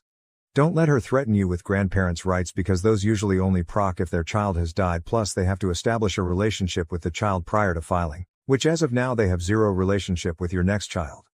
Excluding certain states with crazy GP rights, I think NY is one. Kindly tell her to pound sand and that she isn't allowed anywhere near you, your home, or your children, and that any attempt to contact, harass or threaten you will be met with a police call and possibly a restraining order. Don't answer phone calls, don't let her in the door, and do not ever stand and take her words, always turn and walk away. Now to the next story. Story 2. My fiancé doesn't want to invite his Sil to our wedding because she has feelings for him, when it's more the other way around. My fiancé, Will, has a younger brother Charlie, and he is married to Evie. Evie is a beautiful woman both inside and out. She is one of the nicest people I've ever met and is an amazing and supportive friend. Perhaps the best friend I've ever had. Will, Charlie and Evie went to school together. Charlie and Evie have been together for 20 years, they married pretty much straight out of high school. During their time at school, Will and Evie went on one date before she started dating Charlie. Will had been hounding her for a date and she eventually said yes to try and make Charlie jealous, as she liked him but didn't think he felt the same way. Yes, completely aware this is ridiculous, but Evie was 13 at the time.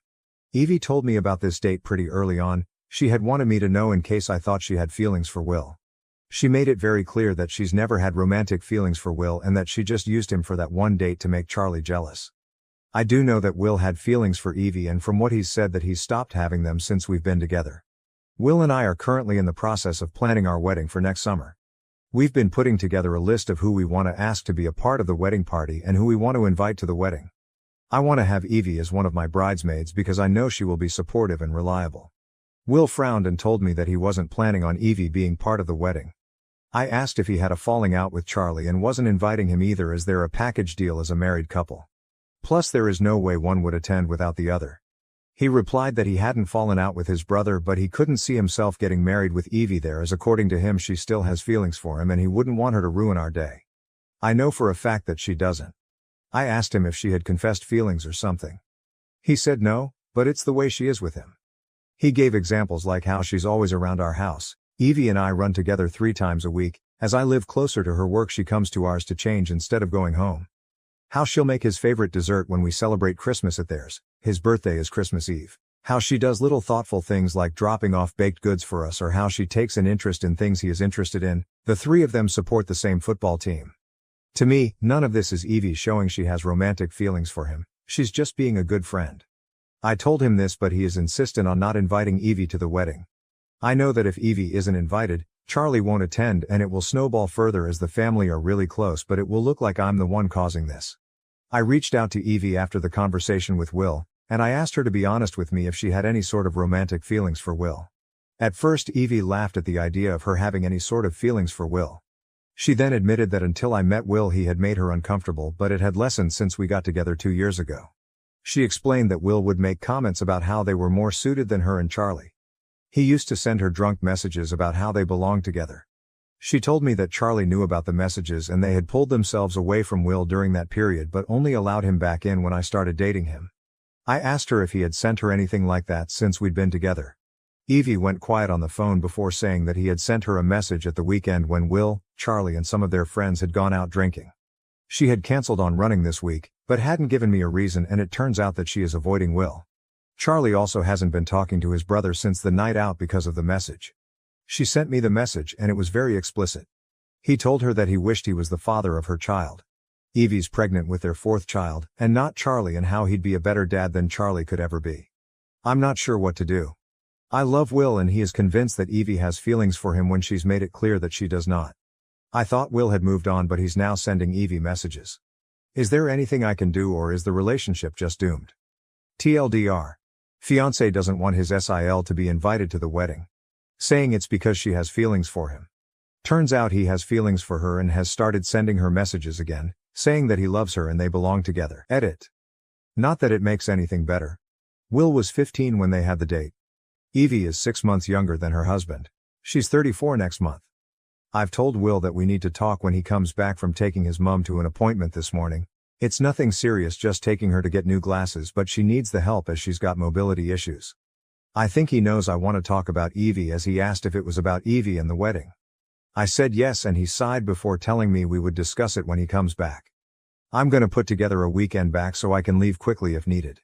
I've texted Evie and Charlie to tell them I'm going to talk to Will about his behavior because it needs to change and he needs to realize that nothing will ever happen with Evie. Charlie responded wishing me luck and has said their house is open to me if I need it.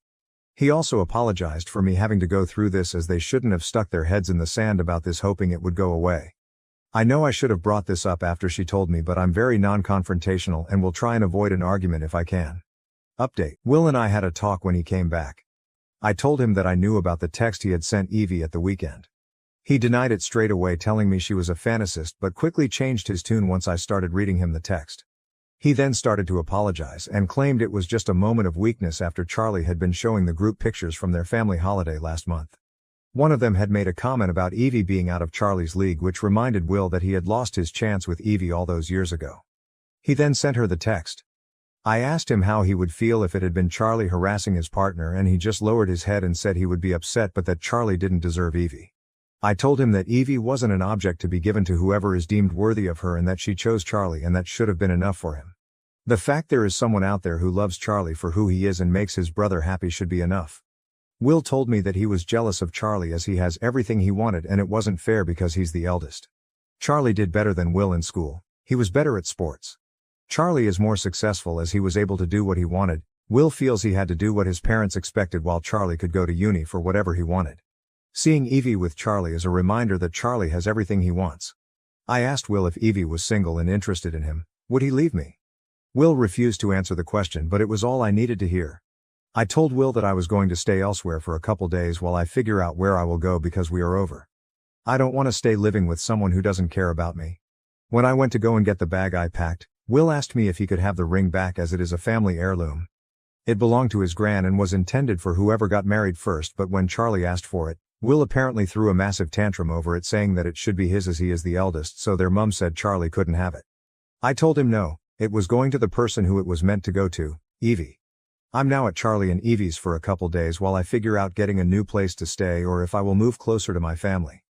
I work for myself, so that makes things easier. Charlie and Evie have decided they will be going LC with Will. They'd go NC, but it will cause drama with the family and neither want that, especially Evie. Will called Charlie asking if I was with them, but Charlie told Will that he had no idea where I was. Charlie then proceeds to tell Will that they are going LC with him because of the way Will has been towards Evie and that he is now doing what he should have done years ago in protecting Evie. Evie has apologized several times as she feels she's the reason my relationship has ended, but I have reassured her that the only person at fault here is Will, and I do not blame her for anything. If anything, she is a victim in all of this too. I've given her the ring, but she has said that I should give it back to Mil as she doesn't want it. I wish I had seen Will's behavior before it got this far, but I was blinded by love. Looking back, I can see there were red flags that I just decided to ignore. Spot on comment. Comment 1. Your fiancé is obsessed over another woman to the point he outright told her he wished he was the father of her children, and you don't want to say anything because it may start a fight. OP, you're his placeholder. If Evie did not have a husband or they divorced, he would go for her. This relationship is doomed.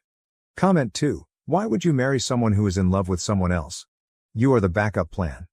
If he ever sees that he has a chance with his SIL, he will drop you faster than a hot-baked potato. Do you really want this man to be father to your children when he would rather Evie be the mother? Comment 3. Girl, you have two choices, each have consequences. Just know from now on whatever happens it's on you. He's going to lie and say it's not true and he loves you, but you know and we all know you're a placeholder. Option 1. You marry him knowing he loves someone else. You resent him and resent Evie because she has something you don't have that he likes. He would leave you in a heartbeat if he had a chance with Evie. You could even have good years with him and get pregnant, but know that he would leave you at any point for Evie. Option 2. You leave him and put yourself first. And later in life you are grateful you didn't settle for him in second choice. Either way, your future is yours. You can't blame him in 10 or 15 years why he doesn't love you because you knowingly chose to get married with him, or you can make the hard choice and pick yourself. Comment 4. Please don't marry him. You deserve to be the first choice. You're not with him. That text message is a huge sign to leave him. I'm so sorry, but I really don't think you can come back from this. He's living a fantasy, a lie, and you deserve so much better. Please sit down with him and ask him to explain that text. For me, I'd be out, but if you're determined to make this work, he needs therapy and you should distance yourself from Evie and Charles to see if that helps. But really, I would break up. You have not built a strong foundation for this relationship, let alone a marriage. And if anything ever happened between Charles and Evie, he would want to make a move, even if Evie doesn't want him. I'd hang on to those two as friends and say goodbye to Will. Big hugs. Comment 5. You just found out you are getting set to marry a stalker who is focused very disturbingly on his own sill. And you think this can be fixed? No. It can't. You're being used. Your fiancé wants you in the picture because it brought his brother and the SIL back. You are his "I'm a nice safe guy" costume. Your fiancé is a creep. His family is deluding themselves if any of them think you marrying him will fix the problem of him creeping on Sil. Run. Comment 6. Your fiancé is a 16-year-old pressured a 13-year-old to go on a date with him. Are 13-year-olds even allowed to date? Did he drive a 7th grader to a restaurant? And has been harassing her for years. I honestly can't believe Charlie and Evie haven't cut him off. I feel awful for her that she's had to put up with him trying to manipulate her into leaving her husband and father of her children for him. Now he wants to punish her for not reciprocating his advances by excluding her from your wedding, knowing how much it will hurt when she's so close with you. He doesn't love you, you're a placeholder because he can't have Evie. I'm sorry that sounds harsh, but it's the truth that can be seen plain as day from outside the situation. If Evie told him she wanted to leave Charlie for him, he'd drop you in a heartbeat.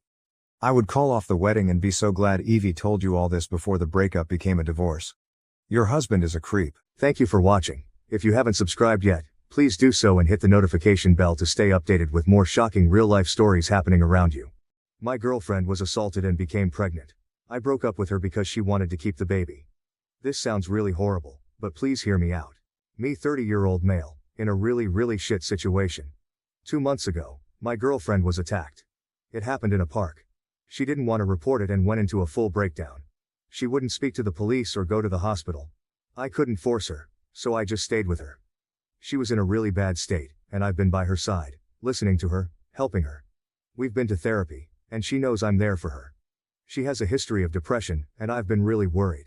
She was, obviously, in a really shit state since. She would barely eat or sleep, and she'd often wake up in the middle of the night crying or screaming. I've been with her, by her side, listening to her, helping her with whatever she needed. Sometimes she'd just stare at the walls for hours, lost in her thoughts. We went to therapy together, trying to find some way to navigate through the mess. I wanted her to know I'm there for her, no matter what. She's got a history of depression, and seeing her like this has had me really worried. I try to be strong for her, but there are moments when I feel completely powerless. Last week, we found out she was pregnant. The moment we saw the test results, it was like the world stopped.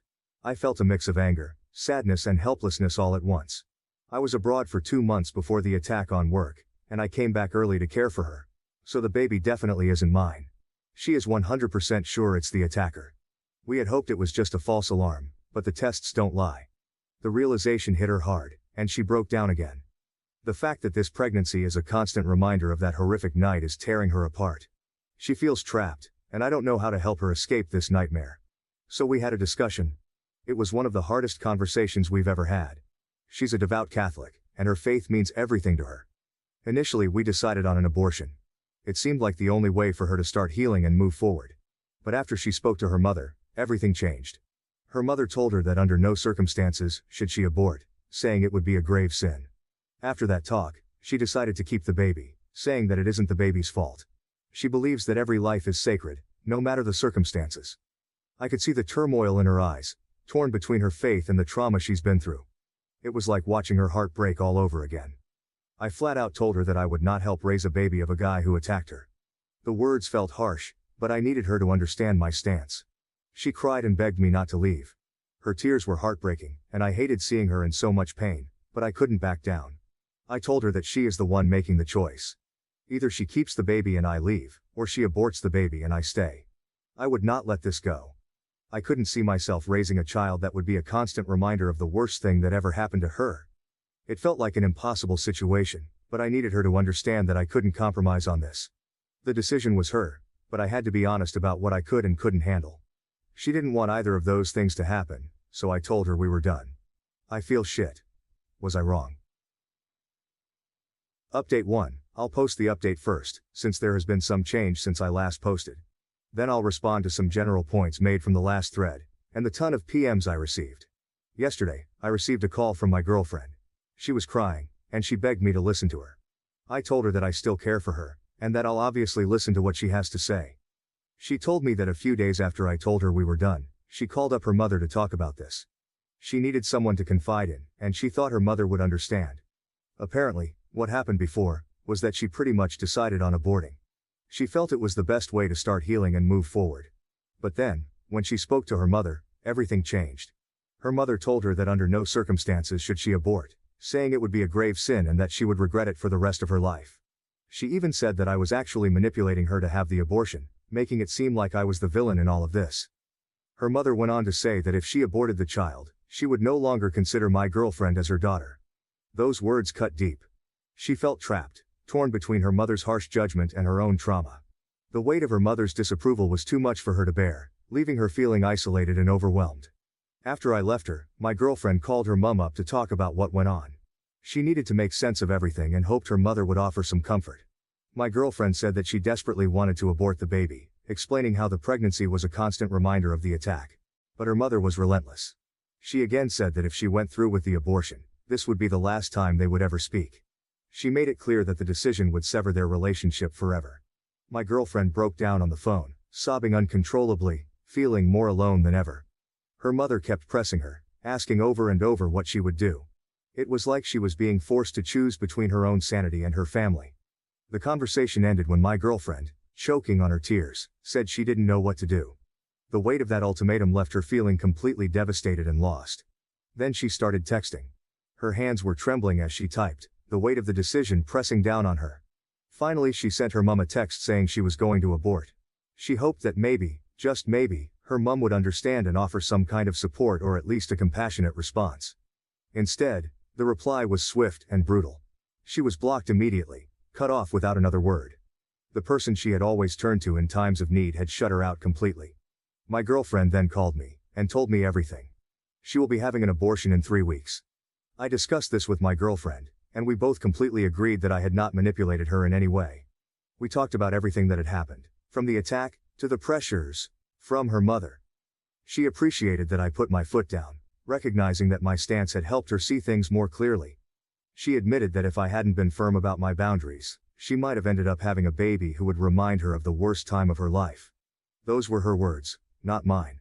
She expressed relief that I had been there to support her through this agonizing decision, acknowledging that it was the right choice for both of us, despite how difficult it had been.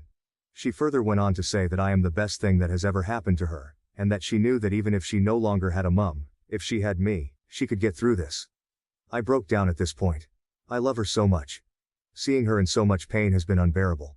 In truth, I probably would have gone back to her and raised the baby with her, even though I knew I'd resent it, deep down. I couldn't stand the thought of losing her. I made the original thread to get some backing rather than anything.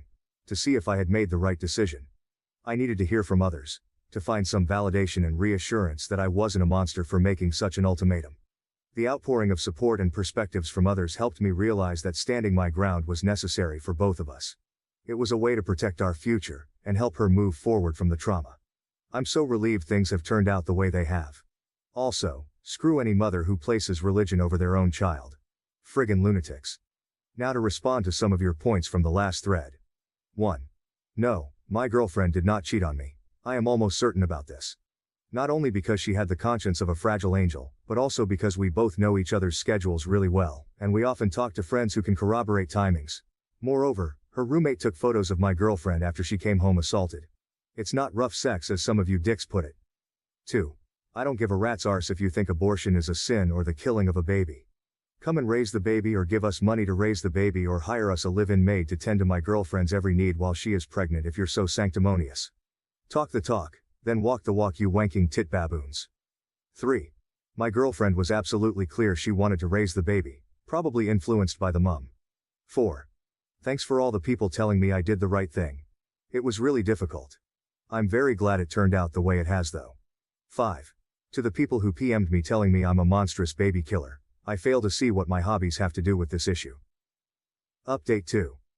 I was hoping to post here again after the abortion, still scheduled for 2 weeks' time, But I thought I should provide an update on some recent events from a mother from the pits of Satan's rectum. On Saturday, I answered my door and stood face to face with two police officers. My heart immediately sank. They asked me if I was who I was, and I replied that I was. I couldn't help but feel a surge of anxiety, wondering what this was about. They then said they were looking for my girlfriend. I called her over, my voice shaking a bit, and she appeared, looking confused and scared. The police officer said that he needed to have a word with her. My girlfriend's face went pale, and I could see the fear in her eyes. I tried to stay calm for her sake, but I could feel my own worry rising. I stepped back to let the officers in, hoping that whatever this was about, it wouldn't make things even worse for her. The officers then split, one taking the girlfriend to the living room. We let them in, and the other took me into my bedroom. The officer who took me started asking me questions about how long my girlfriend had been here. He wanted to know if she had any contact with anyone else, and if she had left the house at all. His questions seemed endless, each one more invasive than the last. I answered them all, trying to stay composed despite my growing frustration. I could sense the suspicion in his tone, and it made me uneasy. After answering a few more questions, I finally asked what this was all about. The officer just said they received a report to check on my girlfriend. My heart raced as I wondered who could have made such a report, and why. When I pressed further and asked who reported it, the officer said he couldn't say. His response left me feeling even more anxious and confused. It felt like we were being scrutinized for something we had no control over. After a while, the other officer was done, and they both left. The moment the door closed behind them, my girlfriend burst into tears. She told me that she was outright asked if she was in danger and if I had been hurting her. The officers even asked if she was being held against her will. She said no to everything, of course, but the questions had shaken her. She felt violated and scared. Then she revealed that the police had received a call from her mother, claiming she might be in danger and that I could be abusive to her. The accusation hit me like a punch to the gut. I couldn't believe her own mother would go that far. It felt like a betrayal, and the fact that she would try to use the police to drive a wedge between us made me furious. My girlfriend was devastated, caught between her loyalty to her mother and the reality of our situation. I was fucking livid. The moment she told me what her mother had done, rage boiled up inside me. I couldn't believe the nerve of her mother, accusing me of something so vile and trying to use the police to interfere in our lives. I immediately said I was going to press charges against her. For what? I didn't know exactly. Harassment, probably. Anything to hold her accountable for this madness. I couldn't just stand by and let her get away with trying to destroy us like this. My girlfriend looked at me with wide, tear-filled eyes, clearly torn between wanting to protect her mother and understanding my anger. The betrayal stung deeply, and I needed to do something, anything to fight back against the injustice of it all. My girlfriend begged me to not, and said that it would all just blow over, and that she just needs time to calm down. What the f? She sent the police to my house to get me arrested. How is that sane thinking? I couldn't wrap my head around it. The sheer audacity of it all left me reeling. I could lose my job if I was arrested and charged.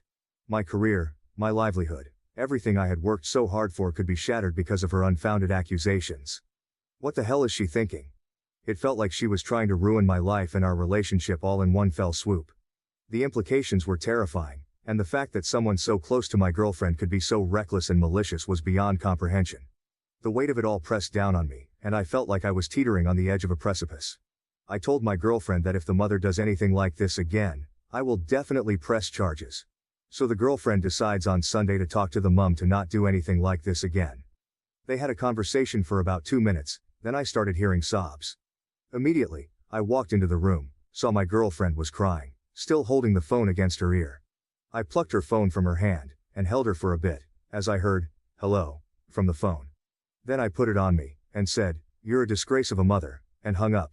Then I held the girlfriend for what felt like an hour before we started talking. Apparently the mother was telling girlfriend how if she continues with the abortion, she will never see the mother again, or her brother, or her deceased father, who is in heaven, even though he died a violent alcoholic who beat girlfriend. But hey, repent your sins at death, am I right? Because girlfriend would be going to damnation. I told my girlfriend that if she was going to hell, then she should save me a seat, and we'd be nice and toasty together. I love her smile. What do you think, if anything, should I do about the mother? No doubt my words to her will have some reactions. Update 3. I just wanted to update folk on this whole saga. This will be my final update. A few days ago, the abortion was carried out. During the weeks beforehand, my girlfriend went to a counselor and talked to a nurse about why she wanted an abortion. She was also tested for any STIs, she's clear. She went ahead with the abortion after getting the all clear. A few days ago it was successfully carried out. They went for the surgical abortion method, which involved using a vacuum to suck the pregnancy out. My girlfriend said it was pretty painless, and she was able to return home after just a few hours. When she came home, she cried and cried and cried. The floodgates opened, and all the pain and relief came pouring out at once. I held her tightly, feeling the weight of her emotions in every sob that racked her body. She says she feels like a huge weight had been lifted, and for the first time in months, I saw a glimmer of hope in her eyes. She can finally look to move on with her life. The burden of the unwanted pregnancy, the constant reminder of the attack, was finally gone. She told me how she felt like she could breathe again, how the shadows of that terrible night were starting to recede. It was the first step towards healing, and even though we knew there was a long road ahead, this moment felt like a turning point. When she came home, she cried and cried and cried. The floodgates opened, and all the pain and relief came pouring out at once. I held her tightly, feeling the weight of her emotions in every sob that racked her body. She says she feels like a huge weight had been lifted, and for the first time in months, I saw a glimmer of hope in her eyes. She can finally look to move on with her life. The burden of the unwanted pregnancy, the constant reminder of the attack, was finally gone. She told me how she felt like she could breathe again, how the shadows of that terrible night were starting to recede. It was the first step towards healing, and even though we knew there was a long road ahead, this moment felt like a turning point. When she came home, she cried, and cried, and cried. The floodgates opened, and all the pain and relief came pouring out at once. I held her tightly, feeling the weight of her emotions in every sob that racked her body. She says she feels like a huge weight had been lifted, and for the first time in months, I saw a glimmer of hope in her eyes. She can finally look to move on with her life. The burden of the unwanted pregnancy, the constant reminder of the attack, was finally gone. She told me how she felt like she could breathe again, how the shadows of that terrible night were starting to recede. It was the first step towards healing, and even though we knew there was a long road ahead, this moment felt like a turning point. We took the whole week off work, needing some time to ourselves to process everything and just be together. Yesterday we went camping. It rained, of course, because that's just our luck. But even the rain couldn't dampen our spirits. We huddled together in the tent, listening to the sound of raindrops pattering against the fabric. It felt cozy and safe, a stark contrast to the chaos of the past few months. While in the tent, she talked about how difficult life was sometimes. She opened up about her struggles, the pain, and the moments when she felt like she couldn't go on. But she also talked about how she was really glad things turned out the way they did. Despite everything, she felt a sense of relief and a newfound strength. She said that even though things were bad, she came out the other side, probably stronger than before. Her resilience amazed me, and I couldn't help but feel hopeful for the future. We knew there would still be challenges ahead, but in that moment, huddled together in our little tent, it felt like we could face anything as long as we were together. She's amazing, man. Seriously. Update on the mum. So my girlfriend received a call from her mum, who was asking if she went through with the abortion. My girlfriend and I have an agreement that if her mum calls, either hang up or give it to me. We decided on this to protect her from any more emotional manipulation. In this instance, she answered the call out of habit and didn't know what to say. The moment she heard her mother's voice, she froze. She looked at me with wide eyes, panic written all over her face, and handed me the phone without saying a word. I took the phone and braced myself. Her mother immediately launched into a tirade, demanding to know if the abortion had been carried out. I told her that the abortion went perfectly. As soon as I said those words, she unleashed a stream of curses at me, her voice dripping with venom. I listened for about a minute, letting her get it all out, a slight smile playing on my lips at the absurdity of it all. When she finally paused for breath, I calmly said, "How Jesus of you," and hung up. My girlfriend didn't find it funny. Anyway, that's it. The silence that followed was heavy, but it felt like a small victory.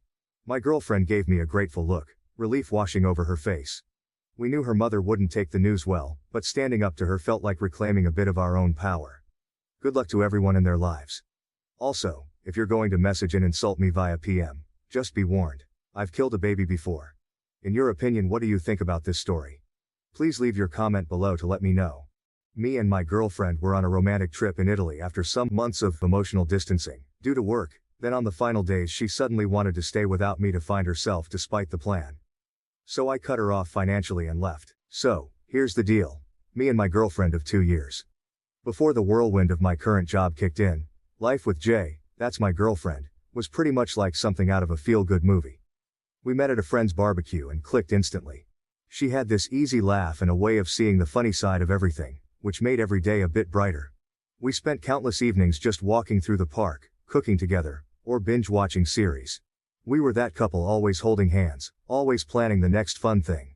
Back then, my work was steady, predictable 9 to 5 hours, so I always had ample time for us. But as things picked up at work, with me stepping into a more demanding role, our dynamics began to shift. It was subtle at first, missing a dinner date here, canceling plans there. I told myself that it was just a busy phase, that I'd regain control of my schedule. Jay was understanding too, always saying she got it, that work was important. But no matter how supportive she tried to be, I could tell it was wearing on her. The past 2 months have really highlighted how strained things have become. My new normal means more late nights, unexpected weekend calls, and constant emailing from home. We see less of each other, and when we do, the exhaustion and stress are palpable. What used to be our downtime has turned into brief, often silent meals, with both of us glued to our phones. The intimacy that came so easily now feels like something we have to schedule, like another task on my to-do list. These changes have brewed undercurrents of resentment.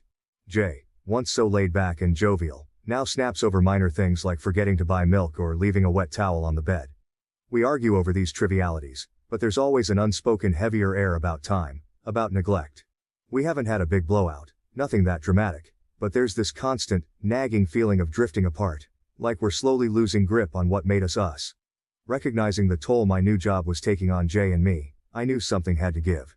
I could see the strain in her eyes, the way her smile didn't quite reach as far as it used to. It was like watching the color fade from a vibrant painting. Guilt gnawed at me, a constant reminder that I wasn't there for her as much as I should be. She never complained much, but love doesn't need words to express when something's amiss. I decided to plan a vacation, something grand, a gesture to show Jay just how much she meant to me and to perhaps salvage what was becoming of our once effortless connection. Italy seemed like the perfect escape, with its romantic landscapes, rich history, and the promise of delicious food. It was somewhere Jay had mentioned wanting to visit back in our easier days. I imagined us wandering through the streets of Rome, riding a gondola in Venice, and sipping wine under the Tuscan sun, reclaiming the magic that we'd lost to routine and tired, late-night apologies. I handled all the arrangements secretly, booking our flights and picking out the coziest hotels, aiming for a seamless, stress-free experience. When I finally told Jay about the trip, the surprise ignited a spark in her that I hadn't seen in months. The essence of Italy seeped into every moment of our trip, and it seemed each day offered a new adventure, a fresh opportunity to bridge the gap that had formed between us. One evening in Venice stands out vividly in my memory. We had booked a small boat to take us through the winding canals at dusk. The setting sun cast a warm golden glow over the ancient buildings, and the water mirrored the sky, turning our surroundings into a canvas of oranges and pinks. The boatman maneuvered us expertly under low bridges and alongside colorful, slightly tilting buildings. Jay and I sat close, our hands intertwined, the sounds of distant chatter and the gentle splash of water against the boat filling the air. There was a peace in that moment, a quiet contentment that I hadn't felt in months. She rested her head on my shoulder, and it felt like we were the only two people in the world. Another highlight was our romantic dinner in a quaint little restaurant in Rome. Tucked away in a narrow alley lined with ivy-covered walls, the restaurant was Jay's find, a place she had read about in one of her travel blogs.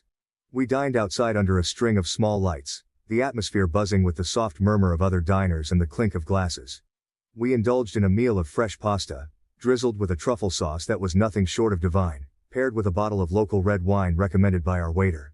Jay's eyes sparkled under the fairy lights as we talked about plans for the future, about places we still wanted to see, and about starting fresh when we got back home. For a few hours, it felt like we had recaptured the magic of our early days together, laughing and sharing stories with an ease that I had sorely missed.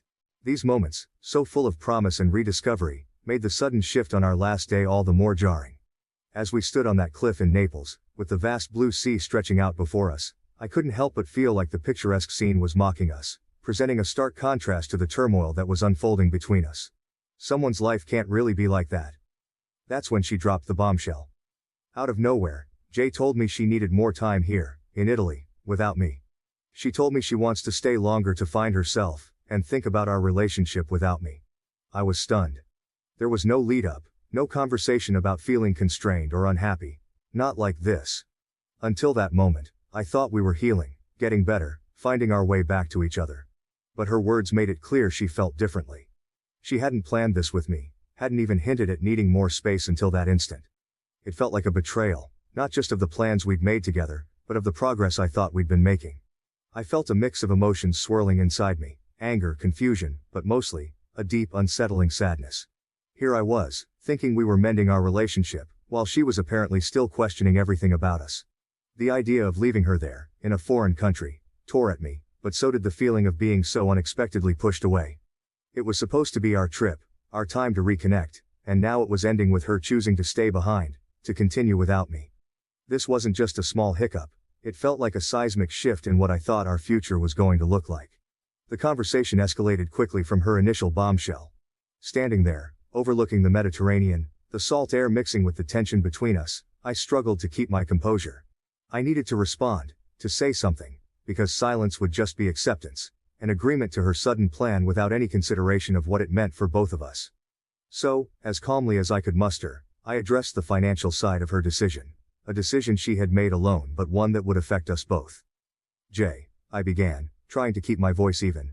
I want to support you in finding whatever it is you're looking for. But if this is something you need to do alone, then I think it's only fair you take on the financial responsibility for it too. I explained that the trip as planned was something I could prepare for, budget for, but extending it was beyond what I had anticipated. As Jay's voice grew louder against the backdrop of the cliffside, her words cut through the gentle hum of the waves below.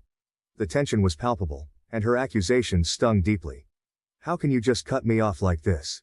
Is this how you show your love? By holding money over my head? Her eyes, usually so warm and inviting, now flashed with a mixture of frustration and desperation.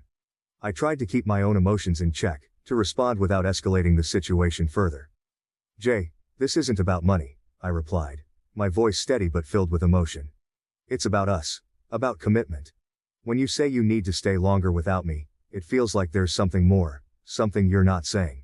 The accusation stung. This wasn't about money, not really. It was about boundaries, respect for the decisions we were supposed to make together. This trip was meant to be a gesture of healing, not a gateway to a unilateral decision that left me both financially and emotionally overextended. She looked away, her eyes scanning the horizon. I could see the gears turning, her mind wrestling with the implications of her desires versus the realities of our relationship. The air between us felt charged, heavy with unsaid things and unresolved emotions.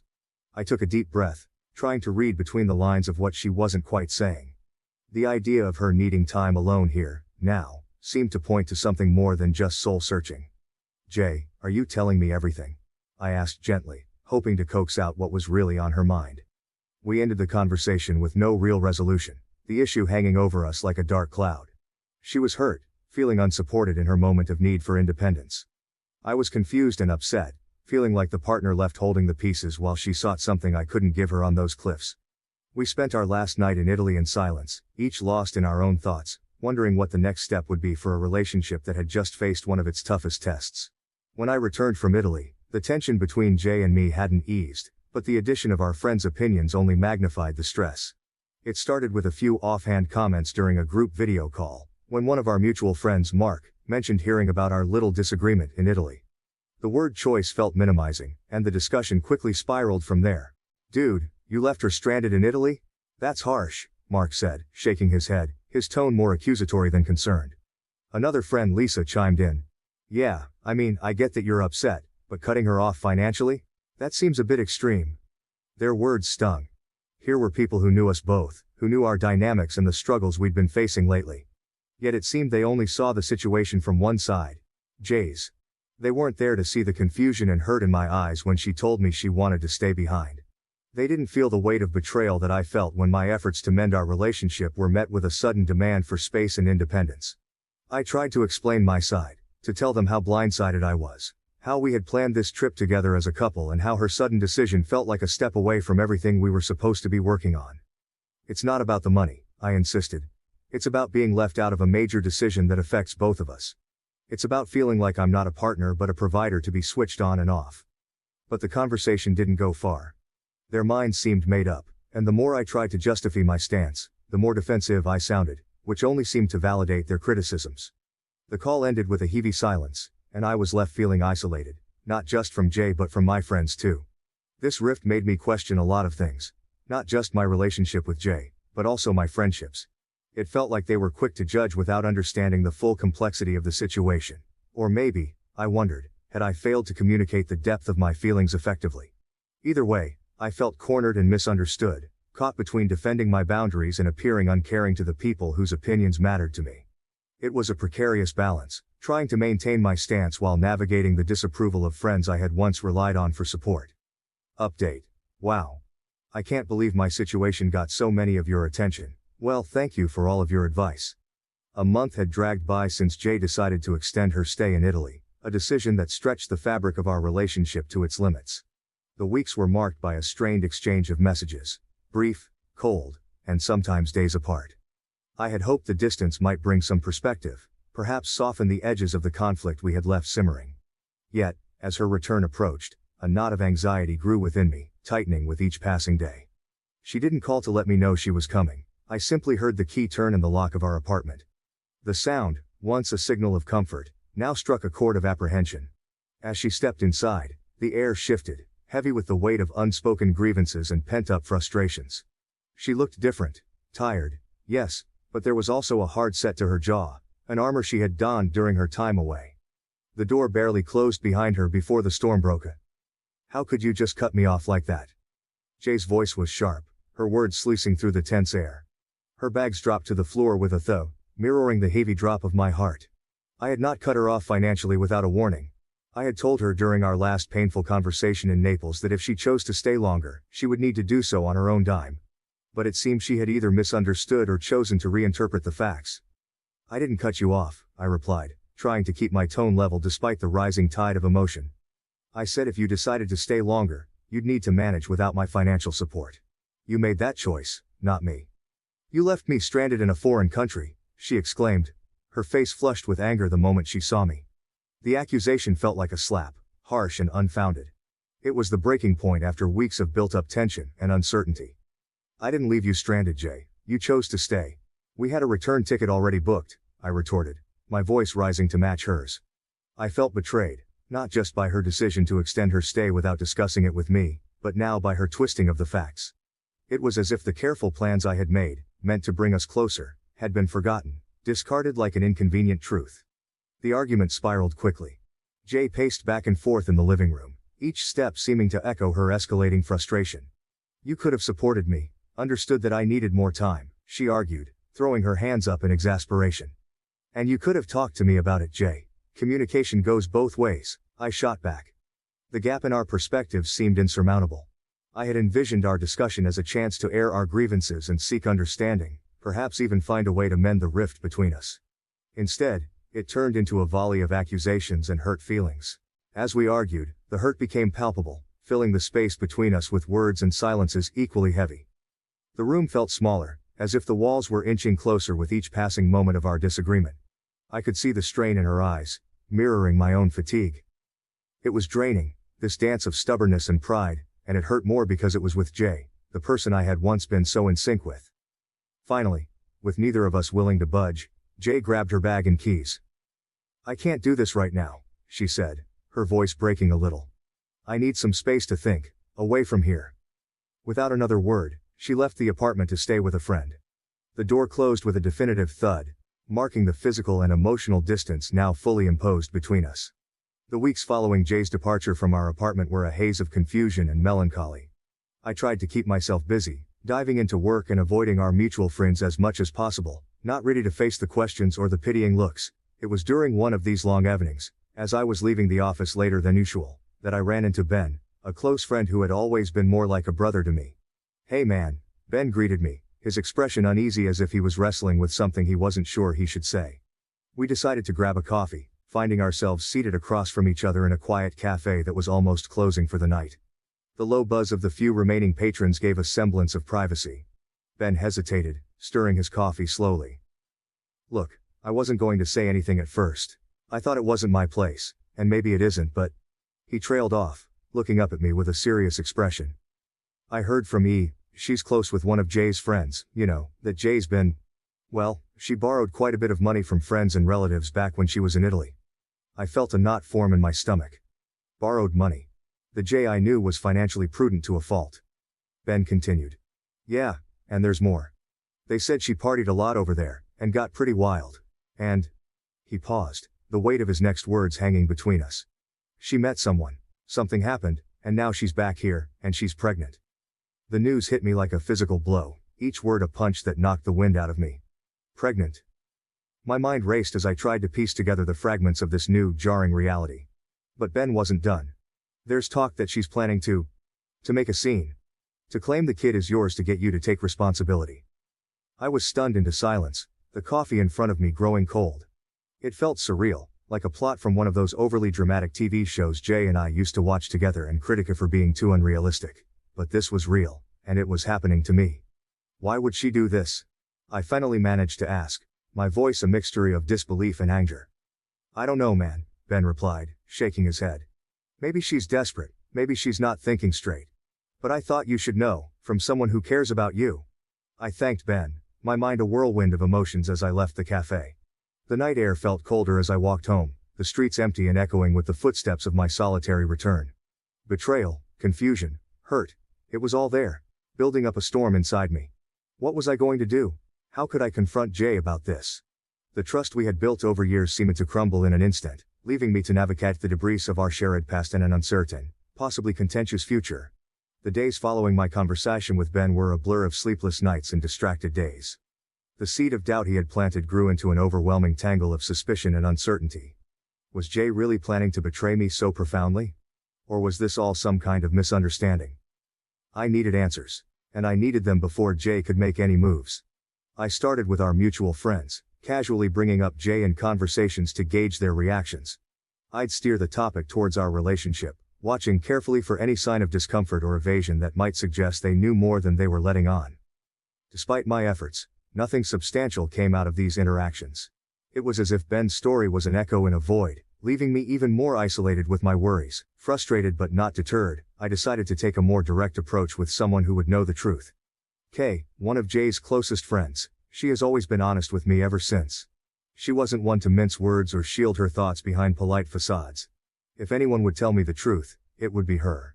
I reached out to Kay under the guise of needing advice about how to repair things with Jay, a pretext that wasn't entirely false. We met at a small cafe, one of those cozy places with a comforting buzz that makes it easier to open up. As we sat down with our coffee, the casual start quickly shifted as I probed deeper. Kay, I've heard some things, and I just want to understand what's going on with Jay, I began, my voice steady but my hands betraying me with their slight tremor. I watched Kay's face closely, her expression changing from friendly concern to a more guarded wariness. What have you heard? She asked, her tone cautious yet curious. I hesitated, then decided to lay it all out. That I might be trying to trap me, makes me believe that I'm responsible for a situation that I had no part in creating. That she might be expecting but the circumstances aren't what they seem. Kay's demeanor shifted as she continued, her eyes still fixed somewhere outside the window, perhaps finding it easier than meeting my gaze directly in such a difficult moment. And there's something else you should know, she added, turning back to look at me, her expression a mix of sympathy and resolve. After Jay realized she was pregnant, she panicked. Given everything, she didn't know how to handle it. So, she got a paternity test done, just to be sure, you know. Kay's voice was steady but her hands fidgeted with the coffee cup in front of her. The results came back, and you are not the father. She was shocked and well, the Italian guy is out of the picture now. Kay paused, giving me a moment to absorb the news, as my final hope for the children could be mine, faded away. This was a lot to process. Jay had sought confirmation, had gotten it, and yet, here we were. She's really scared. She doesn't know what to do next and, I think in her panic, she thought maybe turning to you would somehow fix things. Maybe she thought the baby could be yours and that would make everything easier for her to manage.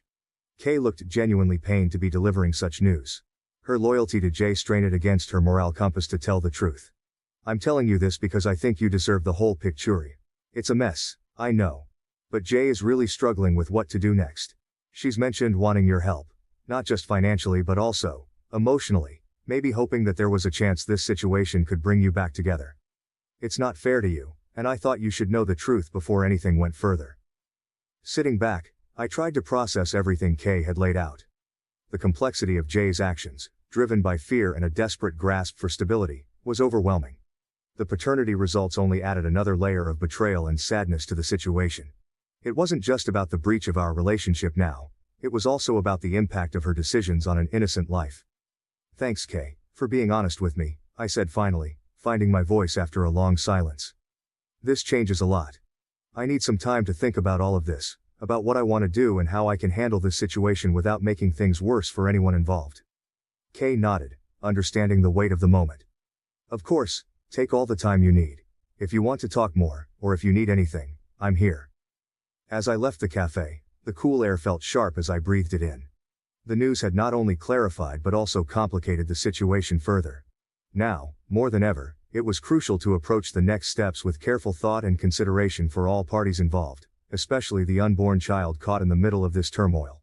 I wasn't sure what to do next. Part of me wanted to confront Jay immediately, to demand explanations and perhaps to hear her side of the story, however painful it might be. Another part of me wanted to retreat, to process the hurt and to protect myself from further pain. Every logical step I could take from here, seeking legal advice, preparing for potential disputes, distancing myself from Jay, seemed cold and clinical, far removed from the emotional chaos raging inside me. By the time I reached my apartment, the sun had set, and the early evening darkness felt fitting, mirroring the uncertainty that lay ahead. The decision of what to do next loomed large, daunting in its significance. As I turned my key in the lock, the familiar sound seemed strangely foreign, as if even my sense of home was questioning where I belonged.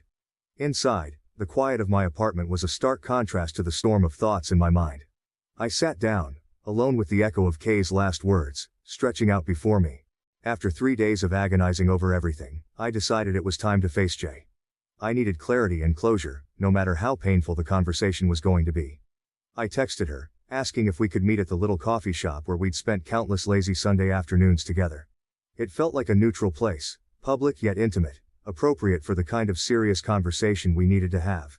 She was already there when I arrived, her eyes red-rimmed, a clear sign she'd been crying. As I sat down opposite her, the air felt heavy with all the things left unsaid between us. I know everything, Jay, I started, trying to keep my voice calm despite the turmoil inside me. I know about the guy in Italy, the pregnancy, and your plan to make me believe I could be the father. Her face crumpled at my words. I was so confused, she managed to say, her voice a whisper. I thought, maybe if you thought the baby was yours, we could go back to how things were. The hurt was palpable, stinging fresh like a wound reopened.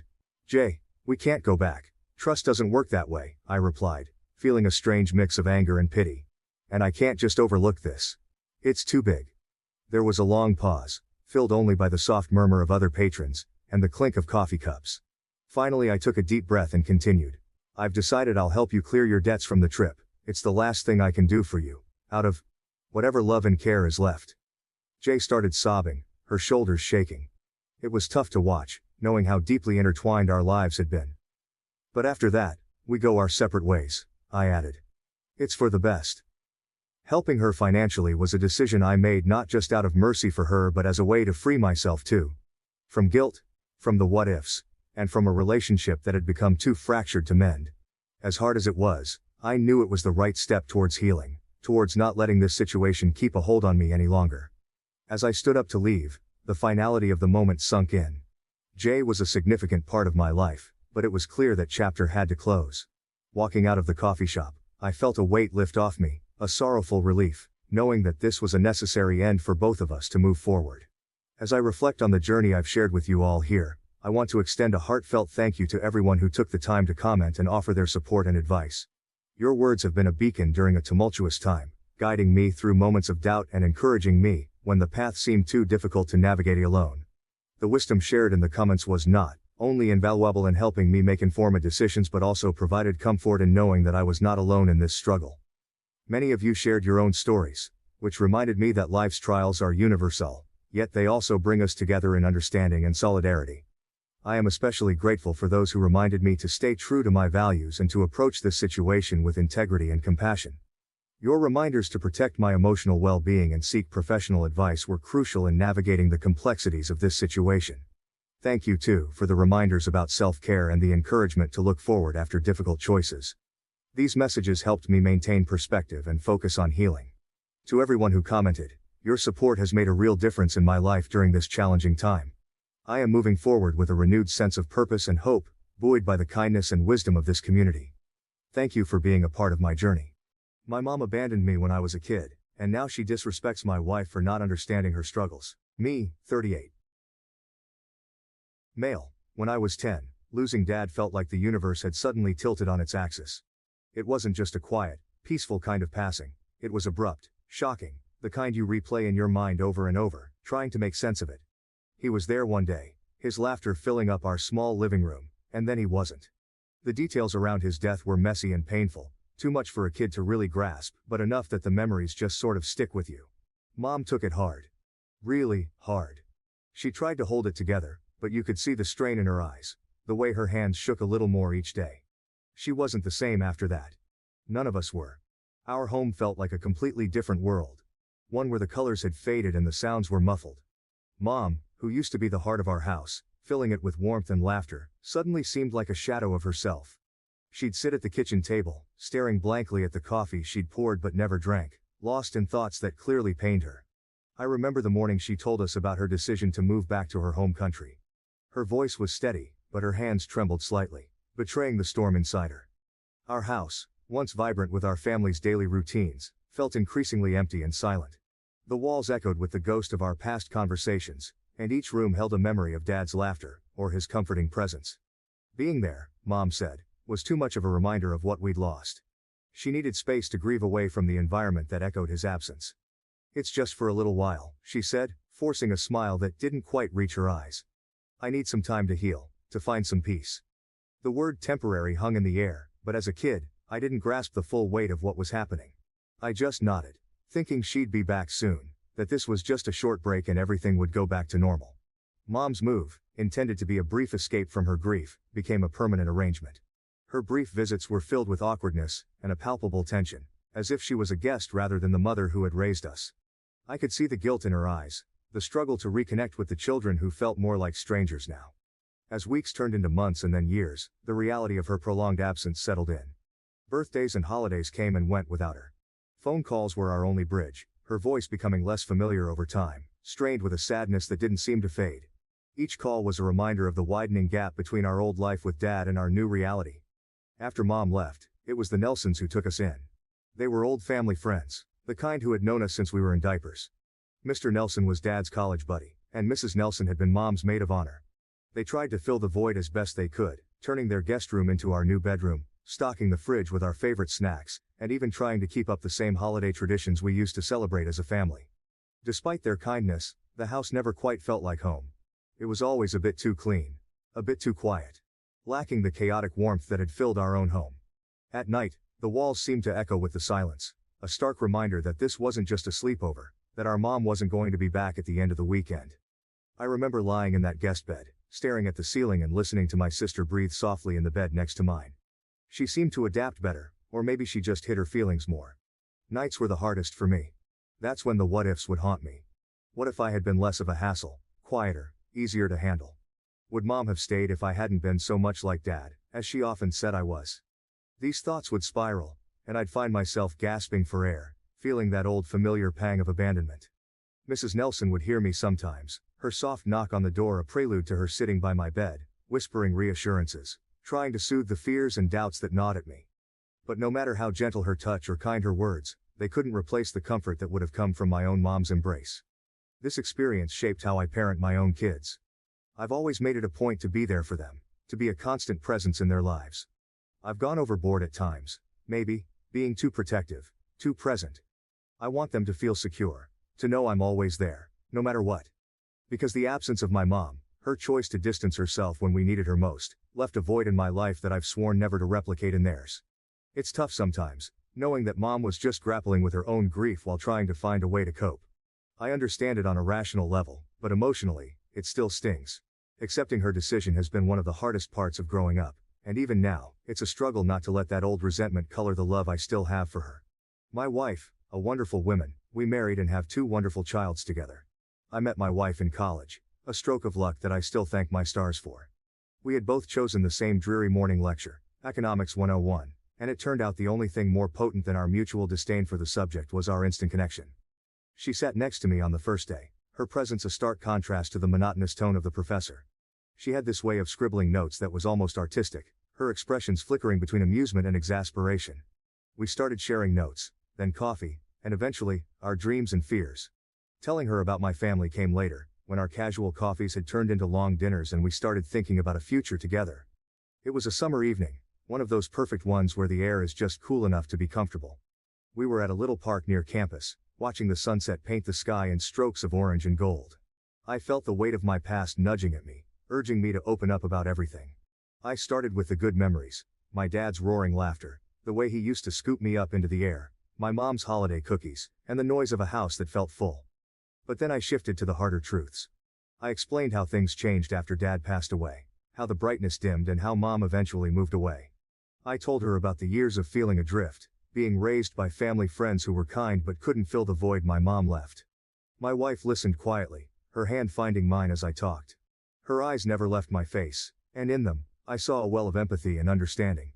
When I finished, there was a soft sigh, a slight squeeze of her hand around mine, signaling her support. She didn't bombard me with questions or pity. Instead, she shared her own story of loss, how she grew up without grandparents and much of her extended family, which made her feel isolated in a different way. That night, I realized how much I needed someone who didn't just know my joy but also understood my pain. It felt like a burden had lifted, sharing my past with her, and her acceptance and understanding of my family's complicated dynamics only deepened my feelings for her. It was then I knew she was more than just a partner. She was my ally. Someone who would stand by me through the complexities of life. Ever since I shared my family history with my wife, there's been this unspoken tension hovering around the subject of my mom. My wife, being the incredibly supportive partner she is, has always been understanding about my feelings but has harbored a certain reluctance towards my mom herself. It's not out of malice or disrespect, it's more about her struggle to reconcile the abandonment I felt as a child. With the woman she's met a few times since we got married, I've tried to explain to her that my mom was just trying to cope in her own way after my dad's death. She was grieving, lost without him, I'd say, hoping to bridge the emotional gap that my mom's departure had created not just in my life but now in our marriage too. It wasn't that she didn't love us, she just needed time. But to my wife, who sees the world through lenses tinted with fierce loyalty to family, the idea that a mother could leave her children in the care of others, regardless of the circumstances, is a pill too bitter to swallow. She's never rude about it, never dismissive of my ongoing relationship with my mom. She encourages me to call her, supports my trips back home to see her, and she's always the first to suggest we send gifts on Mother's Day. But she remains distant, a polite coldness setting the boundaries of their interaction. During family gatherings or holiday dinners when my mom is around, my wife is cordial, but distant. She'll smile, engage in small talk, but there's a guardedness in her eyes, a firm line drawn that everyone seems to understand. "I'm here for you," she whispers to me, squeezing my hand under the table, a silent reassurance that her stance isn't meant to hurt me, but a boundary she sets for herself. It's a delicate balance, navigating this quiet standoff between them. I often find myself in the middle, an interpreter translating not just words but emotions and unspoken thoughts. I tell my mom. She's just fiercely protective of those she loves, hoping to soften her hurt at my wife's standoffish demeanor. To my wife, I gently remind, Mom has her flaws, but she regrets those years away, trying to kindle empathy in the ashes of past grievances. This dynamic, though far from ideal, has become a part of our life's rhythm. My wife's steadfast support of my relationship with my mom, without choosing to engage more deeply herself, speaks volumes of her respect for me, even if it's a compromise she silently bears. It's a silent testament to her strength and her deep understanding of my need to maintain that fragile thread with my past. Recently, I decided it was time for another trip back to my home country, to let the kids spend some time with their grandmother. My wife couldn't make it due to her demanding job, and while she encouraged us to go, I could tell she was relieved not to face the tension that usually accompanied these visits. I explained the situation to my mom when we landed, and she nodded, saying she understood, but her disappointment was palpable. The first few days were a blur of activities. My mom went all out, taking the kids to local parks and museums, filling our days with laughter and stories, almost as if making up for all the missed time. In those moments, watching her with the kids, it was easy to forget the complex layers of emotions that usually clouded her visits back home. The evening had started off well enough. We were at my mom's house, my aunt's laughter echoing through the kitchen as she cooked, the smell of spices filling the air, a reminder of so many childhood meals. It felt good to be home, even if home now had the bittersweet edge of missing voices and past grievances. My mom and my aunt, they've always had this way of making even the simplest meal feel like a feast, and tonight was no exception. I was looking forward to a quiet evening, just family, sharing stories and catching up. The kids, exhausted by the day's adventures, fell asleep almost as soon as their heads hit the pillows. I kissed them goodnight and headed downstairs where my mom and aunt were in the kitchen, glasses of wine in hand, ostensibly relaxed. The murmur of their conversation greeted me as I approached, but it was my wife's name that caught my attention, halting my steps. "She thinks she's too good for us," my aunt's voice floated up, tinged with resentment.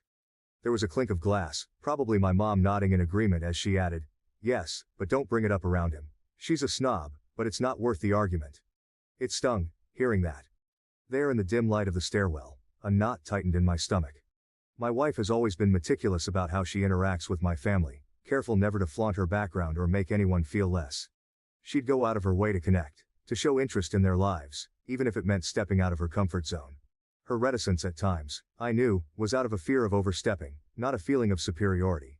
Hearing my wife referred to in such terms, by my own family, sparked a heat in my chest that was hard to tamp down. I lingered on the stairs, unseen, the familiar ache of being caught between the people I loved surfacing once again.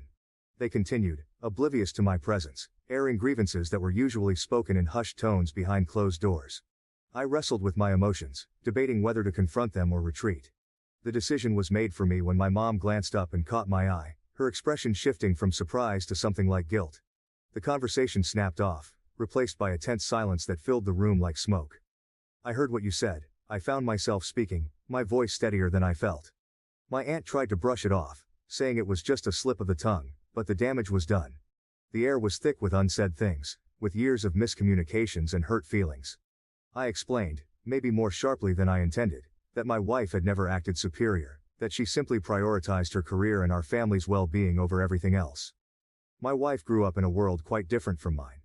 Born into a wealthy family, she was the only child, the sole focus of her parents' affection and hopes. Tragically, her parents passed away when she was still in her teens, an event that thrust her into premature adulthood. They left her everything, their sprawling estate, significant investments, and various other assets. Despite the wealth and responsibilities that fell on her shoulders at such a young age, she never let it define her. Instead, she channeled her energies into her studies and later, her career, proving to everyone that her achievements were born of her own intelligence and hard work, not just her inheritance. She enjoys the finer things in life, sure, the kind of luxury she grew up with. High-end fashion, gourmet foods, vacations in far-flung destinations. But she carries it all with a grace and an ease that's devoid of arrogance. She's unapologetic about her tastes, yes, but never ostentatious. In contrast, I come from a solidly middle-class background. My family's world was smaller, our means more modest. We valued hard work, simple pleasures, and close community ties. Our house, always filled with warmth and laughter, was humble but happy. This stark difference in our upbringings was never lost on me, and initially I worried about how my family would perceive her, or she them. Despite these differences, my wife has never behaved superiorly or looked down on my upbringing. She's been nothing but respectful towards my family, always engaging in conversations, offering to help with meals during visits, and bringing thoughtful gifts that showed her attention to what they might appreciate, not just expensive items for the sake of display. Yet the underlying class difference sometimes creates an unspoken tension, especially with my mother. Mom, with her down-to-earth values and no-nonsense approach to life, has sometimes struggled to connect with my wife's world. Though my wife has made every effort to bridge the gap, ensuring she doesn't flaunt her wealth or make my family feel uncomfortable, there's always been a subtle, perhaps imagined, barrier there. This difference in backgrounds is sometimes amplified by the innocuous comments at family gatherings, or the slightly too long glances at my wife's designer clothes and accessories. I know it comes more from a place of unfamiliarity and perhaps a bit of envy, rather than any real disapproval. My wife understands this too, and handles such situations with a kindness and a deftness that make me love her all the more. She tries to put my family at ease, often downplaying her lifestyle and focusing on the many things we all have in common. "What are you talking about?" I demanded, the frustration evident in my voice. It was clear they hadn't intended for me to hear their words, and my mom's face fell, an apology forming on her lips. My aunt, ever the more confrontational, didn't back down. "She doesn't mingle with us like she's one of us because she thinks she's better," she stated bluntly, her eyes challenging me to contradict her. That hurt. It hurt because it wasn't true. "That's not it," I replied, my voice firm. "She's trying her best. Just because she doesn't always know how to show it, doesn't mean she feels she's above us. You're misreading her caution as contempt." My mom, softer, more apologetic, tried to soothe the rising tension. "We're just not used to her ways, that's all. Maybe we misjudged her a bit," she conceded, her eyes avoiding mine. But the damage was done. The evening's warmth evaporated, replaced by a chill that no amount of familial bond could easily dispel. I sat down with them, trying to explain further, sharing how my wife had often expressed her worries about not fitting in, about being seen as an outsider. It was a long conversation, one filled with admissions and reluctant understanding. My aunt listened, her expression showing defiance. They clearly didn't expect me to hear any of it, and my aunt said that my wife's refusal to interact with them is because she thinks she's better than them. I explained that isn't the case, but my aunt kept pushing the issue. Eventually my mom said it was fine if my wife felt that way, but I shouldn't defend her classist behavior. At this point I snapped and said that my wife resents my mom because she wasn't around when I was a kid. My mom and aunt didn't say anything to that, and I went back upstairs. After the conversation with my mom and aunt, the house felt colder, quieter. I needed to clear my head, so I stepped out onto the back porch, the night air crisp against my skin. Pulling out my phone, I sent a quick text to my sister, hoping she could offer some perspective. She's always had a way of seeing the middle ground, even when emotions ran high. Her response came back almost immediately, a testament to how often she played mediator in our family. Just apologize to mom and aunt, okay? It's not worth the fight. That was just like her, always advocating for peace, even if it meant swallowing your pride. I stared at the phone, her words glowing in the dim light. It wasn't that simple for me. I didn't hold a grudge against mom for the choices she made when we were kids. I understood they were made under the weight of immense grief. But hearing her and my aunt speak so dismissively about my wife, as if her efforts to fit in and respect their ways meant nothing, stirred a defensiveness in me I couldn't easily quash. It wasn't just the words themselves that had cut deep, it was the realization that these conversations had probably happened before, not just tonight. That my mom and aunt had likely shared these thoughts between themselves, painting my wife in a light that was so far from the truth. It felt like a betrayal, not just to my wife, but to the efforts we'd both made to bridge our very different worlds. Sitting there in the quiet of the night, I typed out a response to my sister. I get what you're saying, but it's not just about making peace. They don't see how hard she tries, or how their words might make her feel unwelcome. I didn't expect my sister to fully understand. Her approach was different, shaped by her own experiences and personality. I knew I would eventually need to address this with mom and my aunt, to clear the air, or at least to make my stance clear.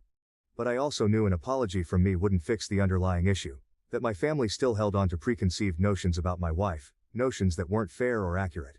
The house was quiet, the only sounds the occasional distant bark of a neighborhood dog, and the soft hum of the refrigerator. The conversation with my mom and aunt had left a palpable tension hanging in the air, thick enough to choke on. Alone in the small guest room where we were staying, I replayed the evening's events over in my mind, each word and sharp glance looping endlessly. In hindsight, I could see where I might have approached things differently. Maybe I could have been calmer, more diplomatic, instead of letting my emotions get the best of me. But in that moment, hearing them talk about my wife like that, someone who had tried so hard to be part of this family, despite feeling like an outsider, it felt like an instinctive need to protect her had overridden everything else. My wife wasn't just my partner, she was the mother of my children, the person who stood by me unconditionally. Defending her wasn't just a reaction, it felt like a duty. I leaned back against the headboard, the mattress creaking slightly under my weight. The room was filled with old family photos and knickknacks, a stark reminder of the deep roots and history my family had in this place. It made my decision even more difficult knowing that leaving early would be like admitting defeat, like letting those petty comments drive us away. But staying felt untenable too, with every forced smile and careful conversation just adding layers to an already thick facade. The kids were asleep in the next room, blissfully unaware of the grown-up complexities clouding the air around them. I didn't want their memories of this trip to be marred by a sense of underlying conflict, or to feel the tension that I was so acutely aware of. I pulled out my phone and scrolled through it aimlessly for a few moments before I made the decision. I'd booked flights for us to go back home earlier than planned. It wasn't just about escaping an uncomfortable situation, it was about preserving the peace and mental well-being of my family. My wife, who hadn't even come on this trip, deserved to know that her feelings were validated, not just by words, but by actions. As I looked up flights, I realized this was more than just a logistical change, it was a statement. I wasn't just leaving early, I was making it clear that while family was important, the respect and well-being of my immediate family, my wife and kids, came first.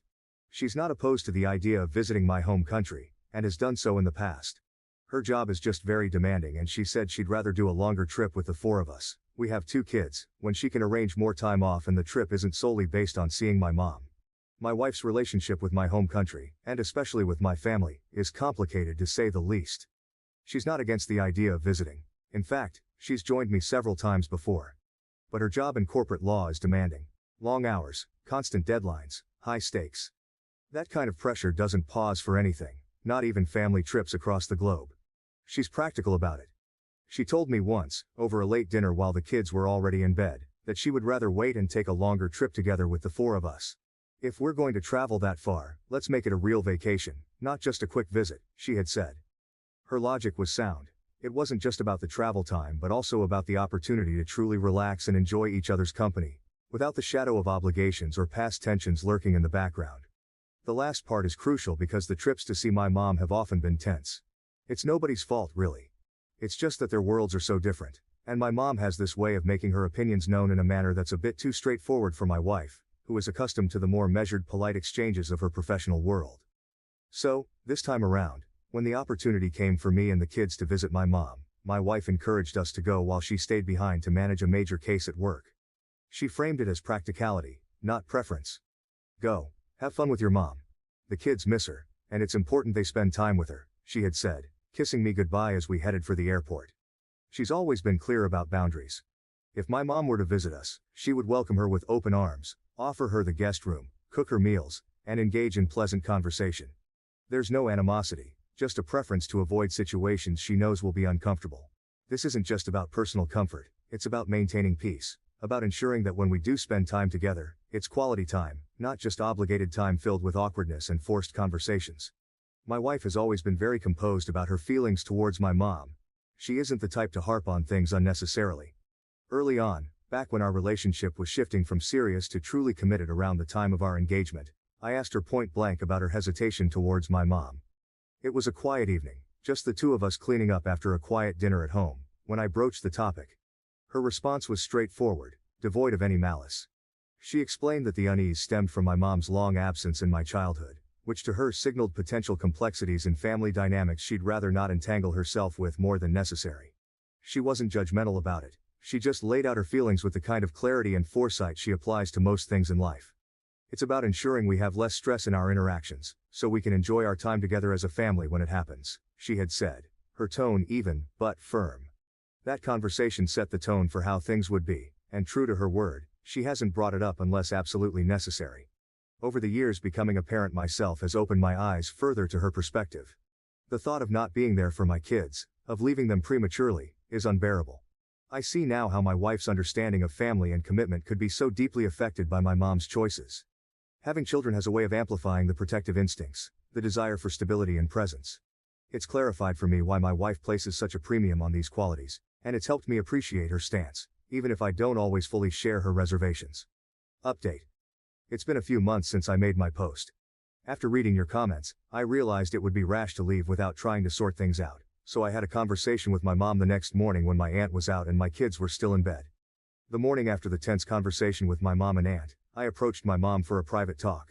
The house was quiet, with soft light filtering through the curtains, casting a calm over the living room where we decided to sit down. I could tell she was apprehensive about the discussion, perhaps worried about more confrontations. I started by apologizing for my outburst the previous night. My tone was firm yet conciliatory.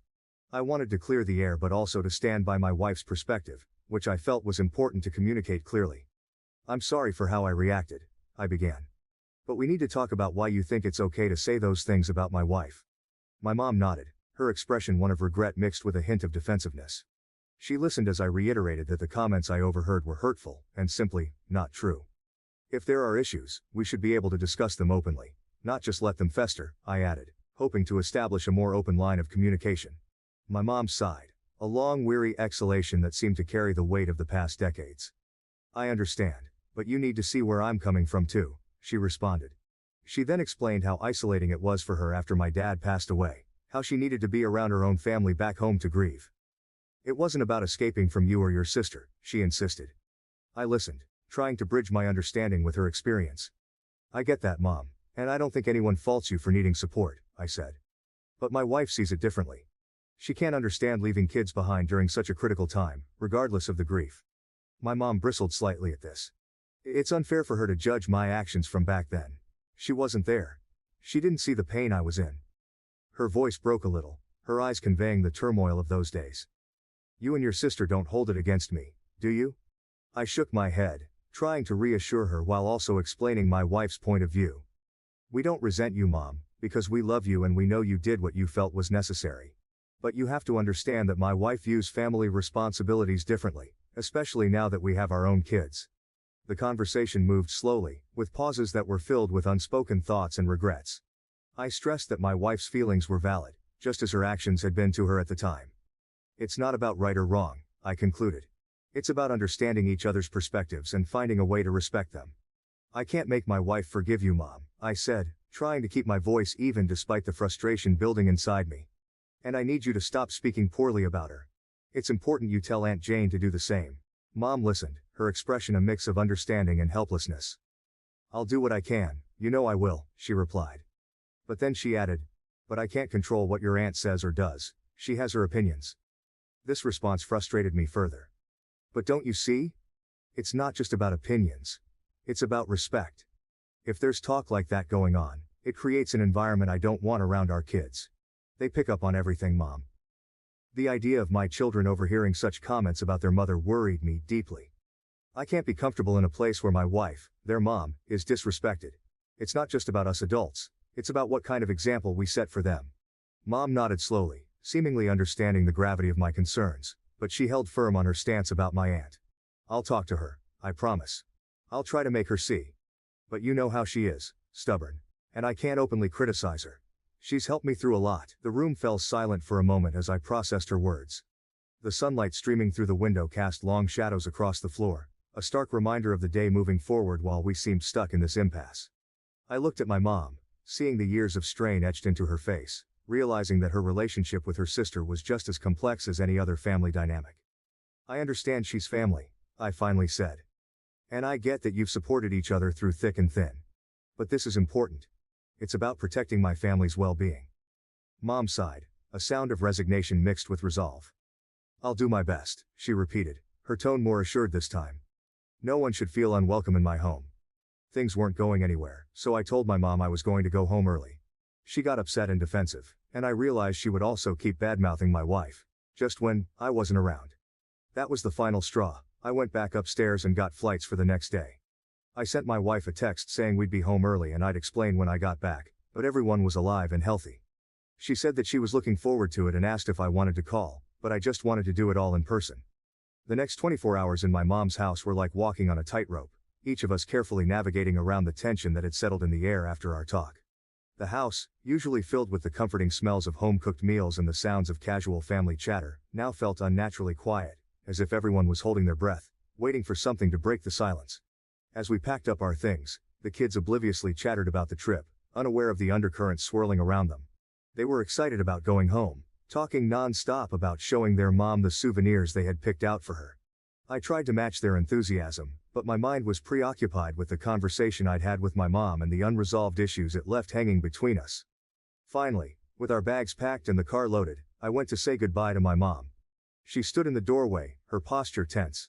There was a vulnerability in her eyes that I hadn't seen in a long time.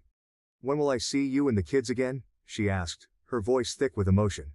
I took a deep breath, knowing my answer would be difficult for her to hear. "Mom, I want you in our lives, you know that.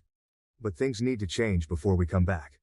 My wife deserves to be treated with respect, and I can't justify bringing the kids into a situation where that might not happen."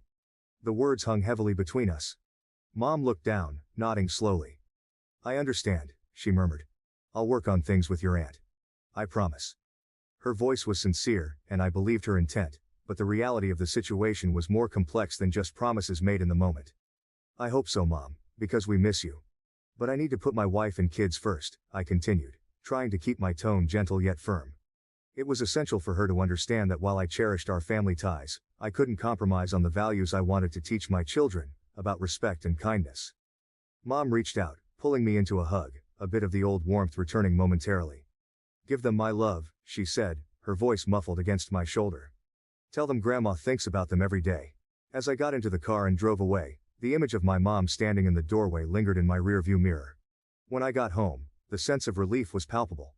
After the tension of the last few days, walking through the door to see my wife and the familiar surroundings of our own space was grounding. She greeted me with a hug that seemed to physically lift the weight off my shoulders. The kids were already asleep, the house quiet except for the soft hum of the dishwasher in the background. We settled down in the living room, her on the couch with a cup of tea, Me in the armchair across from her. She waited patiently as I recounted everything that had happened. My conversation with my mom, the awkward silence that followed, and the strained goodbye. When I told her about what happened, about the comments my mom and aunt had made, she let out a small laugh, more out of resignation than amusement. "Well, I'm glad I only got upgraded to a snob," she said wryly. "It could have been much worse." Her attempt at lightening the mood was appreciated, but her eyes were serious, concerned about the impact of what had transpired. "I stood up for you," I said, wanting her to know that her dignity was something I defended unequivocally. I made it clear that we couldn't just brush those comments under the rug. She reached across to squeeze my hand, her smile warm. "Thank you. That means a lot to me. Not just that you stood up for me, but that you're thinking about what this means for us as a family." The conversation shifted then to what the future held for my relationship with my mom. "I told her we need some space," I continued, "that I still want her in our lives, but our immediate family has to come first." My wife nodded, understanding the difficulty of the decision. "I support whatever you need to do," she said. "Just know that whatever distance you need to put, I'm here for you. We're in this together." Her words were reassuring, reinforcing that the choices I was making were not just my own burden to bear but something we navigated together as partners. "I think it's the best thing for now," I concluded, feeling a bit more confident in our path forward. "It'll give everyone some time to reflect and hopefully heal a bit." She smiled, that same reassuring smile that had seen us through countless other challenges. "I'm proud of you," she added. "It's not easy standing up to family, but you're doing what's best for us. That's what matters." It's been several months since we returned from that charged visit to see my mom, and life at home has settled into a comfortable rhythm. The kids are thriving, oblivious to the adult complexities that sometimes shadow the edges of family life. My wife and I have found solace in the normalcy of our daily routines: work, school runs, weekend soccer games. Despite the undercurrents of that trip, our home life feels solid, anchored. I've made it a point to keep in touch with my mom, dialing her number every couple of weeks. But each call seems to resurrect a bit of the tension from our last visit. Her voice often carries a tightness that wasn't there before, and our conversations are punctuated by long pauses where words used to flow easily. It's clear she's still processing the boundaries I set, and perhaps feeling a bit isolated by them. My sister, who has always been the peacemaker in the family, tells me during our own calls that she's keeping up her regular chats with mom. She mentions that mom feels judged, not just by what happened during our last visit but by the enduring echo of her past decisions. "She's still hurting," my sister explained one evening, her voice laced with concern. "She feels like everyone's holding her grief against her." I listen, and I try to understand. Grief is a strange, malleable thing that touches everyone differently. I hope with time, mom will see that it's not about judgment but about understanding each other's boundaries and emotional spaces. As much as I want my kids to have a relationship with their grandmother, their only living grandparent, I'm acutely aware of the need to protect my wife's emotional well-being. She's been incredibly supportive and understanding, but I know the situation has been hard on her too. The balance is delicate, trying to navigate these waters without tipping anyone overboard. Since becoming a father, my perspective on family and relationships has shifted significantly. It's like my children have opened up new chambers in my heart and mind, chambers filled with deeper empathy and understanding, especially towards my wife. Watching her as a mother, seeing her dedication and the boundless love she pours into our children, I find myself constantly amazed and grateful for her presence in our lives. The thought of losing her, of my kids facing life without their mother, sends a cold shiver down my spine. It's something I can't even bear to think about for too long. This fear, this visceral reaction, it helps me understand why she's so sensitive about family matters and why she's been so adamant about setting boundaries with my mom. It's not just about past grievances or discomfort. It's about ensuring our family unit remains stable and supported, no matter what. Reflecting on this has also given me a fresh lens through which to view my own childhood. I forgive my mother for her choices during our most difficult times. Decisions made while she was engulfed in her own sea of grief. I know that she did what she felt was necessary to survive emotionally, even though it meant being physically distant from me and my sister. Forgiveness, however, doesn't erase the understanding of the impact of those decisions. It doesn't wipe away the fact that those choices left marks, shaping how I view relationships and responsibilities. This empathy I hold for my wife, stemming from our shared parenting journey, makes me think about how I would feel if the roles were reversed, if it had been her parents who had left her in a similar situation. Honestly, I doubt I could easily forgive such an action. The mere idea stirs a protective instinct in me that is fierce and uncompromising. I would want to shield her from that kind of pain, just as I try to protect our children from any hurt or unnecessary hardship. This has led to many conversations between us, Sometimes late into the night when the world is quiet and it's just the two of us, sharing our thoughts and fears. These discussions are sometimes tough, but they're always cathartic. They bring us closer, aligning our understanding and approach to how we manage our relationships with our extended family. Thanks for all your advice. For those of you who said I should get therapy, I am doing fine, but thanks for the concern. My girlfriend was assaulted and became pregnant. I broke up with her because she wanted to keep the baby. This sounds really horrible, but please hear me out. Me, 30-year-old male, in a really shit situation. 2 months ago, my girlfriend was attacked. It happened in a park. She didn't want to report it and went into a full breakdown. She wouldn't speak to the police or go to the hospital. I couldn't force her, so I just stayed with her. She was in a really bad state, and I've been by her side, listening to her, helping her. We've been to therapy, and she knows I'm there for her. She has a history of depression, and I've been really worried. She was, obviously, in a really shit state since. She would barely eat or sleep, and she'd often wake up in the middle of the night crying or screaming. I've been with her, by her side, listening to her, helping her with whatever she needed. Sometimes she'd just stare at the walls for hours, lost in her thoughts. We went to therapy together, trying to find some way to navigate through the mess. I wanted her to know I'm there for her, no matter what. She's got a history of depression, and seeing her like this has had me really worried. I try to be strong for her, but there are moments when I feel completely powerless. Last week, we found out she was pregnant. The moment we saw the test results, it was like the world stopped. I felt a mix of anger, sadness and helplessness all at once. I was abroad for 2 months before the attack on work, and I came back early to care for her. So the baby definitely isn't mine. She is 100% sure it's the attacker. We had hoped it was just a false alarm, but the tests don't lie. The realization hit her hard, and she broke down again. The fact that this pregnancy is a constant reminder of that horrific night is tearing her apart. She feels trapped, and I don't know how to help her escape this nightmare. So we had a discussion. It was one of the hardest conversations we've ever had. She's a devout Catholic, and her faith means everything to her. Initially, we decided on an abortion. It seemed like the only way for her to start healing and move forward. But after she spoke to her mother, everything changed. Her mother told her that under no circumstances should she abort, saying it would be a grave sin. After that talk, she decided to keep the baby, saying that it isn't the baby's fault. She believes that every life is sacred, no matter the circumstances. I could see the turmoil in her eyes, torn between her faith and the trauma she's been through. It was like watching her heart break all over again. I flat out told her that I would not help raise a baby of a guy who attacked her. The words felt harsh, but I needed her to understand my stance. She cried and begged me not to leave. Her tears were heartbreaking, and I hated seeing her in so much pain, but I couldn't back down. I told her that she is the one making the choice. Either she keeps the baby and I leave, or she aborts the baby and I stay. I would not let this go. I couldn't see myself raising a child that would be a constant reminder of the worst thing that ever happened to her. It felt like an impossible situation, but I needed her to understand that I couldn't compromise on this. The decision was her, but I had to be honest about what I could and couldn't handle. She didn't want either of those things to happen, so I told her we were done. I feel shit. Was I wrong? Update 1. I'll post the update first, since there has been some change since I last posted. Then I'll respond to some general points made from the last thread, and the ton of PMs I received. Yesterday, I received a call from my girlfriend. She was crying, and she begged me to listen to her. I told her that I still care for her, and that I'll obviously listen to what she has to say. She told me that a few days after I told her we were done, she called up her mother to talk about this. She needed someone to confide in, and she thought her mother would understand. Apparently, what happened before was that she pretty much decided on aborting. She felt it was the best way to start healing and move forward. But then, when she spoke to her mother, everything changed. Her mother told her that under no circumstances should she abort, saying it would be a grave sin and that she would regret it for the rest of her life. She even said that I was actually manipulating her to have the abortion, making it seem like I was the villain in all of this.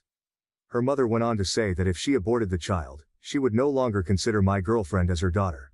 Those words cut deep. She felt trapped, torn between her mother's harsh judgment and her own trauma. The weight of her mother's disapproval was too much for her to bear, leaving her feeling isolated and overwhelmed. After I left her, my girlfriend called her mum up to talk about what went on. She needed to make sense of everything and hoped her mother would offer some comfort. My girlfriend said that she desperately wanted to abort the baby, explaining how the pregnancy was a constant reminder of the attack. But her mother was relentless. She again said that if she went through with the abortion, this would be the last time they would ever speak. She made it clear that the decision would sever their relationship forever. My girlfriend broke down on the phone, sobbing uncontrollably, feeling more alone than ever. Her mother kept pressing her, asking over and over what she would do. It was like she was being forced to choose between her own sanity and her family. The conversation ended when my girlfriend, choking on her tears, said she didn't know what to do. The weight of that ultimatum left her feeling completely devastated and lost. Then she started texting. Her hands were trembling as she typed, the weight of the decision pressing down on her. Finally she sent her mum a text saying she was going to abort. She hoped that maybe, just maybe, her mum would understand and offer some kind of support or at least a compassionate response. Instead, the reply was swift and brutal. She was blocked immediately, cut off without another word. The person she had always turned to in times of need had shut her out completely. My girlfriend then called me, and told me everything. She will be having an abortion in 3 weeks. I discussed this with my girlfriend, and we both completely agreed that I had not manipulated her in any way. We talked about everything that had happened, from the attack, to the pressures, from her mother. She appreciated that I put my foot down, recognizing that my stance had helped her see things more clearly. She admitted that if I hadn't been firm about my boundaries, she might have ended up having a baby who would remind her of the worst time of her life. Those were her words, not mine. She expressed relief that I had been there to support her through this agonizing decision, acknowledging that it was the right choice for both of us, despite how difficult it had been. She further went on to say that I am the best thing that has ever happened to her, and that she knew that even if she no longer had a mum, if she had me, she could get through this. I broke down at this point. I love her so much. Seeing her in so much pain has been unbearable. In truth, I probably would have gone back to her and raised the baby with her, even though I knew I'd resent it, deep down. I couldn't stand the thought of losing her. I made the original thread to get some backing rather than anything. To see if I had made the right decision. I needed to hear from others, to find some validation and reassurance that I wasn't a monster for making such an ultimatum. The outpouring of support and perspectives from others helped me realize that standing my ground was necessary for both of us. It was a way to protect our future, and help her move forward from the trauma. I'm so relieved things have turned out the way they have. Also, screw any mother who places religion over their own child. Friggin' lunatics. Now to respond to some of your points from the last thread. 1. No, my girlfriend did not cheat on me. I am almost certain about this. Not only because she had the conscience of a fragile angel, but also because we both know each other's schedules really well, and we often talk to friends who can corroborate timings. Moreover, her roommate took photos of my girlfriend after she came home assaulted. It's not rough sex as some of you dicks put it. 2. I don't give a rat's arse if you think abortion is a sin or the killing of a baby. Come and raise the baby or give us money to raise the baby or hire us a live-in maid to tend to my girlfriend's every need while she is pregnant if you're so sanctimonious. Talk the talk, then walk the walk, you wanking tit baboons. 3. My girlfriend was absolutely clear she wanted to raise the baby, probably influenced by the mum. 4. Thanks for all the people telling me I did the right thing. It was really difficult. I'm very glad it turned out the way it has though. 5. To the people who PM'd me telling me I'm a monstrous baby killer, I fail to see what my hobbies have to do with this issue. Update 2. I was hoping to post here again after the abortion, still scheduled for 2 weeks' time, but I thought I should provide an update on some recent events from a mother from the pits of Satan's rectum. On Saturday, I answered my door and stood face to face with 2 police officers. My heart immediately sank. They asked me if I was who I was, and I replied that I was. I couldn't help but feel a surge of anxiety, wondering what this was about. They then said they were looking for my girlfriend. I called her over, my voice shaking a bit, and she appeared, looking confused and scared. The police officer said that he needed to have a word with her. My girlfriend's face went pale, and I could see the fear in her eyes. I tried to stay calm for her sake, but I could feel my own worry rising. I stepped back to let the officers in, hoping that whatever this was about, it wouldn't make things even worse for her. The officers then split, one taking the girlfriend to the living room. We let them in, and the other took me into my bedroom.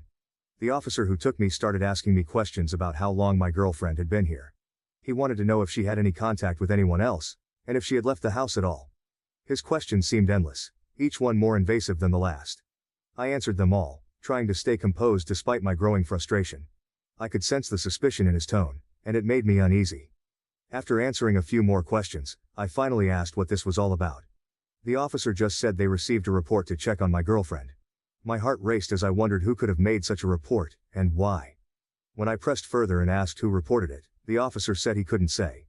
His response left me feeling even more anxious and confused. It felt like we were being scrutinized for something we had no control over. After a while, The other officer was done, and they both left. The moment the door closed behind them, my girlfriend burst into tears. She told me that she was outright asked if she was in danger and if I had been hurting her. The officers even asked if she was being held against her will. She said no to everything, of course, but the questions had shaken her. She felt violated and scared. Then she revealed that the police had received a call from her mother, claiming she might be in danger and that I could be abusive to her. The accusation hit me like a punch to the gut. I couldn't believe her own mother would go that far. It felt like a betrayal. And the fact that she would try to use the police to drive a wedge between us made me furious. My girlfriend was devastated, caught between her loyalty to her mother and the reality of our situation. I was fucking livid. The moment she told me what her mother had done, rage boiled up inside me. I couldn't believe the nerve of her mother, accusing me of something so vile and trying to use the police to interfere in our lives. I immediately said I was going to press charges against her. For what?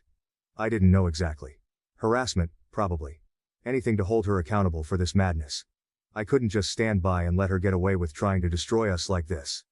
My girlfriend looked at me with wide, tear-filled eyes, clearly torn between wanting to protect her mother and understanding my anger. The betrayal stung deeply, and I needed to do something, anything to fight back against the injustice of it all. My girlfriend begged me to not, and said that it would all just blow over, and that she just needs time to calm down. What the f?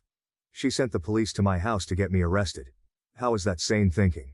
I couldn't wrap my head around it. The sheer audacity of it all left me reeling. I could lose my job if I was arrested and charged. My career, my livelihood, everything I had worked so hard for could be shattered because of her unfounded accusations. What the hell is she thinking? It felt like she was trying to ruin my life and our relationship all in one fell swoop. The implications were terrifying, and the fact that someone so close to my girlfriend could be so reckless and malicious was beyond comprehension. The weight of it all pressed down on me, and I felt like I was teetering on the edge of a precipice. I told my girlfriend that if the mother does anything like this again, I will definitely press charges. So the girlfriend decides on Sunday to talk to the mom to not do anything like this again. They had a conversation for about 2 minutes, then I started hearing sobs. Immediately, I walked into the room, saw my girlfriend was crying, still holding the phone against her ear. I plucked her phone from her hand, and held her for a bit, as I heard, "Hello," from the phone. Then I put it on me, and said, "You're a disgrace of a mother," and hung up. Then I held the girlfriend for what felt like an hour before we started talking. Apparently the mother was telling girlfriend how if she continues with the abortion, she will never see the mother again, or her brother, or her deceased father, who is in heaven, even though he died a drink-violent alcoholic who beat girlfriend. But hey, repent your sins at death, am I right? Because girlfriend would be going to damnation. I told my girlfriend that if she was going to hell, then she should save me a seat, and we'd be nice and toasty together. I love her smile. What do you think, if anything, should I do about the mother? No doubt my words to her will have some reactions. Update 3. I just wanted to update folk on this whole saga. This will be my final update. A few days ago, the abortion was carried out. During the weeks beforehand, my girlfriend went to a counselor and talked to a nurse about why she wanted an abortion. She was also tested for any STIs, she's clear. She went ahead with the abortion after getting the all clear. A few days ago it was successfully carried out. They went for the surgical abortion method, which involved using a vacuum to suck the pregnancy out. My girlfriend said it was pretty painless, and she was able to return home after just a few hours. When she came home, she cried and cried and cried. The floodgates opened, and all the pain and relief came pouring out at once. I held her tightly, feeling the weight of her emotions in every sob that racked her body. She says she feels like a huge weight had been lifted, and for the first time in months, I saw a glimmer of hope in her eyes.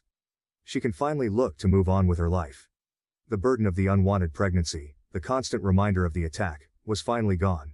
She told me how she felt like she could breathe again, how the shadows of that terrible night were starting to recede. It was the first step towards healing, and even though we knew there was a long road ahead, this moment felt like a turning point.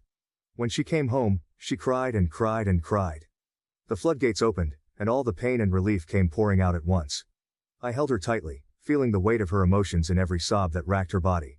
She says she feels like a huge weight had been lifted, and for the first time in months, I saw a glimmer of hope in her eyes. She can finally look to move on with her life. The burden of the unwanted pregnancy, the constant reminder of the attack, was finally gone. She told me how she felt like she could breathe again, how the shadows of that terrible night were starting to recede. It was the first step towards healing, and even though we knew there was a long road ahead, this moment felt like a turning point. When she came home, she cried, and cried, and cried.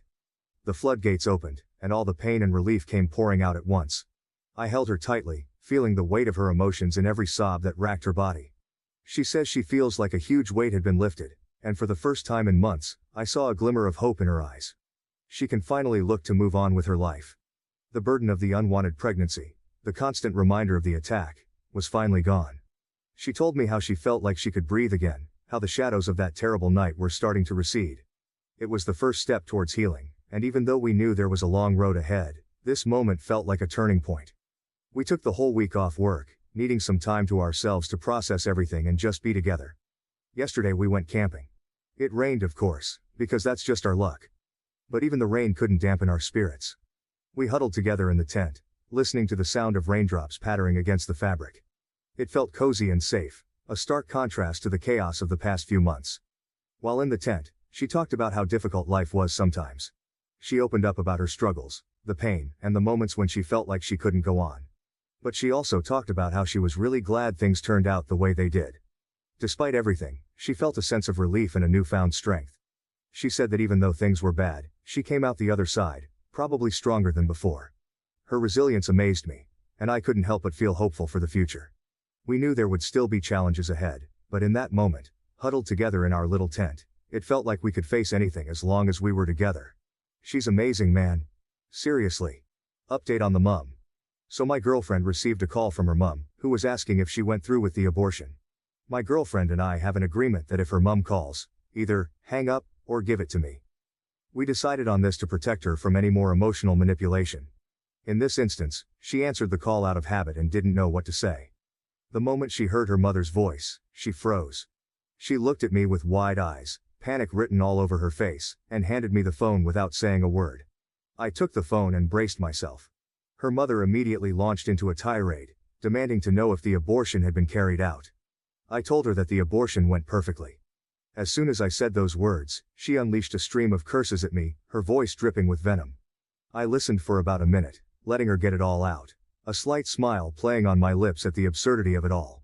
When she finally paused for breath, I calmly said, "How Jesus of you," and hung up. My girlfriend didn't find it funny. Anyway, that's it. The silence that followed was heavy, but it felt like a small victory. My girlfriend gave me a grateful look, relief washing over her face. We knew her mother wouldn't take the news well, but standing up to her felt like reclaiming a bit of our own power. Good luck to everyone in their lives. Also, if you're going to message and insult me via PM, just be warned. I've killed a baby before. In your opinion, what do you think about this story? Please leave your comment below to let me know. My stepmom left my dad after I refused to let her walk me down the aisle, and now he has a shocking confession before my wedding.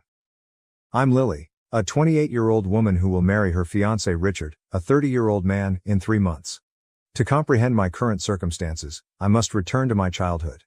My parents, Claire, 53F, and Tom, 55M, met at college and married young. They had me when they were both 25, and for the first 10 years of my existence, we seemed like the ideal family.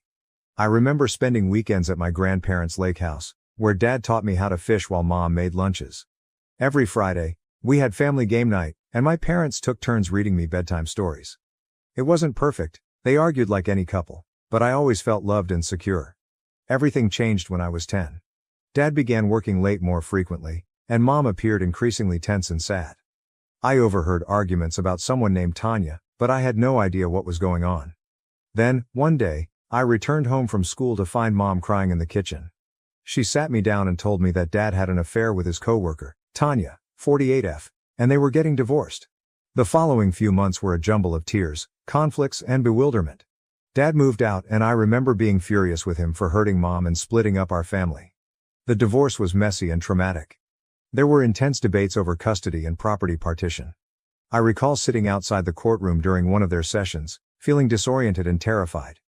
In the end, Mom received primary custody, with Dad receiving visits every other weekend. At first, I was hesitant to spend time with Dad. I was angry and sad, and I did not want to leave Mom alone.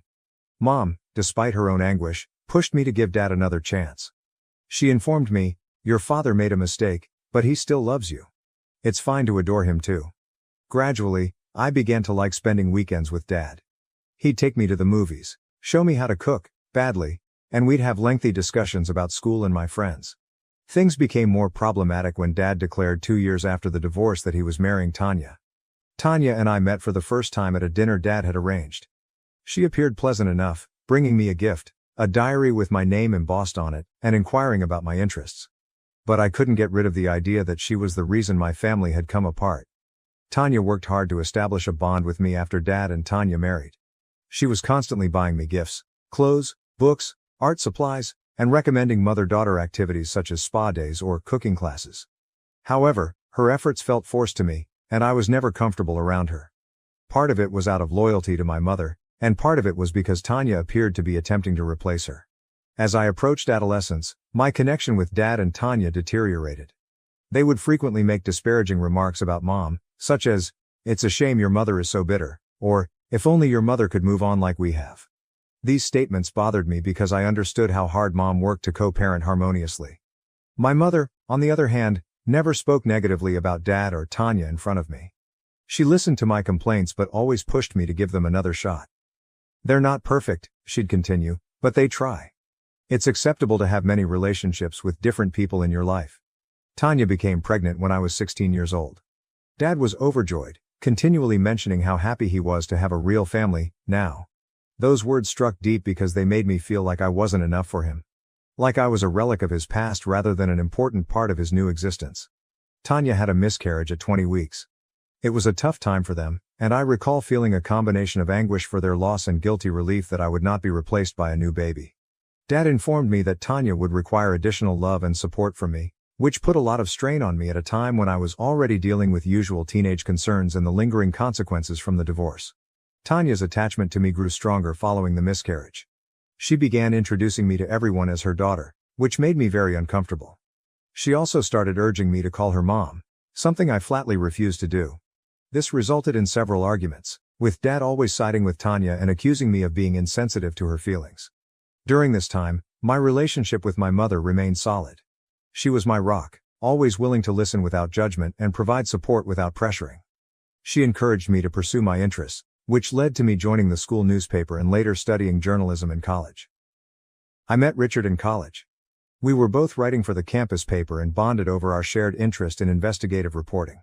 Richard's family was much easier than mine. His parents were still happily married and he had 2 younger siblings. I was initially cautious to let him inside my delicate family relationships, but his tolerance and understanding allowed me to open up. All of these previous concerns have finally come to a head as we prepare our wedding. I have chosen to ask my mother to walk me down the aisle. She's been my steadfast supporter, role model, and greatest friend. When I told Dad and Tanya about my decision, Tanya fell into tears and Dad became enraged. They told me I was being selfish and that Tanya should also lead me down the aisle because she had been in my life for so long. I refused, stating that my mother is my soul mother and the person I want at my side on my wedding day. This sparked a heated dispute, with Dad threatening not to attend the wedding if Tanya wasn't given a particular position.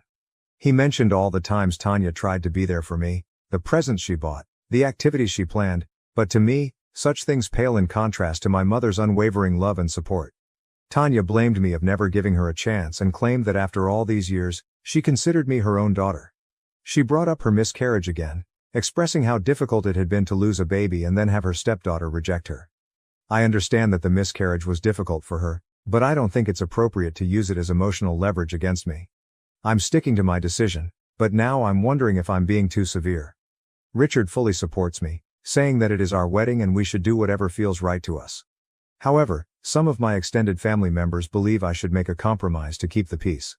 Part of me feels bad for hurting Tanya's feelings, but a larger part of me is upset that Dad and Tanya are attempting to make my wedding about them. I've spent years attempting to negotiate this blended family arrangement, often at the price of my own emotions. I want my wedding day to be a celebration of love, not a battleground for old family feuds. Am I an asshole for refusing to have my stepmother lead me down the aisle? Should I stick to my decision or seek a compromise? Update 1. It's been a month since my previous post, and a lot has changed. First and foremost, I'd want to thank everyone for their encouraging words. They greatly increased my confidence in my decision. After the wedding quarrel, my father and Tanya stopped communicating to me for a few weeks. It was a stressful situation, and I found myself continually checking my phone, half expecting and half fearing a message from them. Richard was quite helpful at this time, telling me that it was acceptable to prioritize my own sentiments and that I was not responsible for controlling their emotions. Tanya called me unexpectedly, weeping. She apologized for pressing me throughout the years and stated that she simply wanted to be close to me. Her voice sounded truly sorry, and for a little time, I felt a ray of optimism that we might be able to go forward. She asked if we could meet for coffee to talk things over, and after some hesitation, I accepted, thinking it would be a good opportunity to clear the air before the wedding. We met in a neighborhood cafe that I used to frequent in college. It was weird to be seated across from Tanya in a setting that brought back memories of study sessions with friends and early dates with Richard. At first, everything appeared to be going well. Tanya was surprisingly sympathetic, even saying she accepted my choice to have my mother follow me down the aisle. She told my father some anecdotes about her own wedding, including how scared she was and how she wished she had a closer relationship with her stepmother. I found myself softening slightly, viewing her as a person with her own troubles and fears rather than the woman who had ended my parents' marriage. However, things took a turn when she mentioned that she and my father were thinking about renewing their vows next year. At first, I assumed she was just discussing their plans, but then she dropped a bombshell. She offered that I walk her down the aisle at their vow renewal ceremony to balance things out. This suggestion stunned me. It felt like she was attempting to establish a quid pro quo, as if my wedding and their vow renewal were somehow interchangeable. I explained that a daughter's wedding is not the same as a vow renewal. Tanya became agitated and accused me of not giving her a chance. She mentioned the miscarriage again, explaining how difficult it had been and how she had hoped that having a kid would bring our family closer together. She stated that losing the baby was especially devastating since she believed she had missed her chance to actually be a mother.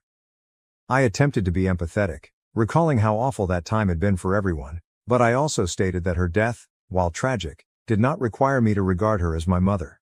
I said that I had my own complicated thoughts at the time, feeling both sad for their loss and pleased that I would not be replaced. The conversation rapidly degenerated from there. Tanya accused me of being cold-hearted and ungrateful for everything she had attempted to do for me over time. She mentioned every gift she had ever given me and every outing she had planned, as if keeping track of her attempts at motherhood. I emphasized that genuine connection and respect for limits are what sustain relationships, not gifts and forced outings. In the heat of the moment, I uttered something I had been keeping quiet for years. I informed Tanya that, while I was sad for her loss, I was tired of her using the miscarriage as emotional leverage. I said it wasn't fair to put the responsibility of her unfulfilled maternal urges on me, especially when I was only a teenager trying to deal with my own familial tragedy. Tanya burst into tears and walked out of the cafe, leaving me sitting there, feeling guilty, angry, and relieved that I had finally spoken my actual sentiments. As I sat there trying to digest what had just transpired, I couldn't help but think about how this cafe, which had once held wonderful memories, would now be forever connected with this awful confrontation. My father called me later that evening, enraged. He claimed I had been harsh to Tanya and owed her an apology. He accused me of being selfish and ungrateful, claiming that Tanya had always wanted to love me. When I tried to explain my side of the story, he interrupted me, stating that if I couldn't accept Tanya as my mother, perhaps I shouldn't consider him my father anymore. Those remarks struck me hard. Despite our disagreements throughout the years, I never questioned that my father loved me. But in that moment, it felt like he was choosing Tanya above me, just like he had done years before when he abandoned our family for her. I am hurt and outraged, but I am also more certain than ever in my decision. Richard has been wonderfully supportive throughout this process, hugging me when I cry and assuring me that I have every right to set boundaries. We're going forward with our wedding plans, aiming to create a day that celebrates our love and the family we're starting together. My mother has also been fantastic. When I told her what had happened, she listened without judgment and offered consolation without attempting to influence my decision. She reminded me that family connections are complex and that it is acceptable to prioritize my own emotional well-being. After a few days of thought, I've decided to send my father and Tanya a farewell message. In it, I intend to express my emotions and boundaries clearly. I want to make it clear that, while I am open to having a connection with them, it must be on terms that respect my sentiments and my relationship with my mother. I'll tell them that if they can't accept it, they won't be invited to the wedding. As I sit here writing this message, I can't help but feel a mixture of loss and relief. It isn't the relationship I hope I could have with my father and stepmother, but it's the healthiest I can provide right now. Am I doing the right thing, or am I being overly harsh and potentially excluding them from this key day in my life? Update 2. Another month has passed, and things have only gotten more confusing. After I wrote a message to my father and Tanya describing my feelings and boundaries, I didn't hear from them for a few weeks. The silence provided both relief and anxiety. I tried to concentrate on wedding planning, finalizing the menu, having clothing fittings with my mother and working on our vows with Richard, but the unresolved problem with my father and Tanya remained in the back of my mind. Then, last Saturday, my father arrived to my flat unannounced. I was in the process of addressing invitations with Richard when the doorbell rang. When I opened the door, I was surprised to see my father standing there, fatigued and upset. I invited him in, more by surprise than anything else. Richard, sensing the tension, excused himself to give us some peace, but not before gently caressing my hand. When we were alone, Dad broke down. He informed me that Tanya had left him. Tanya apparently had a breakdown following our disagreement at the coffee shop and my message. She informed my father she couldn't take the rejection longer and needed to find herself. She packed her luggage and left to reside with her sister in another state. As I listened to my father pour out his heart, I was overcome with emotion. Part of me felt justified. Hadn't I been warning Tanya for years that her relationship to me was unhealthy? But another part of me felt guilty. Had my inability to accept her as a mother figure truly caused so much pain? Dad was a mess, alternately apologizing to me and blaming me for Tanya's departure. He explained that he didn't know how to solve things and asked if I would try family therapy with him and Tanya. The concept made me uncomfortable. I told him I wasn't prepared for that, especially since Tanya had left him and I wasn't sure where we all stood. Then my father revealed another bombshell. He admitted that years ago, when Tanya miscarried, they had been trying for a baby because Tanya believed it would help me accept her as a mother figure. He admitted that they were wrong to try to replace me or push a mother-daughter bond. This information surprised me.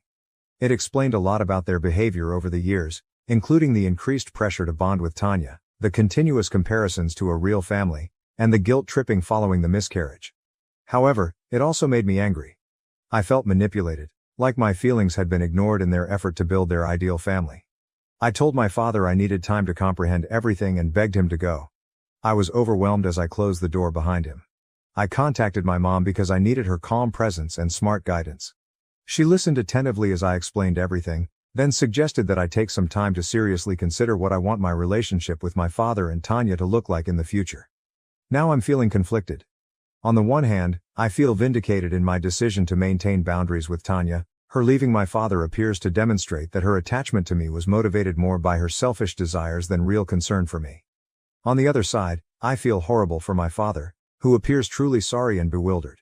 Richard believes I should keep my boundaries, but be open to repairing a connection with my father over time. He pointed out that, while my father's confession regarding the pregnancy attempt was hard to hear, it was also a step forward in honesty that we had not experienced previously. My mother, when I told her what had transpired, was surprisingly sympathetic to my father. She believes that when individuals are thirsty for affection and acceptance, they can make serious blunders.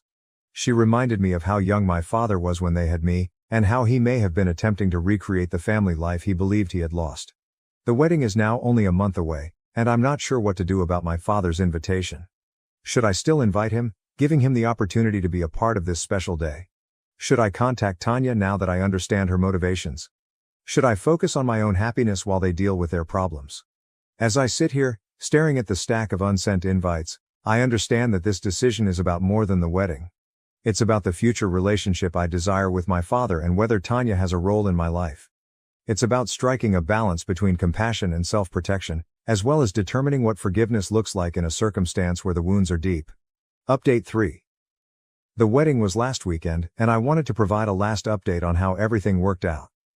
After considerable thought and several long conversations with Richard and my mother, I decided to keep my father's invitation to the wedding open, but I made it plain that it was only for him and not Tanya. I sent him a long email explaining my decision. I informed him that I was willing to work on our relationship, but it would take time, and that he needed to respect my boundaries. I also conveyed my wish that he would attend the wedding to celebrate this special day in my life, but I understood if he felt unable to attend without Tanya. To my amazement, my father accepted these terms. He responded to my email again, apologizing for everything and expressing his want to be present on my wedding day. He also stated that he and Tanya were still separated, and that he was beginning to see how much their relationship had influenced me over the years. Last-minute preparations dominated the week leading up to the wedding. My mother was an unwavering source of support, assisting with everything from floral arrangements to easing my pre-wedding nerves. Richard's family visited from out of town, and witnessing how well they got along with my mother made me happy for the loving, drama-free family I would marry into. On the wedding day, I was a ball of nervousness and excitement as my mother helped me into my dress. We both shed tears as she told me how proud she was of the lady I'd become and how glad she was that Richard and I had met. It was a memory I'll keep forever. The ceremony was amazing. Walking down the aisle with my mother by my side felt just beautiful. I noticed my father seated in one of the front rows, appearing distraught yet smiling when our gazes met. Richard's reaction when he saw me go down the aisle was all I had hoped for and more. During the reception, I was busy welcoming visitors and enjoying the festivities with Richard, but I noticed my father looking sad and lonely at moments. He put on a brave face whenever he noticed me gazing. To my amazement, he had a cordial chat with my mother at one point. They were never going to be friends, but the fact that they could be in the same room without causing tension was a relief. After the wedding, after things had settled down a little, my father and I had a long conversation. He apologized once more for everything and promised to try harder to be a good father. He recognized that he had made numerous mistakes, particularly in attempting to force a connection between Tanya and myself. He also informed me that Tanya had decided to stay with her sister indefinitely, and they were discussing a trial separation. I'm cautiously enthusiastic about mending my relationship with my father. We've decided to start with monthly dinners for just the two of us to reconnect without pressure. It won't be easy, and there'll be a lot of pain to deal with, but I'm willing to try. I chose not to contact Tanya right now. I believe we both require time and space to recover and move forward. Maybe eventually we'll be able to talk about everything that happened, but for now, I'm focused on my new life with Richard and mending my relationship with my father. This entire experience has been a roller coaster, but I'm glad I held my ground. I'm starting my married life with a better awareness of my family dynamics and more firm limits. The wedding proved to be more than simply a celebration of my love for Richard. It also marked a fresh beginning in my relationship with my parents. Richard and I are finally settling into married life, and it feels great to face the future together, knowing we can deal with anything that comes our way. We are planning a belated honeymoon to Japan next month, which we are both looking forward to. Thank you to everyone who helped me on this journey. Your guidance and encouragement helped me get through this terrible situation and begin this new chapter in my life on a positive note. It won't be easy, and there'll be a lot of pain to deal with, but I'm willing to try. Thank you for watching. If you haven't subscribed yet, please do so and hit the notification bell to stay updated with more shocking real-life stories happening around you. I was abandoned by my family due to my golden sister's success. Now she's begging for help as the family business falls apart. Hello Reddit, I, 32F, never imagined that I would be sharing my entire being online, but here I am. My life was completely upended in a way I never anticipated. I was expelled from the house by my parents. And why? Because I managed to pay for my MBA without their invaluable assistance, and my sister, 36F, the golden child, couldn't tolerate it. Although it's a lengthy tale, I need to vent and perhaps you guys might provide some guidance or simply a virtual shoulder to weep on. Allow me to illustrate the dynamics of my family for you. I've always been the underdog, the last in line, and the one who never quite fits in. It was obvious from the beginning that my sister was the favorite growing up in a suburban community just outside of Chicago. My folks would hold a parade if she received an A. It was like, oh cool, what's for dinner? If I received an A. You understand. Sarah, my sister, was always the center of attention. She seemed to do better at everything without really trying, and she was more attractive and gregarious. School plays? She took the lead. Captain of a sports team? Naturally. Grades? Perfect scores. I was the awkward bookish kid who didn't want to be in the spotlight and would rather sit in my room and code. My parents were enamored with Sarah as if she were a prodigy when she enrolled in a prestigious business school.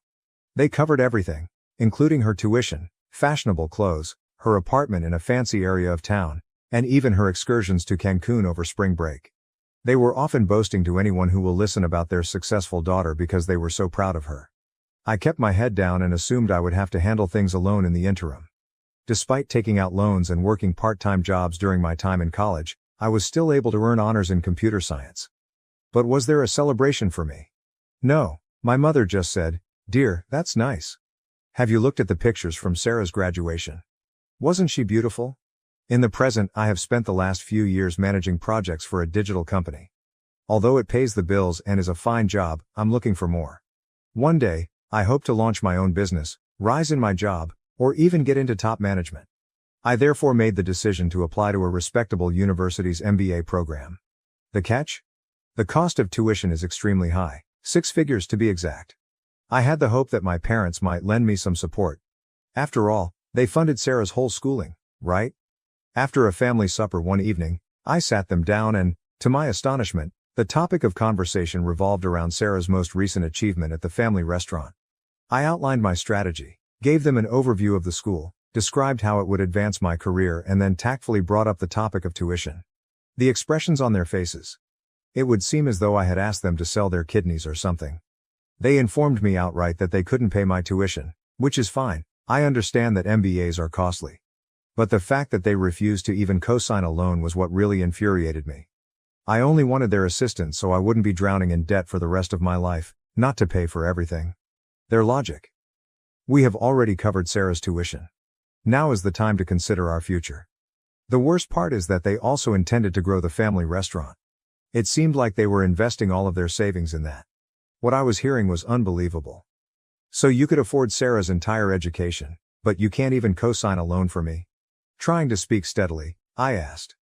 Well, honey, Sarah's education was an investment in the family business, my mother boldly said. You have an MBA? That's only for you, isn't it? Only for me, as if I weren't related to them? As if they didn't care about my success? I was at a loss. My parents seemed to be putting unnecessary barriers in my path, but I didn't want to miss this chance. When it came to me, they had to be prudent and frugal, but they had no trouble spending a lot of money on Sarah. I had no choice but to ask my Aunt Margaret. Now, let me tell you that my dad's older sister, Aunt Margaret, is quite different from my parents. To be honest, she is far more successful than both of them and works as a neurosurgeon. She has always been nice to me though, and she's also quite grounded. There was always this strange tension between her and my parents. At family get-togethers, they would pretend to be courteous, but I could tell they were resentful of her success in comparison to their own. In particular, my dad detested feeling like he was overshadowed by her. When I was younger, I overheard arguments in which my dad accused Aunt Margaret of being conceited and defaming him. At first, I wasn't particularly interested in involving her, but I was desperate. One day, I contacted her to see whether she would be able to assist me with the tuition. I described the circumstances, my parents' refusal to assist, and the significance of this MBA to me. Aunt Margaret made no hesitation at all. Of course I'll help, she said. Why didn't you approach me earlier? It would be an honor for me to invest in your future because I've always believed you have a lot of promise. I felt so grateful, but I was also afraid my dad would find out. He would go crazy if he found out that I had approached his sister behind his back to request money. In order to keep it a secret, I pleaded with Aunt Margaret. Recognizing the complicated family dynamics at work, she concurred. After that, everything was well for a time. Since my tuition was paid for and I was preparing to begin my MBA school, I assumed I was safe. I felt both anxious and optimistic about the future. I felt like I was winning for once. Sarah made the decision to wreck everything at that point. I'm still not sure how she learned that I had asked Aunt Margaret for assistance. Perhaps she snooped through my emails when I wasn't looking, or perhaps she overheard a call. However, she did discover, and as the golden child that she is, she was unable to ignore it. She had to make it into a large, theatrical spectacle. After a long day at work, I was thrilled to share some news about my impending MBA orientation when I got home one evening. However, I could sense a problem as soon as I entered the room. The home was eerily silent, and the air felt heavy with stress. My heart fell as I walked to the living room. Everything I owned, including my books, clothes, and even my bedding, was put up in boxes. I felt as though the house was erasing me. Sarah was standing off to the side with this smug, self-satisfied expression on her face while my parents were seated on the couch, their emotions a mixture of disappointment and rage. I had the impression that I had entered a perverse intervention. My father wasted no time. "Explain this," he asked, tossing me a pile of papers. I picked up the papers with trembling hands, not understanding a word he was saying. I became aware that Sarah had completely lost her mind at that point. She had created these fictitious emails between Aunt Margaret and me, giving the impression that I was betraying the family. The emails gave the impression that I had given Aunt Margaret the trade secrets of our family restaurant in return for her covering my tuition. Recipes, supplier details, and even the restaurant's finances were discussed. I didn't really have access to any of these things, but Sarah did. My eyes were unbelievable. After looking through my laptop, Sarah discovered several emails that I had sent with Aunt Margaret, which she subsequently altered using Photoshop or some other program. She painted me as a traitor of some sort, as though I had betrayed our family. I was taken aback. This isn't real. I stumbled my way out. These emails are fraudulent, I would never do this. My parents, however, didn't even pay attention. My mom was crying as they stood there, and my dad was furious and red-faced. He said, "We trusted you, and you stabbed us in the back." They trusted Sarah, regardless of what I said. Since they obviously did. She was always believed by them. It felt as though I had vanished from the world and that all the years I had spent being a good daughter, working hard and never getting into trouble, were in vain. I knew then and there that I would always be second best in their eyes. They would always have doubts about me. My father said, "You must go," in a chilly tone. "We won't have a traitor in this house." I pleaded with them to think again. I made an effort to clarify the MBA and how Aunt Margaret was only assisting me, much like they had assisted Sarah. My parents didn't care, but I didn't want to burden Aunt Margaret, especially since she had already promised to cover my tuition. They claimed I was a traitor and refused to interact with me. Sarah simply stood there the entire time, her arrogant expression never changing. Her eyes said louder than words could. She had prevailed. The sister, whom she always viewed as a rival, was finally gone. That was it. I only had a few boxes of my belongings and the clothing on my back when I fled. I noticed the neighbors looking out their windows while I was loading my car, presumably curious about the drama. I felt totally alone, deceived and embarrassed. As soon as I was in my car, I called Aunt Margaret, crying so hard that I could not speak. Without asking any questions, she told me to come to her apartment right away. Without her, I'm not sure how I would have made it through. I'm currently residing at Aunt Margaret's home. With her offer of a place to stay and her assurance that she still wants to assist with my MBA, she has been a tremendous support system. Nevertheless, I vividly remember that night. Sarah standing there with that arrogant expression on her face, knowing she had won, my parents glaring at me like I was a criminal, and all of my belongings packed away when I walked into my house. I don't know. I'm not sure what to do, Reddit. A part of me wants to defend myself and show that Sarah was lying. If I looked closely enough, I could certainly find proof that the emails were forged, but I also want to break all connections and never look back. For those who are so eager to assume the worst of me, why should I fight? How can I possibly comprehend this betrayal? Given that my own family has abandoned me, how can I go on? In a few weeks, the MBA program will begin and I should be thrilled. However, I'm coping with this emotional trauma instead. I keep going over everything again in my mind, wondering if I missed any clues. Was Sarah this cunning all the time? Were my parents as eager to discard me all the time? After this, how can I ever trust anyone again? Aunt Margaret advises me to concentrate on the chances my MBA will present for my future. Although it's difficult to look past the hurt and rage in the moment, she claims that achievement is the best form of retaliation. I would appreciate any guidance. From here, how do I reconstruct my life? Given that my own sister would go to such extent to harm me, how do I handle this? And when I feel so damaged on the inside, how do I interact with my MBA program instructors and classmates? Here, I feel like I'm drowning. Give me a lifeline, Reddit, if you can. Update 1. It's been a long time, 3 years to be precise, Reddit. Since I last wrote about my family throwing me out, a lot has happened. I wanted to let you know how things have progressed. I started by finishing my MBA program, which had a profound impact on me. I was in a lot of mental upheaval when I first started, but I was able to focus all of that energy on my academics. I graduated at the top of my class, but it wasn't easy. The girl who constantly felt inferior is no longer there. She has been replaced with a lady who is confident in her abilities and doesn't hesitate to express them. I got a job at a prestigious consulting business after graduating. I love my job, but it's tough. I'm in a setting where my abilities and diligence are truly valued for the first time in my life. No more living in the shadow of others. During all of this, Aunt Margaret has been a rock. She's become the loving family I never had, not just a place to stay. We discuss everything from her most intriguing medical cases to my most recent professional endeavor during our weekly dinners.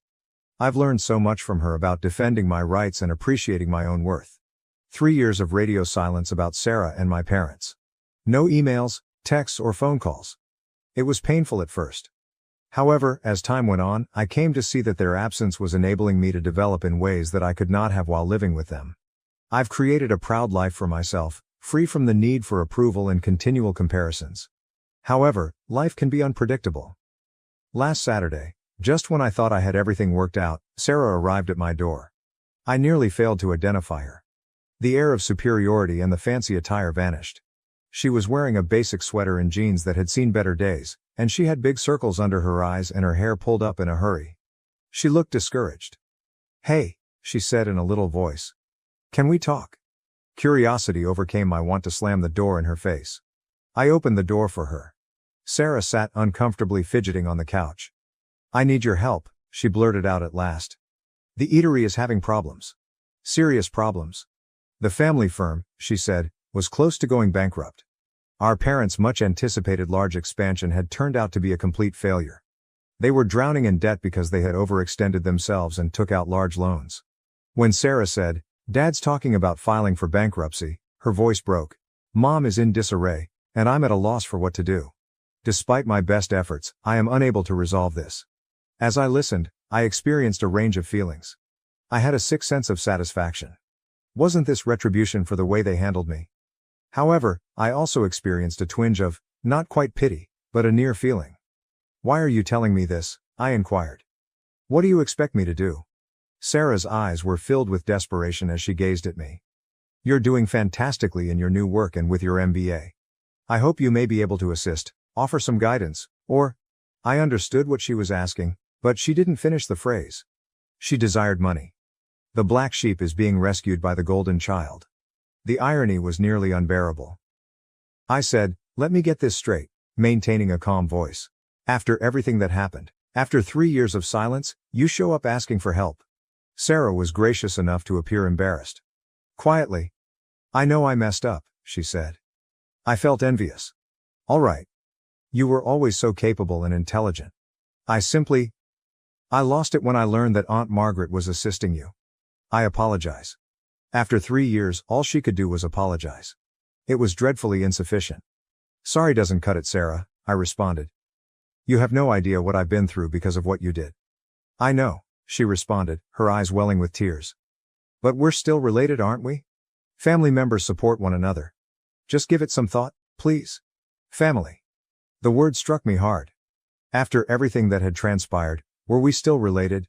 I informed Sarah that I needed some time to reflect. With a disappointed expression, she left her number and left. And now I'm here, attempting to decide what to do.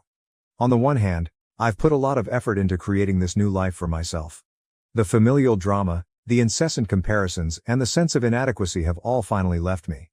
Is it really my intention to become entangled in all of it again? However, a tiny part of me still gives a damn. I feel something when I consider my parents' bankruptcy, not quite pity, but also not disinterest. However, there is a part of me that sees this as a chance to show them what they lost when they rejected me.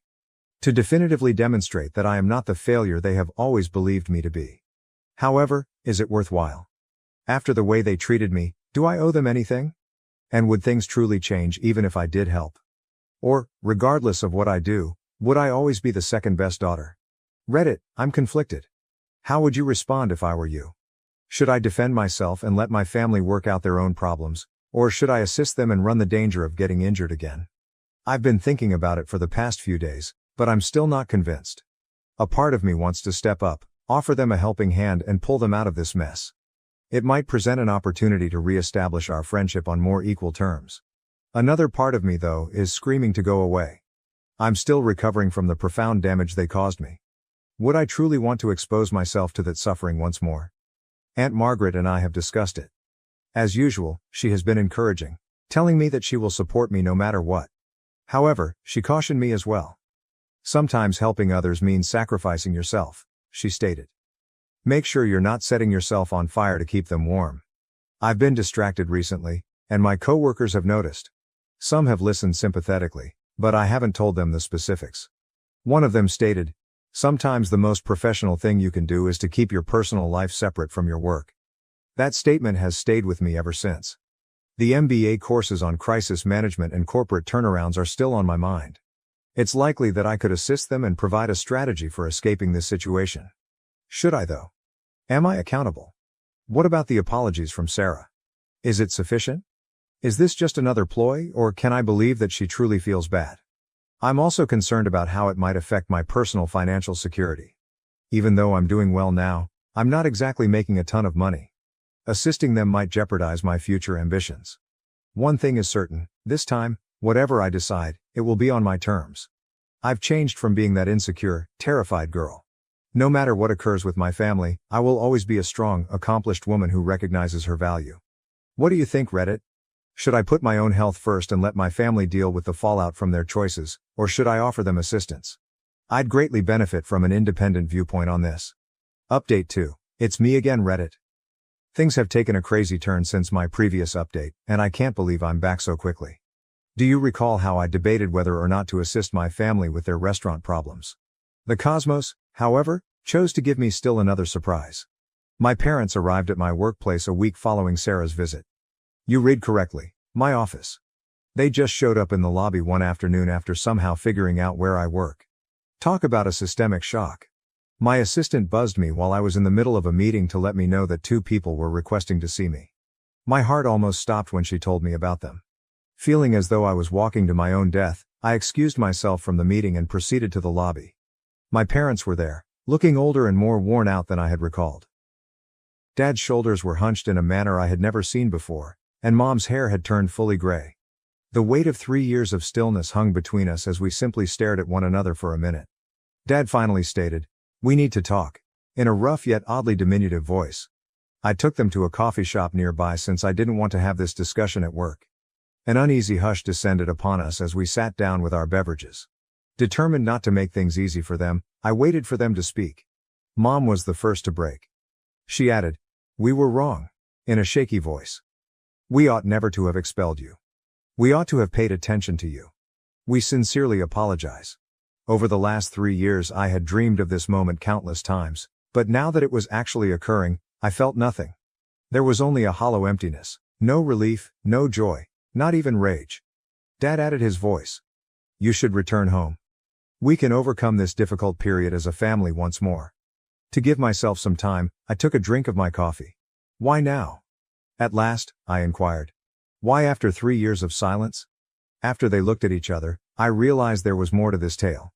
The depth of their desperation became evident as they started to explain. The restaurant was a total failure, not merely having financial difficulties. In addition to going overboard with the expansion, they had been taking shortcuts and breaching the law to stay afloat, including tax evasion, health code infractions, and even some dubious supplier transactions. They now faced possible criminal penalties in addition to bankruptcy. Dad said, "We need your help," in a voice that was just audible above a whisper.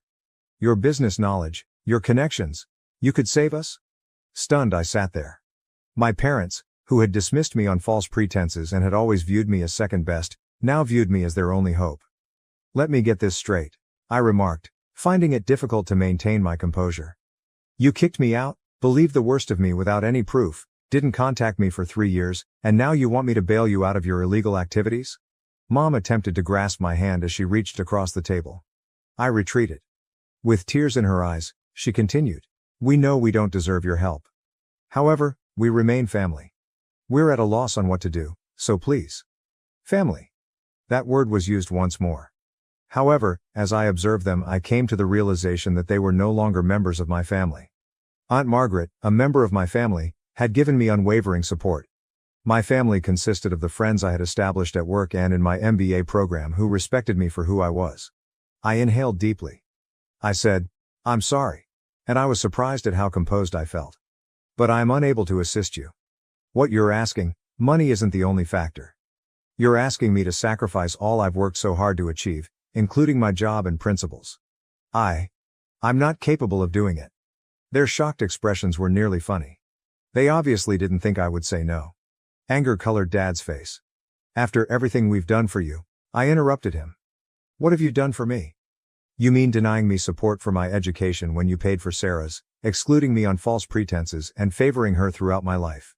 Now Mom was crying aloud. "Please, sweetie, we'll lose everything."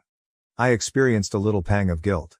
Then I thought back on the previous 3 years, including the hardships, the suffering, and the development and accomplishments I had made on my own. I stood up and said, "I'm sorry you're in this situation, but these are the results of your own actions. I am unable to save you." "We'll be ruined," Dad yelled as I turned to go. "Is it your preference?" I stopped and turned to face them. "I want you to accept responsibility for your actions," I stated. "I want you to understand how much you lost when you threw me out. What I really want, though, is to be free of your drama and manipulation." I left my parents behind and left the coffee shop after that.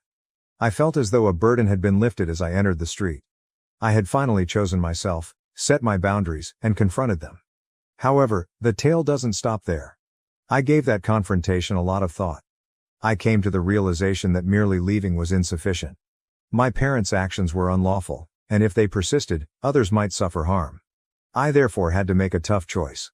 I reported what I learned about the restaurant's unlawful operations to the appropriate authorities, including the police, the IRS, and the health department. Although I knew it was the right decision, it wasn't an easy one. The consequences were severe and quick. Screaming and sobbing, Sarah called me and accused me of ruining the family. I don't know what grounds my parents believed they had, but they alternated between pleading for assistance and threatening legal action in their voicemails. But I didn't back down. I informed the authorities of what I knew and made it apparent that I was not involved in any unlawful activity. Aunt Margaret was there for me during the difficult few weeks, reassuring me that I was acting morally. Although the inquiry is still underway, the eatery has reportedly been closed while a thorough audit is conducted. Sarah and my parents are facing severe legal repercussions. Although it's not a joyful conclusion, it's a fair one. In my case, I'm doing all right, actually better than all right.